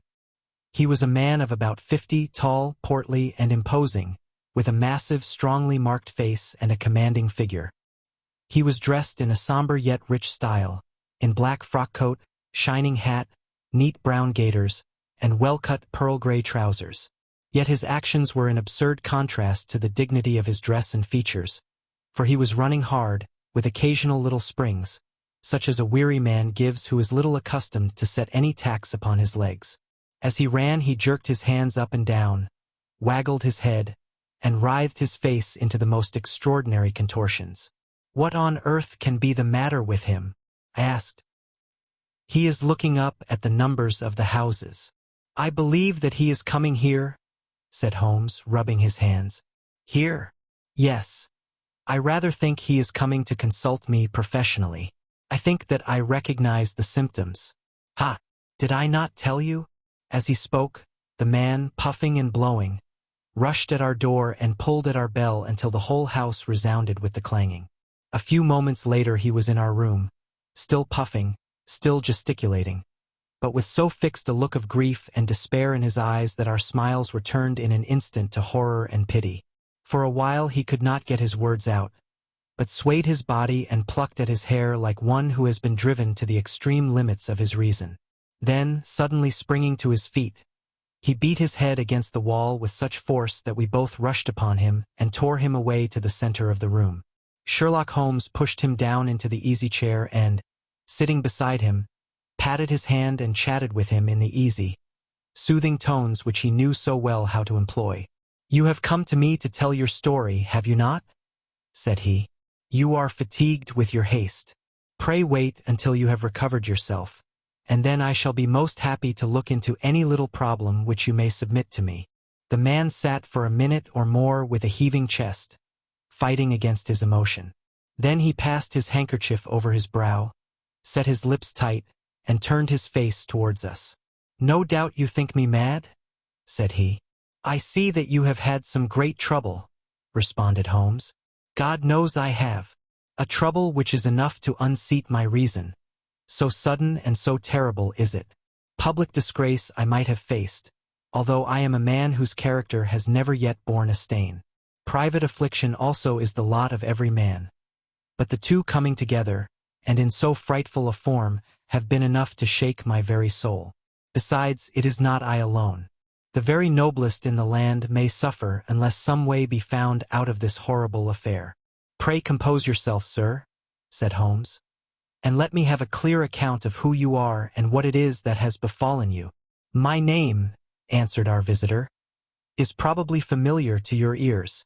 I am Alexander Holder of the banking firm of Holder Amp, Stevenson of Threadneedle Street. The name was indeed well known to us as belonging to the senior partner in the second largest private banking concern in the City of London. What could have happened, then, to bring one of the foremost citizens of London to this most pitiable pass? We waited, all curiosity, until with another effort he braced himself to tell his story. "I feel that time is of value," said he. "That is why I hastened here when the police inspector suggested that I should secure your cooperation. I came to Baker Street by the Underground and hurried from there on foot, for the cabs go slowly through this snow. That is why I was so out of breath, for I am a man who takes very little exercise. I feel better now, and I will put the facts before you as shortly and yet as clearly as I can. It is, of course, well known to you that in a successful banking business as much depends upon our being able to find remunerative investments for our funds as upon our increasing our connection and the number of our depositors. One of our most lucrative means of laying out money is in the shape of loans, where the security is unimpeachable. We have done a good deal in this direction during the last few years, and there are many noble families to whom we have advanced large sums upon the security of their pictures, libraries, or plate. Yesterday morning I was seated in my office at the bank when a card was brought in to me by one of the clerks. I started when I saw the name, for it was that of none other than, well, perhaps even to you I had better say no more than that it was a name which is a household word all over the earth. One of the highest, noblest, most exalted names in England. I was overwhelmed by the honor and attempted, when he entered, to say so, but he plunged at once into business with the air of a man who wishes to hurry quickly through a disagreeable task. "Mr. Holder," said he, "I have been informed that you are in the habit of advancing money. The firm does so when the security is good." I answered, "It is absolutely essential to me," said he, "that I should have £50,000 at once. I could, of course, borrow so trifling a sum 10 times over from my friends, but I much prefer to make it a matter of business and to carry out that business myself. In my position you can readily understand that it is unwise to place oneself under obligations. For how long, may I ask? Do you want this sum?" I asked. "Next Monday I have a large sum due to me, and I shall then most certainly repay what you advance, with whatever interest you think it right to charge. But it is very essential to me that the money should be paid at once." "I should be happy to advance it without further parley from my own private purse," said I, "were it not that the strain would be rather more than it could bear. If, on the other hand, I am to do it in the name of the firm, then in justice to my partner I must insist that, even in your case, every businesslike precaution should be taken." "I should much prefer to have it so," said he, raising up a square, black morocco case which he had laid beside his chair. "You have doubtless heard of the beryl coronet? One of the most precious public possessions of the empire," said I. "Precisely." He opened the case, and there, embedded in soft, flesh-colored velvet, lay the magnificent piece of jewelry which he had named. "There are 39 enormous beryls," said he, "and the price of the gold chasing is incalculable. The lowest estimate would put the worth of the coronet at double the sum which I have asked. I am prepared to leave it with you as my security." I took the precious case into my hands and looked in some perplexity from it to my illustrious client. "You doubt its value?" he asked. "Not at all. I only doubt the propriety of my leaving it. You may set your mind at rest about that. I should not dream of doing so were it not absolutely certain that I should be able in 4 days to reclaim it. It is a pure matter of form. Is the security sufficient?" "Ample. You understand, Mr. Holder, that I am giving you a strong proof of the confidence which I have in you, founded upon all that I have heard of you. I rely upon you not only to be discreet and to refrain from all gossip upon the matter but, above all, to preserve this coronet with every possible precaution, because I need not say that a great public scandal would be caused if any harm were to befall it. Any injury to it would be almost as serious as its complete loss, for there are no beryls in the world to match these, and it would be impossible to replace them. I leave it with you, however, with every confidence, and I shall call for it in person on Monday morning." Seeing that my client was anxious to leave, I said no more but, calling for my cashier, I ordered him to pay over £51,000 notes. When I was alone once more, however, with the precious case lying upon the table in front of me, I could not but think with some misgivings of the immense responsibility which it entailed upon me. There could be no doubt that, as it was a national possession, a horrible scandal would ensue if any misfortune should occur to it. I already regretted having ever consented to take charge of it. However, it was too late to alter the matter now, so I locked it up in my private safe and turned once more to my work. When evening came, I felt that it would be an imprudence to leave so precious a thing in the office behind me. Bankers' safes had been forced before now, and why should not mine be? If so, how terrible would be the position in which I should find myself. I determined, therefore, that for the next few days I would always carry the case backward and forward with me, so that it might never be really out of my reach. With this intention, I called a cab and drove out to my house at Streatham, carrying the jewel with me. I did not breathe freely until I had taken it upstairs and locked it in the bureau of my dressing room. And now a word as to my household, Mr. Holmes, for I wish you to thoroughly understand the situation. My groom and my page sleep out of the house, and may be set aside altogether. I have 3 maidservants who have been with me a number of years, and whose absolute reliability is quite above suspicion. Another, Lucy Parr, the second waiting maid, has only been in my service a few months. She came with an excellent character, however, and has always given me satisfaction. She is a very pretty girl and has attracted admirers who have occasionally hung about the place. That is the only drawback which we have found to her, but we believe her to be a thoroughly good girl in every way. So much for the servants. My family itself is so small that it will not take me long to describe it. I am a widower and have an only son, Arthur. He has been a disappointment to me, Mr. Holmes, a grievous disappointment. I have no doubt that I am myself to blame. People tell me that I have spoiled him. Very likely I have. When my dear wife died, I felt that he was all I had to love. I could not bear to see the smile fade even for a moment from his face. I have never denied him a wish. Perhaps it would have been better for both of us had I been sterner, but I meant it for the best. It was naturally my intention that he should succeed me in my business, but he was not of a business turn. He was wild, wayward, and, to speak the truth, I could not trust him in the handling of large sums of money. When he was young, he became a member of an aristocratic club, and there, having charming manners, he was soon the intimate of a number of men with long purses and expensive habits. He learned to play heavily at cards and to squander money on the turf, until he had again and again to come to me and implore me to give him an advance upon his allowance, that he might settle his debts of honor. He tried more than once to break away from the dangerous company which he was keeping, but each time the influence of his friend, Sir George Benwell, was enough to draw him back again. And, indeed, I could not wonder that such a man as Sir George Benwell should gain an influence over him, for he has frequently brought him to my house, and I have found myself that I could hardly resist the fascination of his manner. He is older than Arthur, a man of the world to his fingertips, one who had been everywhere, seen everything, a brilliant talker, and a man of great personal beauty.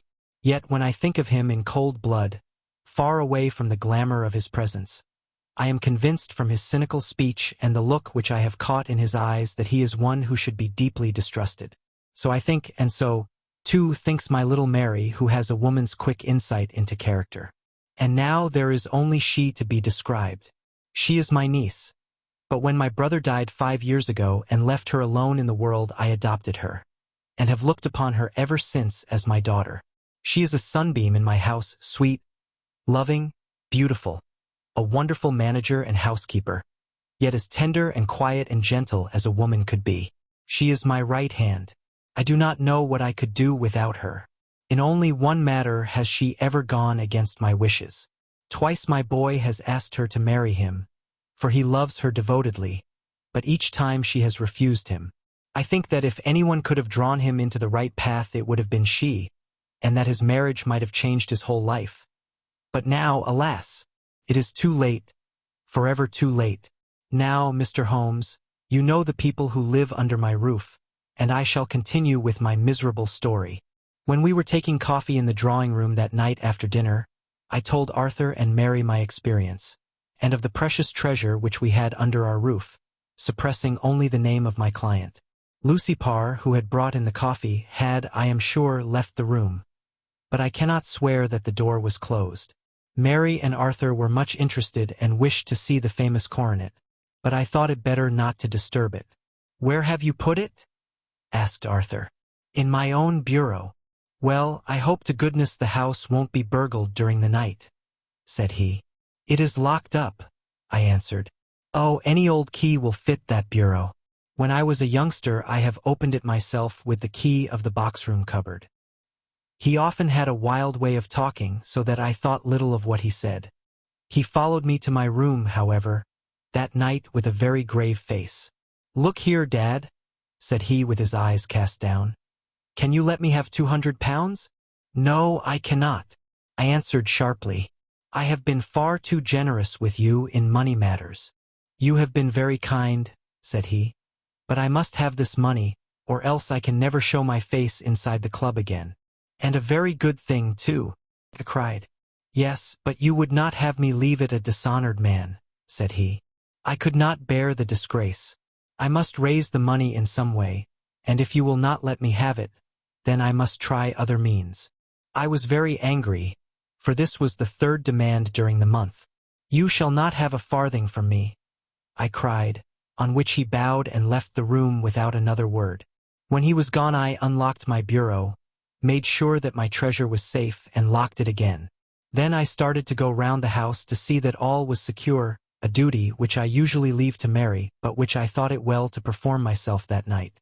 As I came down the stairs I saw Mary herself at the side window of the hall, which she closed and fastened as I approached. "Tell me, Dad," said she, looking, I thought, a little disturbed, "did you give Lucy, the maid, leave to go out tonight?" "Certainly not. She came in just now by the back door. I have no doubt that she has only been to the side gate to see someone, but I think that it is hardly safe and should be stopped.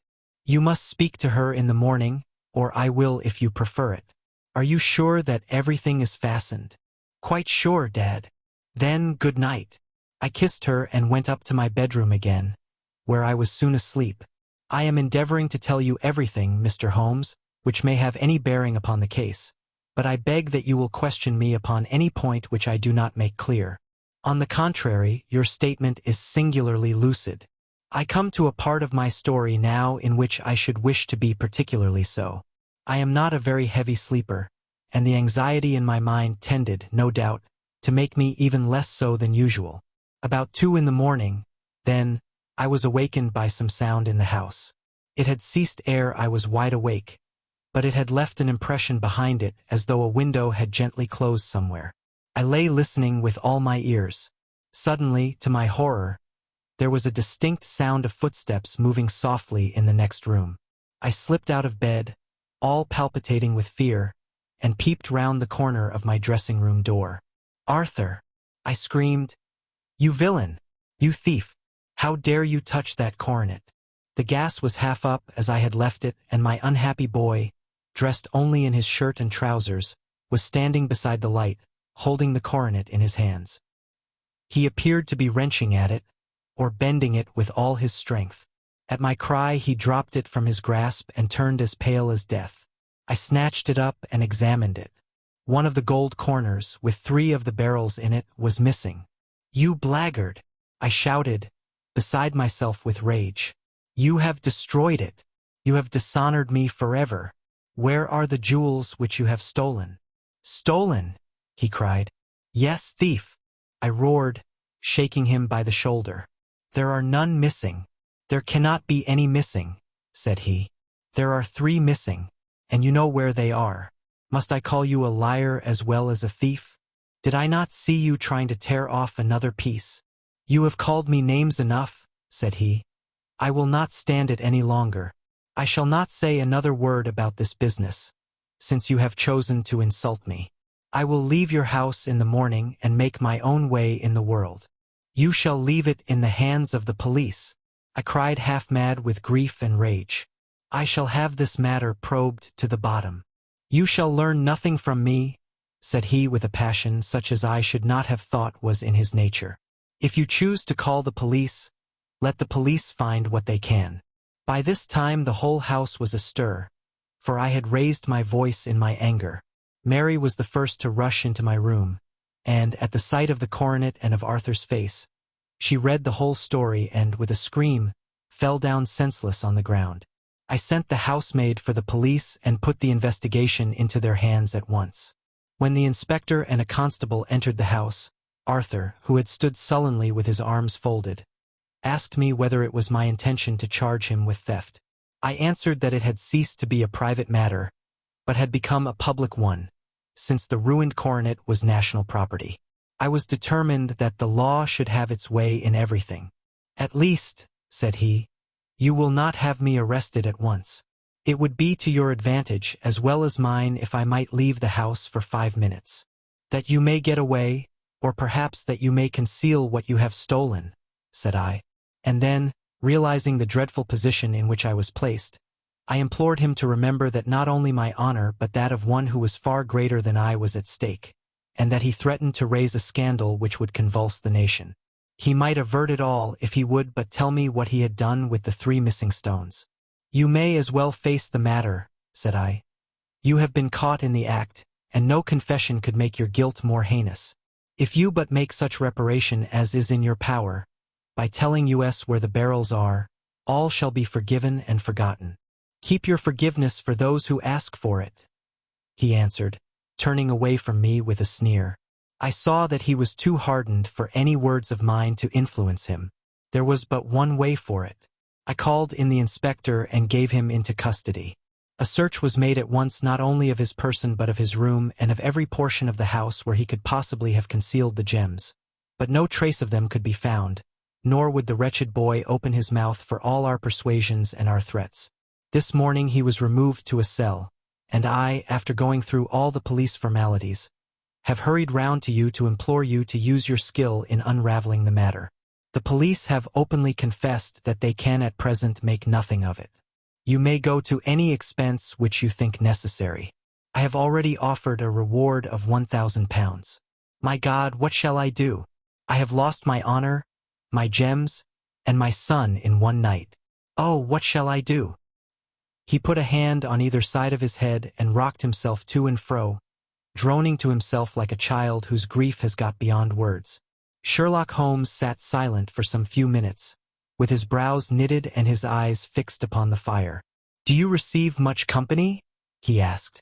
"None save my partner with his family and an occasional friend of Arthur's. Sir George Benwell has been several times lately. No one else, I think. Do you go out much in society?" "Arthur does. Mary and I stay at home. We neither of us care for it. That is unusual in a young girl. She is of a quiet nature. Besides, she is not so very young. She is 24. This matter, from what you say, seems to have been a shock to her also. Terrible. She is even more affected than I. You have neither of you any doubt as to your son's guilt?" "How can we have when I saw him with my own eyes with the coronet in his hands? I hardly consider that a conclusive proof. Was the remainder of the coronet at all injured?" "Yes, it was twisted. Do you not think, then, that he might have been trying to straighten it? God bless you. You are doing what you can for him and for me. But it is too heavy a task. What was he doing there at all? If his purpose were innocent, why did he not say so? Precisely. And if it were guilty, why did he not invent a lie? His silence appears to me to cut both ways. There are several singular points about the case. What did the police think of the noise which awoke you from your sleep? They considered that it might be caused by Arthur's closing his bedroom door. A likely story, as if a man bent on felony would slam his door so as to wake a household. What did they say, then, of the disappearance of these gems? They are still sounding the planking and probing the furniture in the hope of finding them. Have they thought of looking outside the house? Yes, they have shown extraordinary energy. The whole garden has already been minutely examined. "Now, my dear sir," said Holmes, "is it not obvious to you now that this matter really strikes very much deeper than either you or the police were at first inclined to think? It appeared to you to be a simple case. To me it seems exceedingly complex. Consider what is involved by your theory. You suppose that your son came down from his bed, went, at great risk, to your dressing room, opened your bureau, took out your coronet, broke off by main force a small portion of it, went off to some other place, concealed 3 gems out of the 39, with such skill that nobody can find them, and then returned with the other 36 into the room in which he exposed himself to the greatest danger of being discovered. I ask you now, is such a theory tenable? But what other is there? Cried the banker with a gesture of despair. If his motives were innocent, why does he not explain them? It is our task to find that out, replied Holmes. So now, if you please, Mr. Holder, we will set off for Streatham together, and devote an hour to glancing a little more closely into details. My friend insisted upon my accompanying them in their expedition, which I was eager enough to do, for my curiosity and sympathy were deeply stirred by the story to which we had listened. I confess that the guilt of the banker's son appeared to me to be as obvious as it did to his unhappy father, but still I had such faith in Holmes' judgment that I felt that there must be some grounds for hope as long as he was dissatisfied with the accepted explanation. He hardly spoke a word the whole way out to the southern suburb, but sat with his chin upon his breast and his hat drawn over his eyes, sunk in the deepest thought. Our client appeared to have taken fresh heart at the little glimpse of hope which had been presented to him, and he even broke into a desultory chat with me over his business affairs. A short railway journey and a shorter walk brought us to Fairbank, the modest residence of the great financier. Fairbank was a good-sized square house of white stone, standing back a little from the road. A double carriage sweep with a snow-clad lawn stretched down in front to 2 large iron gates which closed the entrance. On the right side was a small wooden thicket, which led into a narrow path between 2 neat hedges stretching from the road to the kitchen door, and forming the tradesman's entrance. On the left ran a lane which led to the stables, and was not itself within the grounds at all, being a public, though little used, thoroughfare. Holmes left us standing at the door and walked slowly all round the house, across the front, down the tradesman's path, and so round by the garden behind into the stable lane. So long was he that Mr. Holder and I went into the dining room and waited by the fire until he should return. We were sitting there in silence when the door opened and a young lady came in. She was rather above the middle height, slim, with dark hair and eyes, which seemed the darker against the absolute pallor of her skin. I do not think that I have ever seen such deadly paleness in a woman's face. Her lips, too, were bloodless, but her eyes were flushed with crying. As she swept silently into the room, she impressed me with a greater sense of grief than the banker had done in the morning, and it was the more striking in her as she was evidently a woman of strong character, with immense capacity for self-restraint. Disregarding my presence, she went straight to her uncle and passed her hand over his head with a sweet womanly caress. "You have given orders that Arthur should be liberated, have you not, Dad?" she asked. "No, no, my girl, the matter must be probed to the bottom. But I am so sure that he is innocent. You know what woman's instincts are. I know that he has done no harm and that you will be sorry for having acted so harshly. Why is he silent, then, if he is innocent? Who knows? Perhaps because he was so angry that you should suspect him. How could I help suspecting him, when I actually saw him with the coronet in his hand? Oh, but he had only picked it up to look at it. Oh, do take my word for it that he is innocent. Let the matter drop and say no more. It is so dreadful to think of our dear Arthur in prison. I shall never let it drop until the gems are found, never, Mary. Your affection for Arthur blinds you as to the awful consequences to me. Far from hushing the thing up, I have brought a gentleman down from London to inquire more deeply into it." "This gentleman?" she asked, facing round to me. "No, his friend. He wished us to leave him alone. He is round in the stable lane now." "The stable lane?" She raised her dark eyebrows. "What can he hope to find there?" "Ah, this, I suppose, is he. I trust, sir, that you will succeed in proving, what I feel sure is the truth, that my cousin Arthur is innocent of this crime. I fully share your opinion, and I trust with you that we may prove it," returned Holmes, going back to the mat to knock the snow from his shoes. "I believe I have the honor of addressing Miss Mary Holder. Might I ask you a question or two?" "Pray do, sir, if it may help to clear this horrible affair up." "You heard nothing yourself last night?" "Nothing, until my uncle here began to speak loudly. I heard that and I came down. You shut up the windows and doors the night before. Did you fasten all the windows? Yes. Were they all fastened this morning? Yes. You have a maid who has a sweetheart? I think that you remarked to your uncle last night that she had been out to see him. Yes, and she was the girl who waited in the drawing room, and who may have heard uncle's remarks about the coronet. I see. You infer that she may have gone out to tell her sweetheart, and that the two may have planned the robbery. But what is the good of all these vague theories? Cried the banker impatiently. When I have told you that I saw Arthur with the coronet in his hands, wait a little, Mr. Holder. We must come back to that. About this girl, Miss Holder.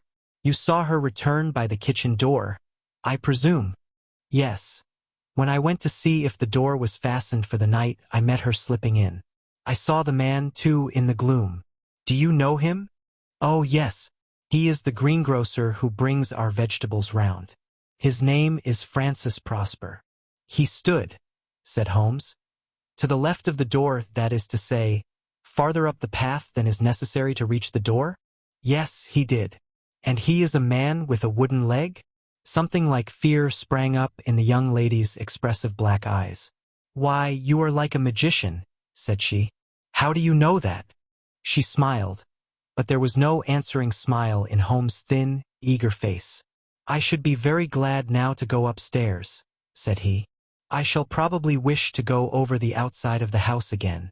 Perhaps I had better take a look at the lower windows before I go up. He walked swiftly round from one to the other, pausing only at the large one which looked from the hall onto the stable lane. This he opened and made a very careful examination of the sill with his powerful magnifying lens. Now we shall go upstairs, said he at last. The banker's dressing room was a plainly furnished little chamber, with a gray carpet, a large bureau, and a long mirror. Holmes went to the bureau first and looked hard at the lock. Which key was used to open it? He asked. That which my son himself indicated, that of the cupboard of the lumber room. Have you it here? That is it on the dressing table. Sherlock Holmes took it up and opened the bureau. It is a noiseless lock, said he. It is no wonder that it did not wake you. This case, I presume, contains the coronet. We must have a look at it. He opened the case, and taking out the diadem, he laid it upon the table. It was a magnificent specimen of the jeweler's art, and the 36 stones were the finest that I have ever seen. At one side of the coronet was a cracked edge, where a corner holding 3 gems had been torn away. Now, Mr. Holder, said Holmes, here is the corner which corresponds to that which has been so unfortunately lost. Might I beg that you will break it off? The banker recoiled in horror. I should not dream of trying, said he. Then I will. Holmes suddenly bent his strength upon it, but without result. I feel it give a little, said he. But, though I am exceptionally strong in the fingers, it would take me all my time to break it. An ordinary man could not do it. Now, what do you think would happen if I did break it, Mr. Holder? There would be a noise like a pistol shot. Do you tell me that all this happened within a few yards of your bed, and that you heard nothing of it? I do not know what to think. It is all dark to me. But perhaps it may grow lighter as we go. What do you think, Miss Holder? I confess that I still share my uncle's perplexity. Your son had no shoes or slippers on when you saw him? He had nothing on save only his trousers and shirt. Thank you. We have certainly been favored with extraordinary luck during this inquiry, and it will be entirely our own fault if we do not succeed in clearing the matter up. With your permission, Mr. Holder, I shall now continue my investigations outside. He went alone at his own request, for he explained that any unnecessary footmarks might make his task more difficult. For an hour or more he was at work, returning at last with his feet heavy with snow and his features as inscrutable as ever. I think that I have seen now all that there is to see, Mr. Holder, said he. I can serve you best by returning to my rooms. But the gems, Mr. Holmes, where are they? I cannot tell. The banker wrung his hands. I shall never see them again, he cried. And my son? You give me hopes. My opinion is in no way altered.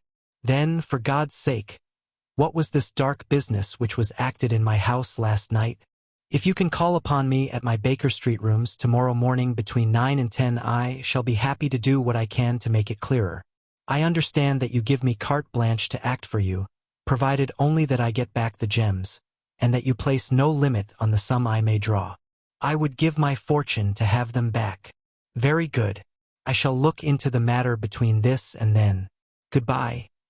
It is just possible that I may have to come over here again before evening. It was obvious to me that my companion's mind was now made up about the case, although what his conclusions were was more than I could even dimly imagine. Several times during our homeward journey I endeavored to sound him upon the point, but he always glided away to some other topic, until at last I gave it over in despair. It was not yet 3 when we found ourselves in our rooms once more. He hurried to his chamber and was down again in a few minutes dressed as a common loafer. With his collar turned up, his shiny, seedy coat, his red cravat, and his worn boots, he was a perfect sample of the class. "I think that this should do," said he, glancing into the glass above the fireplace. "I only wish that you could come with me, Watson, but I fear that it won't do. I may be on the trail in this matter, or I may be following a will-o'-the-wisp, but I shall soon know which it is. I hope that I may be back in a few hours." He cut a slice of beef from the joint upon the sideboard, sandwiched it between 2 rounds of bread, and thrusting this rude meal into his pocket, he started off upon his expedition. I had just finished my tea when he returned, evidently in excellent spirits, swinging an old elastic-sided boot in his hand. He chucked it down into a corner and helped himself to a cup of tea. "I only looked in as I passed," said he. "I am going right on." "Where to?" "Oh, to the other side of the West End. It may be some time before I get back. Don't wait up for me in case I should be late." "How are you getting on?" "Oh, so-so. Nothing to complain of. I have been out to Streatham since I saw you last, but I did not call at the house. It is a very sweet little problem, and I would not have missed it for a good deal. However, I must not sit gossiping here, but must get these disreputable clothes off and return to my highly respectable self." I could see by his manner that he had stronger reasons for satisfaction than his words alone would imply. His eyes twinkled, and there was even a touch of color upon his sallow cheeks. He hastened upstairs, and a few minutes later I heard the slam of the hall door, which told me that he was off once more upon his congenial hunt. I waited until midnight, but there was no sign of his return, so I retired to my room. It was no uncommon thing for him to be away for days and nights on end when he was hot upon a scent, so that his lateness caused me no surprise.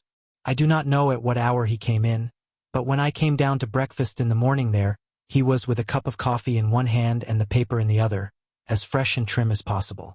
"You will excuse my beginning without you, Watson," said he, "but you remember that our client has rather an early appointment this morning." "Why, it is after 9 now," I answered. "I should not be surprised if that were he. I thought I heard a ring." It was indeed our friend the financier. I was shocked by the change which had come over him, for his face, which was naturally of a broad and massive mold, was now pinched and fallen in, while his hair seemed to me at least a shade whiter. He entered with a weariness and lethargy which was even more painful than his violence of the morning before, and he dropped heavily into the armchair which I pushed forward for him. "I do not know what I have done to be so severely tried," said he. "Only 2 days ago I was a happy and prosperous man, without a care in the world. Now I am left to a lonely and dishonored age. One sorrow comes close upon the heels of another. My niece, Mary, has deserted me." "Deserted you?" "Yes. Her bed this morning had not been slept in, her room was empty, and a note for me lay upon the hall table. I had said to her last night, in sorrow and not in anger, that if she had married my boy all might have been well with him. Perhaps it was thoughtless of me to say so. It is to that remark that she refers in this note. My dearest uncle, I feel that I have brought trouble upon you, and that if I had acted differently this terrible misfortune might never have occurred. I cannot, with this thought in my mind, ever again be happy under your roof, and I feel that I must leave you forever. Do not worry about my future, for that is provided for. And, above all, do not search for me, for it will be fruitless labor and an ill service to me. In life or in death, I am ever your loving, Mary. What could she mean by that note, Mr. Holmes? Do you think it points to suicide? No, no, nothing of the kind. It is perhaps the best possible solution. I trust, Mr. Holder, that you are nearing the end of your troubles. Ha! You say so. You have heard something, Mr. Holmes? You have learned something. Where are the gems? You would not think £1,000 apiece an excessive sum for them? I would pay 10. That would be unnecessary. 3,000 will cover the matter. And there is a little reward, I fancy. Have you your checkbook? Here is a pen. Better make it out for £4,000. With a dazed face, the banker made out the required check. Holmes walked over to his desk, took out a little triangular piece of gold with 3 gems in it, and threw it down upon the table. With a shriek of joy, our client clutched it up. You have it, he gasped. I am saved. I am saved. The reaction of joy was as passionate as his grief had been, and he hugged his recovered gems to his bosom. There is one other thing you owe, Mr. Holder, said Sherlock Holmes rather sternly. Oh! He caught up a pen. Name the sum, and I will pay it. No, the debt is not to me. You owe a very humble apology to that noble lad, your son, who has carried himself in this matter as I should be proud to see my own son do, should I ever chance to have one. Then it was not Arthur who took them? The Adventures of Sherlock Holmes. Arthur Conan Doyle. 12. The Adventure of the Copper Beeches. To the man who loves art for its own sake, remarked Sherlock Holmes, tossing aside the advertisement sheet of the Daily Telegraph. It is frequently in its least important and lowliest manifestations that the keenest pleasure is to be derived. It is pleasant to me to observe, Watson, that you have so far grasped this truth that in these little records of our cases which you have been good enough to draw up, and, I am bound to say, occasionally to embellish, you have given prominence not so much to the many causes celebres and sensational trials in which I have figured, but rather to those incidents which may have been trivial in themselves, but which have given room for those faculties of deduction and of logical synthesis which I have made my special province. And yet, said I, smiling, I cannot quite hold myself absolved from the charge of sensationalism which has been urged against my records. You have erred, perhaps, he observed, taking up a glowing cinder with the tongs and lighting with it the long cherrywood pipe which was wont to replace his clay when he was in a disputatious rather than a meditative mood. You have erred perhaps in attempting to put color and life into each of your statements instead of confining yourself to the task of placing upon record that severe reasoning from cause to effect which is really the only notable feature about the thing. It seems to me that I have done you full justice in the matter, I remarked with some coldness, for I was repelled by the egotism which I had more than once observed to be a strong factor in my friend's singular character.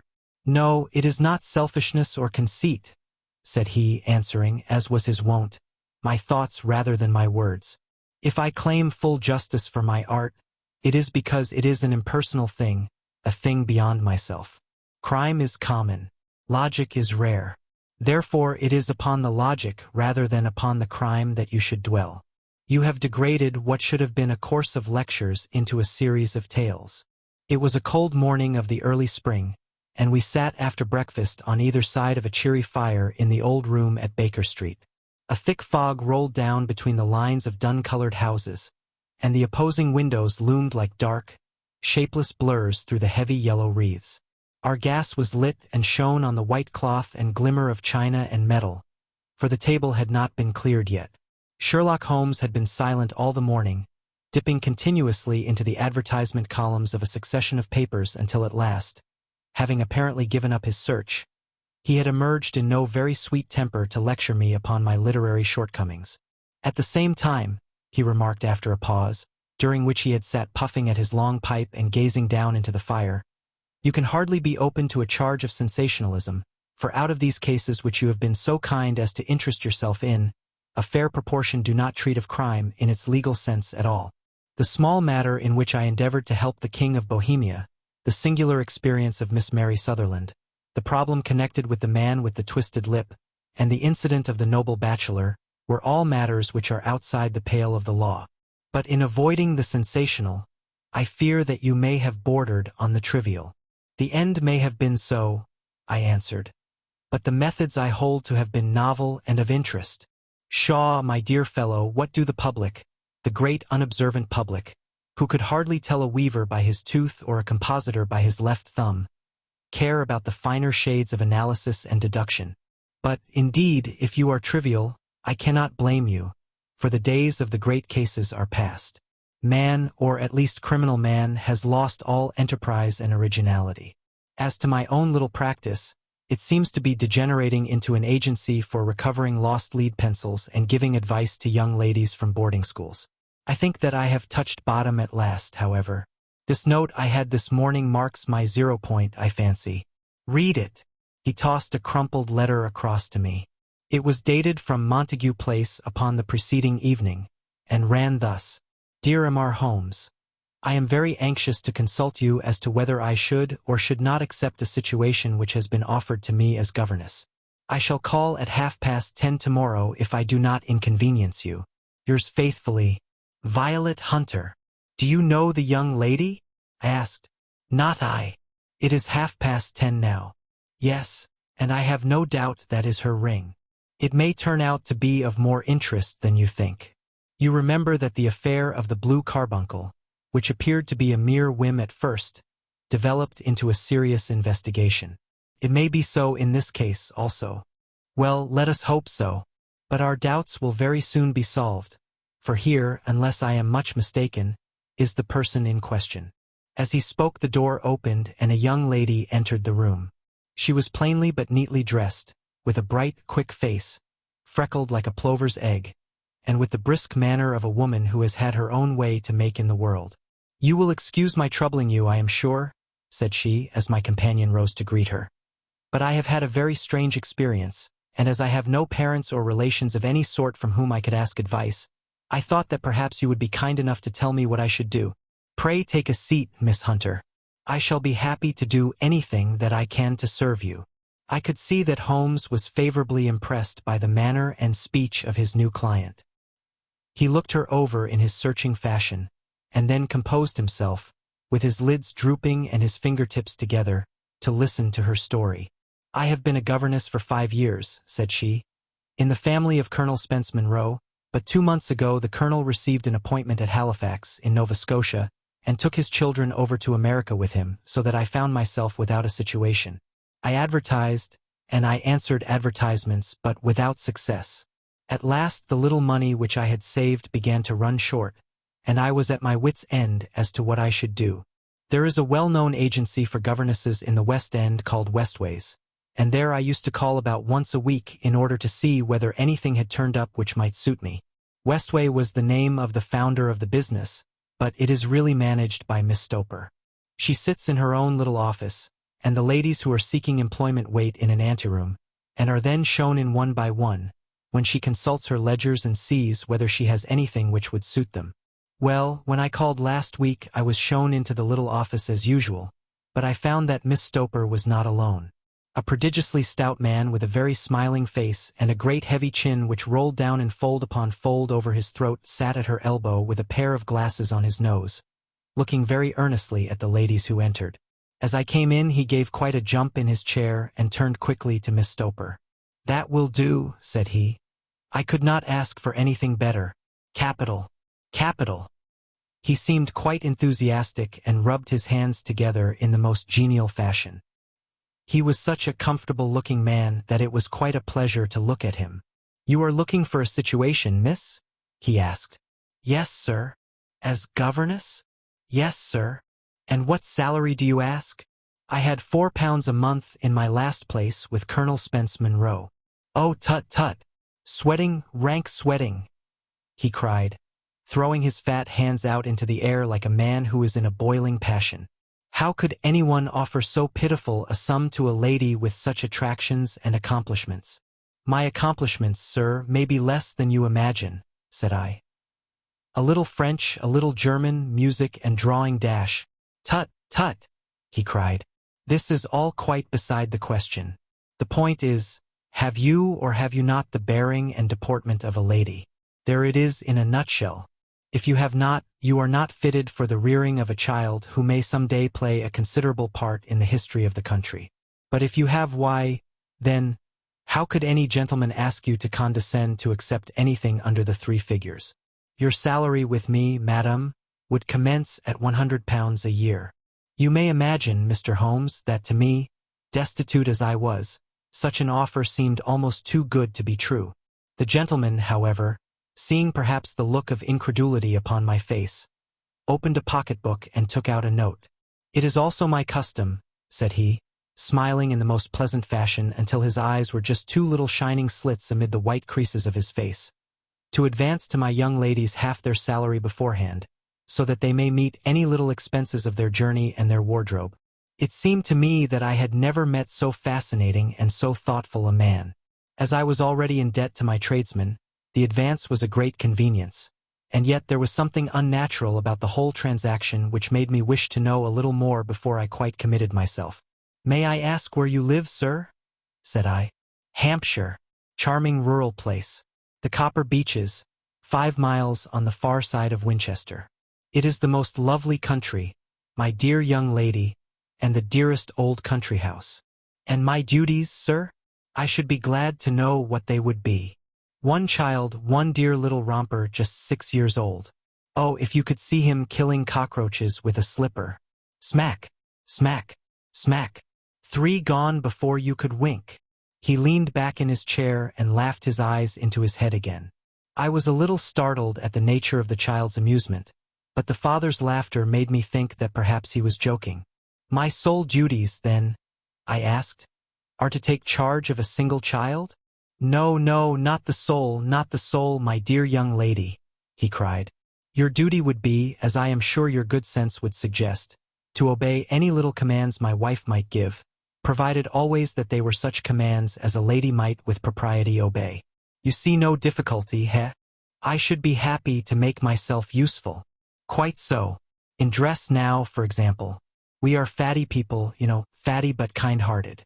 If you were asked to wear any dress which we might give you, you would not object to our little whim." "Eh? No," said I, considerably astonished at his words. "Or to sit here or sit there, that would not be offensive to you?" "Oh, no." "Or to cut your hair quite short before you come to us?" I could hardly believe my ears. As you may observe, Mr. Holmes, my hair is somewhat luxuriant, and of a rather peculiar tint of chestnut. It has been considered artistic. I could not dream of sacrificing it in this offhand fashion. "I am afraid that that is quite impossible," said I. He had been watching me eagerly out of his small eyes, and I could see a shadow pass over his face as I spoke. "I am afraid that it is quite essential," said he. "It is a little fancy of my wife's, and ladies' fancies, you know, madam, ladies' fancies must be consulted. And so you won't cut your hair?" "No, sir, I really could not," I answered firmly. "Ah, very well. Then that quite settles the matter. It is a pity, because in other respects you would really have done very nicely. In that case, Miss Stoper, I had best inspect a few more of your young ladies." The manageress had sat all this while busy with her papers without a word to either of us, but she glanced at me now with so much annoyance upon her face that I could not help suspecting that she had lost a handsome commission through my refusal. "Do you desire your name to be kept upon the books?" she asked. "If you please, Miss Stoper." "Well, really, it seems rather useless, since you refuse the most excellent offers in this fashion," said she sharply. "You can hardly expect us to exert ourselves to find another such opening for you. Good day to you, Miss Hunter." She struck a gong upon the table, and I was shown out by the page. Well, Mr. Holmes, when I got back to my lodgings and found little enough in the cupboard, and 2 or 3 bills upon the table, I began to ask myself whether I had not done a very foolish thing.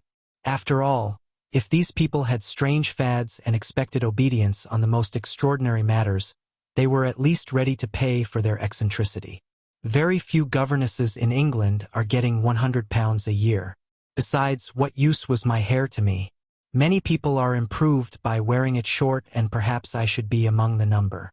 Next day I was inclined to think that I had made a mistake, and by the day after I was sure of it. I had almost overcome my pride so far as to go back to the agency and inquire whether the place was still open when I received this letter from the gentleman himself. I have it here, and I will read it to you. "The Copper Beeches, near Winchester. Dear Miss Hunter, Miss Stoper has very kindly given me your address, and I write from here to ask you whether you have reconsidered your decision. My wife is very anxious that you should come, for she has been much attracted by my description of you. We are willing to give £30 a quarter, or £120 a year, so as to recompense you for any little inconvenience which our fads may cause you. They are not very exacting, after all. My wife is fond of a particular shade of electric blue and would like you to wear such a dress indoors in the morning. You need not, however, go to the expense of purchasing one, as we have one belonging to my dear daughter Alice, now in Philadelphia, which would, I should think, fit you very well. Then, as to sitting here or there, or amusing yourself in any manner indicated, that need cause you no inconvenience. As regards your hair, it is no doubt a pity, especially as I could not help remarking its beauty during our short interview, but I am afraid that I must remain firm upon this point, and I only hope that the increased salary may recompense you for the loss. Your duties, as far as the child is concerned, are very light. Now do try to come, and I shall meet you with the dog-cart at Winchester. Let me know your train. Yours faithfully, Jeffro Rucastle. That is the letter which I have just received, Mr. Holmes, and my mind is made up that I will accept it. I thought, however, that before taking the final step I should like to submit the whole matter to your consideration. Well, Miss Hunter, if your mind is made up, that settles the question, said Holmes, smiling. But you would not advise me to refuse? I confess that it is not the situation which I should like to see a sister of mine apply for. What is the meaning of it all, Mr. Holmes? Ah, I have no data. Cannot tell. Perhaps you have yourself formed some opinion. Well, there seems to me to be only one possible solution. Mr. Rucastle seemed to be a very kind, good-natured man. Is it not possible that his wife is a lunatic, that he desires to keep the matter quiet for fear she should be taken to an asylum, and that he humors her fancies in every way in order to prevent an outbreak? That is a possible solution. In fact, as matters stand, it is the most probable one. But in any case, it does not seem to be a nice household for a young lady.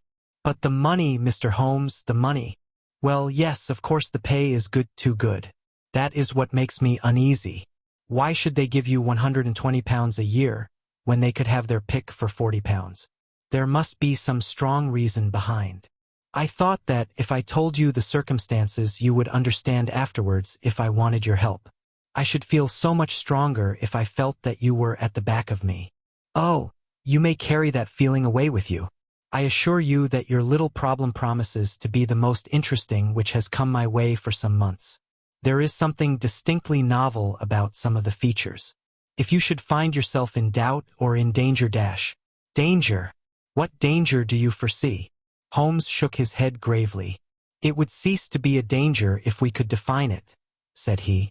But at any time, day or night, a telegram would bring me down to your help. That is enough. She rose briskly from her chair with the anxiety all swept from her face. I shall go down to Hampshire quite easy in my mind now.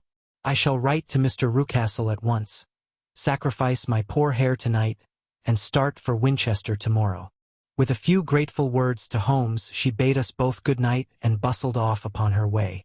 At least, said I as we heard her quick, firm steps descending the stairs, she seems to be a young lady who is very well able to take care of herself. And she would need to be, said Holmes gravely. I am much mistaken if we do not hear from her before many days are past. It was not very long before my friend's prediction was fulfilled.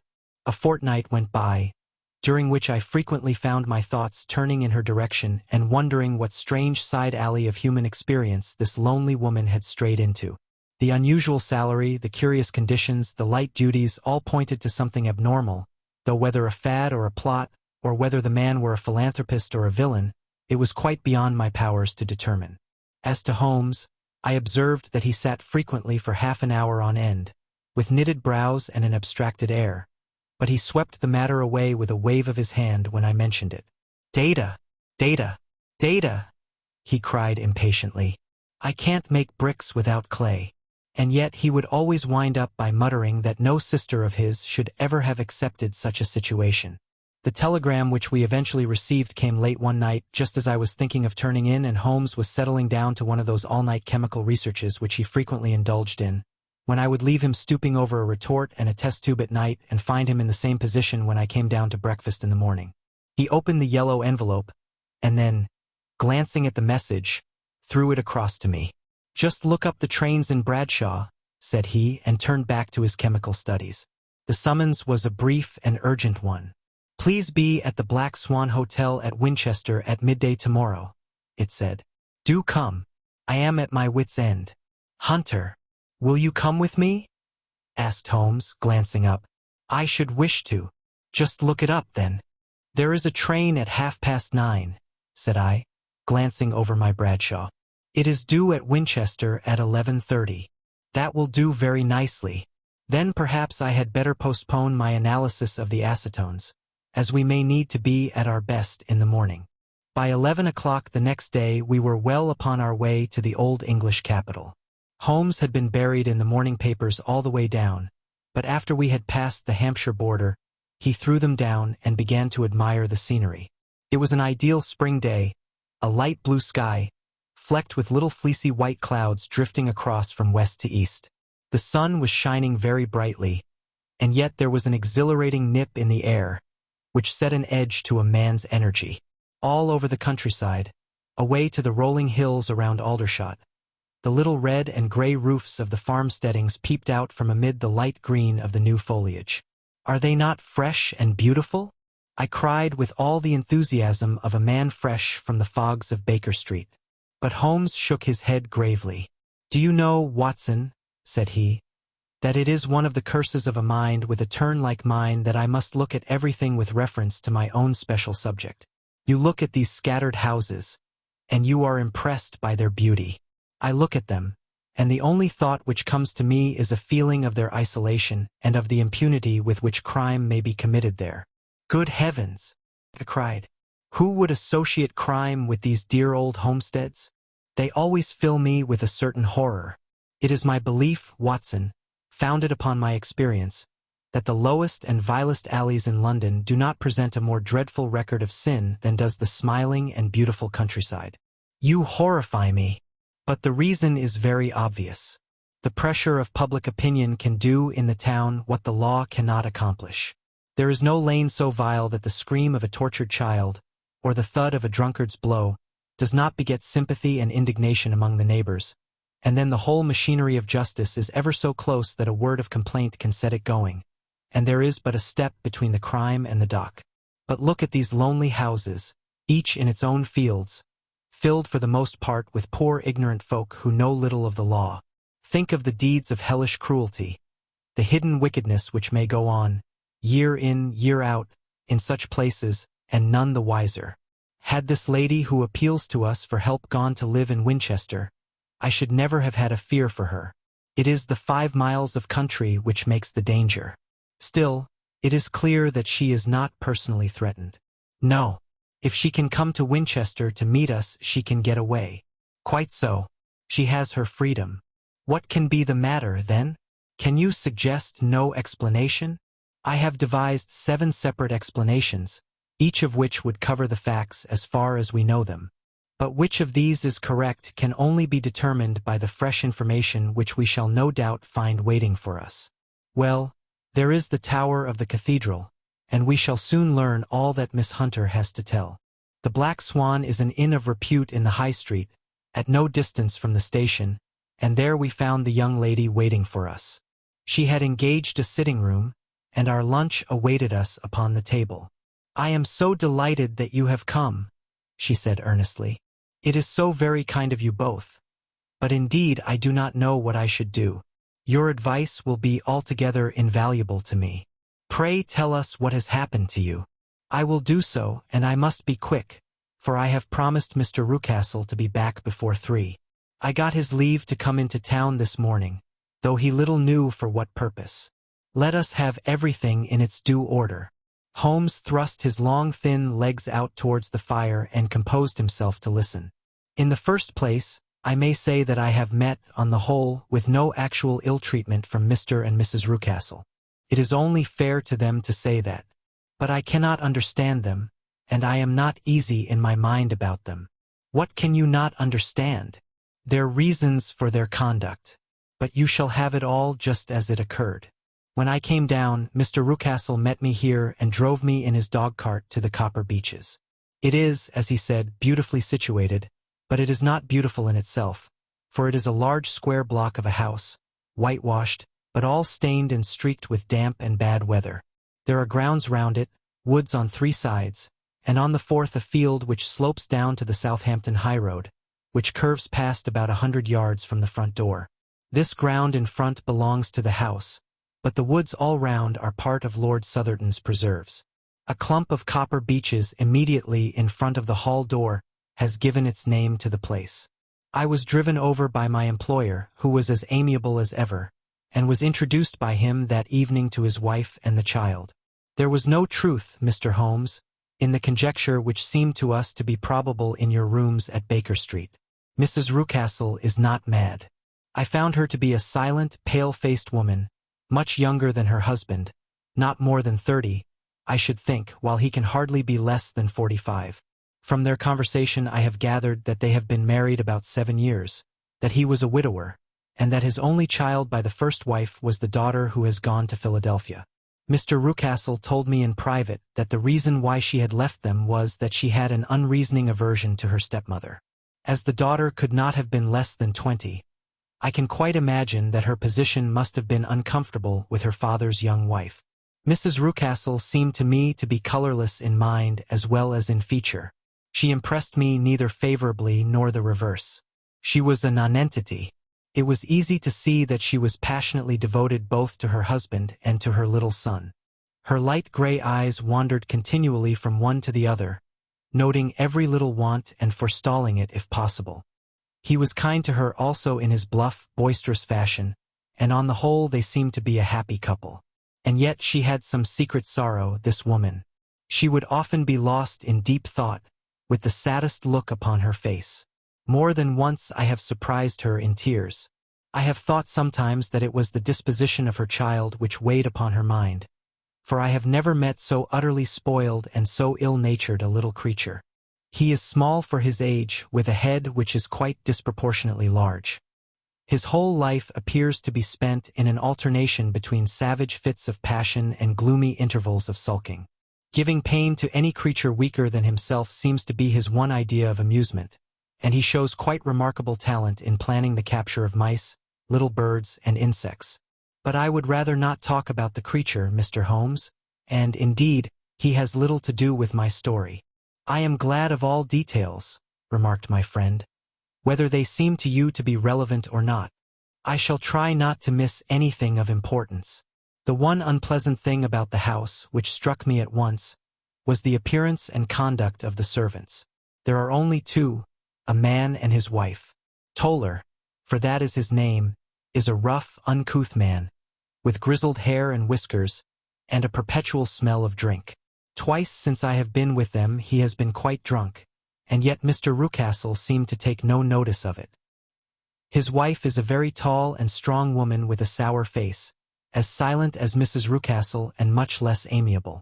They are a most unpleasant couple, but fortunately I spend most of my time in the nursery and my own room, which are next to each other in one corner of the building. For 2 days after my arrival at the Copper Beeches my life was very quiet. On the 3rd, Mrs. Rucastle came down just after breakfast and whispered something to her husband. "Oh, yes," said he, turning to me. "We are very much obliged to you, Miss Hunter, for falling in with our whims so far as to cut your hair. I assure you that it has not detracted in the tiniest iota from your appearance. We shall now see how the electric blue dress will become you. You will find it laid out upon the bed in your room, and if you would be so good as to put it on we should both be extremely obliged." The dress which I found waiting for me was of a peculiar shade of blue. It was of excellent material, a sort of beige, but it bore unmistakable signs of having been worn before. Could not have been a better fit if I had been measured for it. Both Mr. and Mrs. Rucastle expressed a delight at the look of it, which seemed quite exaggerated in its vehemence. They were waiting for me in the drawing-room, which is a very large room, stretching along the entire front of the house, with 3 long windows reaching down to the floor. A chair had been placed close to the central window, with its back turned towards it. In this I was asked to sit, and then Mr. Rucastle, walking up and down on the other side of the room, began to tell me a series of the funniest stories that I have ever listened to. You cannot imagine how comical he was, and I laughed until I was quite weary. Mrs. Rucastle, however, who has evidently no sense of humor, never so much as smiled, but sat with her hands in her lap and a sad, anxious look upon her face. After an hour or so, Mr. Rucastle suddenly remarked that it was time to commence the duties of the day, and that I might change my dress and go to little Edward in the nursery. 2 days later, this same performance was gone through under exactly similar circumstances. Again I changed my dress, again I sat in the window, and again I laughed very heartily at the funny stories of which my employer had an immense repertoire, and which he told inimitably.